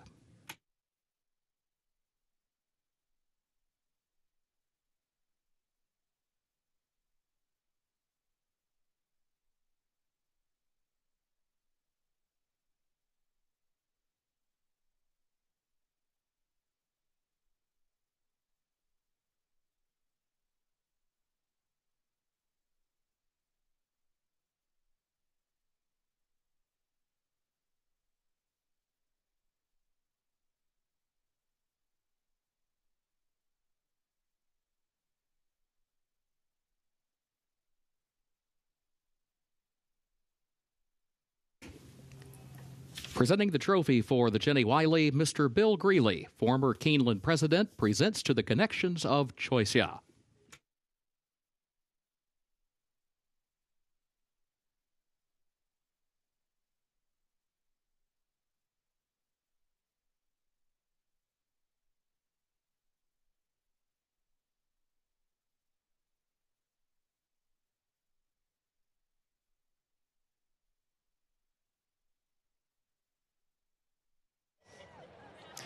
Choicia, this year's winner of the Grade 1, Jenny Wiley. Louis, going back to the beginning of this week, it has been a week of ups and downs. First and foremost, how do you put this week into words? Yeah, I just tried to forget what happened 3 days ago. And, I'm so glad, I'm here and I'm safe and I doing what I love. And I feel pretty good. I feel strong and enjoying what I'm doing. It's amazing and it's very impressive. Obviously, you had to survive a bit of a jockey's objection here.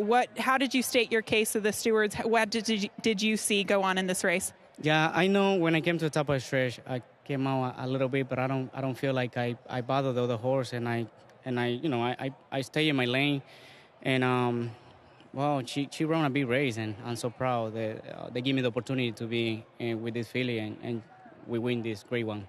Did you love the position you were in? It seemed like you broke well and just were able to save ground throughout the entirety of the race. Yeah, definitely. She broke actually pretty well. She broke in top, but we know the speed's going to go from the outside. So we wait in the first turn, and we tuck in behind, and it was at the perfect spot we was looking for. So happy to see you back, and congratulations. It's been a week of ups and downs, but you go out on top here with a Grade 1 win. Congratulations. Thank you so much, Abby. Luis Saez aboard Choicia in this year's Grade 1, Jenny Wiley.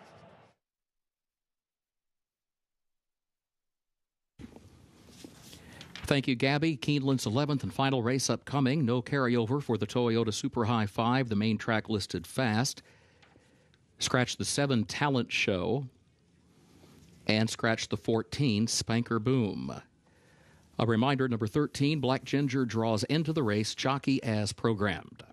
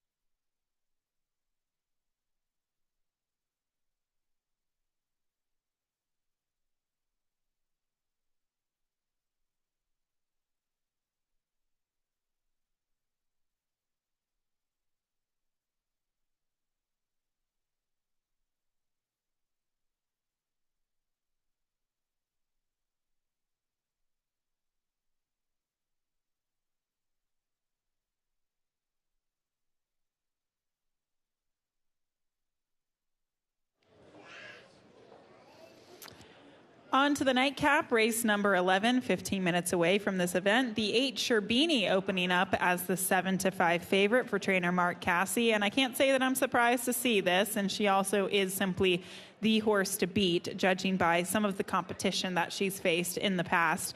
She won her debut, then she came back to face a really nice filly in the Queen's NG, and then after that, Grade 1 Company in the Spinaway and the Alcibiades, of course, losing to Immersive, your eventual 2-year-old filly champion of last year, obviously winner of the Breeders' Cup Juvenile Fillies as well.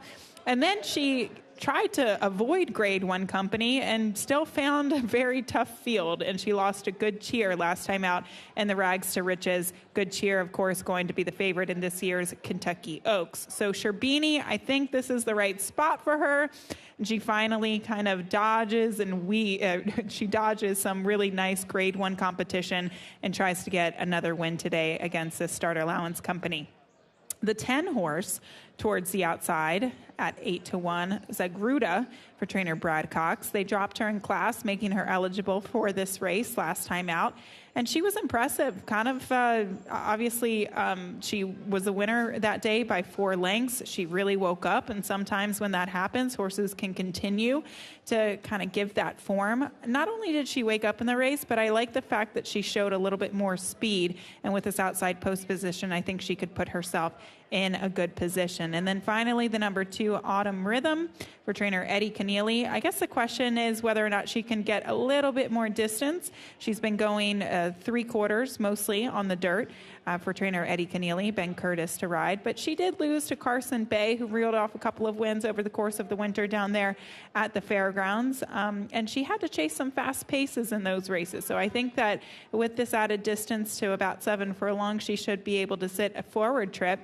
And hopefully she was a little run off her feet in those 2 events. And I think with the added distance, she can kind of get into her rhythm a little bit nicer. The 2 Autumn Rhythm right now at 4-1. Competitive group outside of the favorite, though. I mean, I think it is the favorite's race to lose in Sherbini. Outside of that, you can certainly make a case for other horses to maybe hit the exacta and maybe leverage this favorite in the nightcap. We're 13 minutes away from the 11th and final race. Good luck.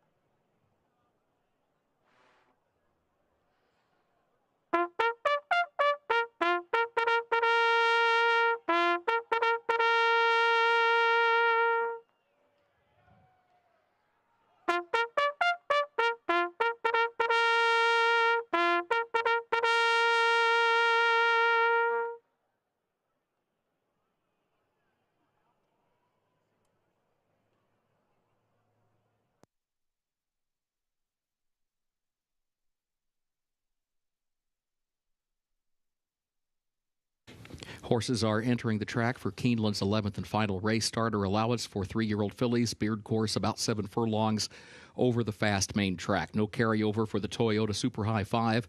Scratch the 7 Talent Show. Also scratch the 14 Spanker Boom. A reminder, number 13 Black Ginger draws into the race to jockey as programmed. 6 minutes till post.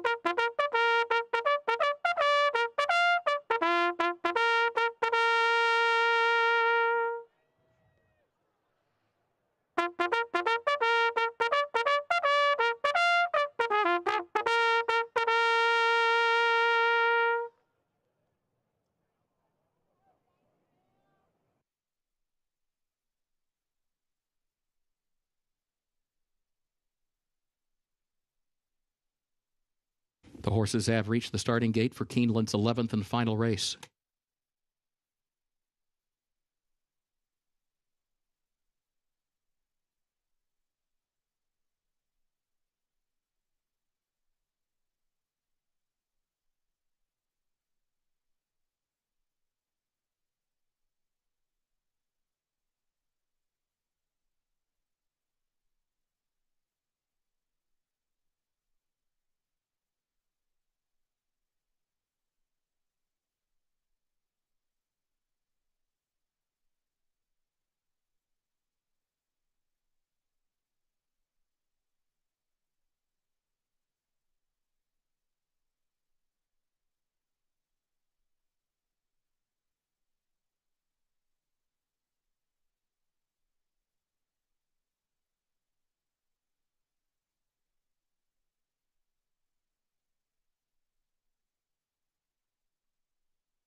Moving into line race 11.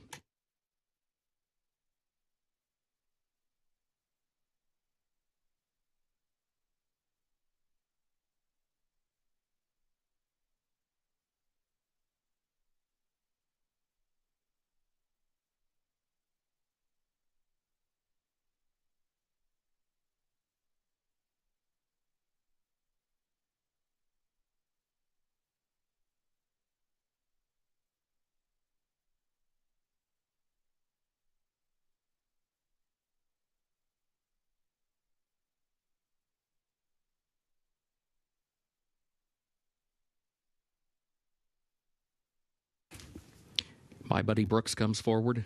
Sagruda.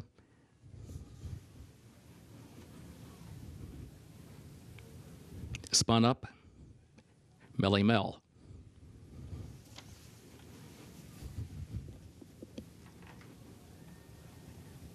Aviso. Boutwell Time. Madeline's Promise walks up.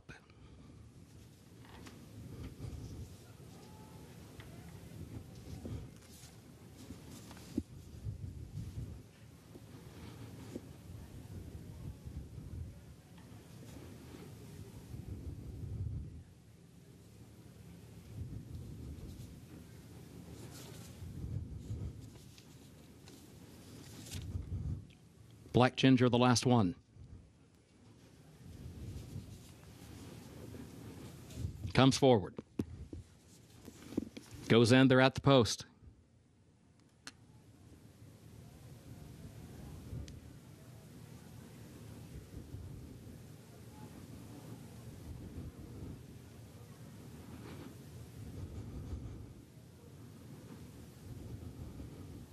Locked up, ready for a start.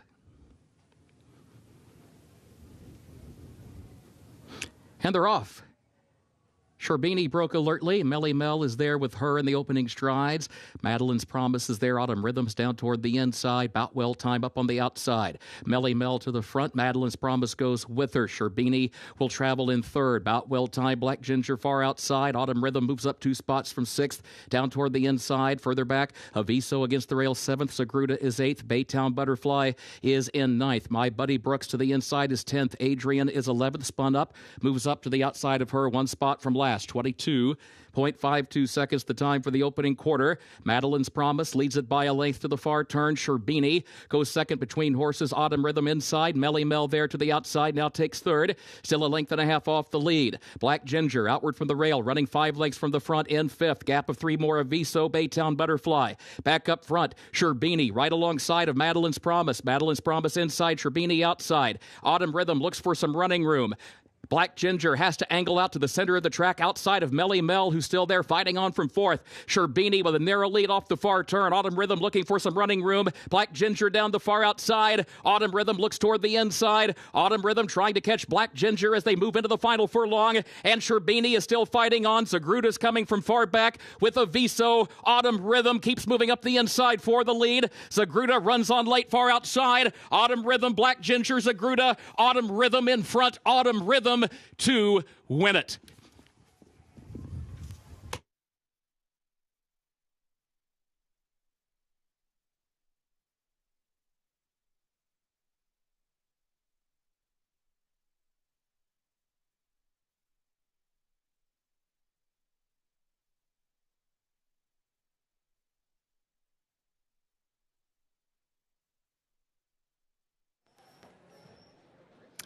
Another one for jockey Luis Saez as he guides the 2 Autumn Rhythm to victory. Kind of got a good position down on the inside, had to bully her way in between horses. We saw the number 8, Sherbini, who was the favorite. She just didn't have much late. 2 closers out towards the center of the racetrack, the 10, and I believe it was the 13, way out there.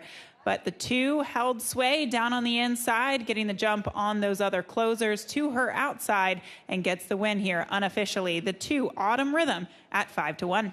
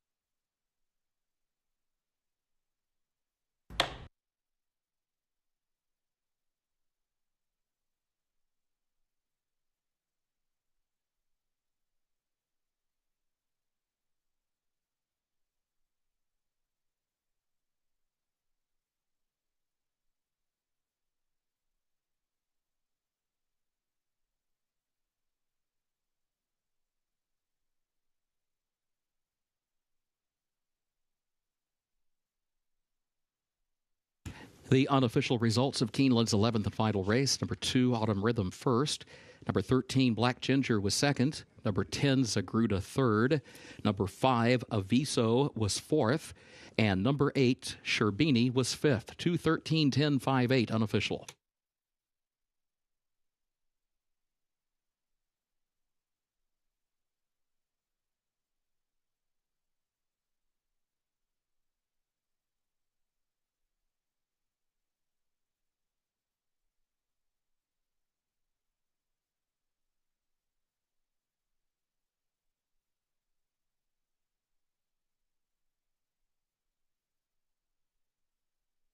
In the winner's circle for Keeneland's 11th race, the unofficial winner, number 2, Autumn Rhythm, owned by the Four Sons stable of Stephen Judy, trained by Eddie Keneally. 3 wins for Luis Saez on the card, including back-to-back wins to close the day.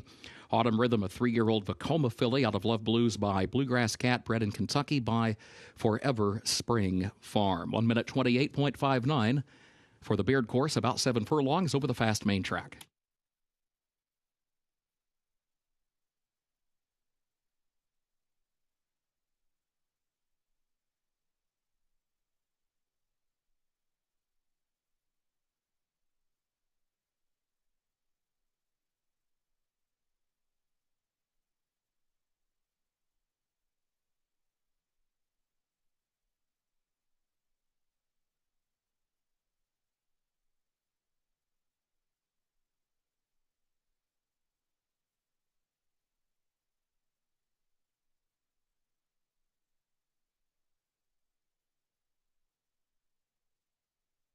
Eleventh race results official.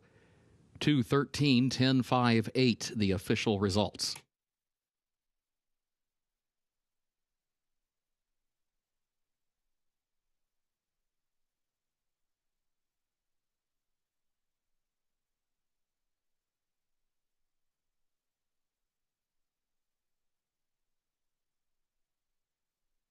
Pick 6 pays on 6 of 6 with a consolation 5 of 6. The late pick 5, 5 of 5 with a consolation 4 of 5. No carryover for the Toyota Super High 5. Live racing resumes at Keeneland tomorrow, 1 p.m. Eastern. The sports bar and the mezzanine bar remain open for simulcasting for another 10 minutes. You may advance wager any races occurring after that time. For now, on behalf of Keeneland, thank you and good evening.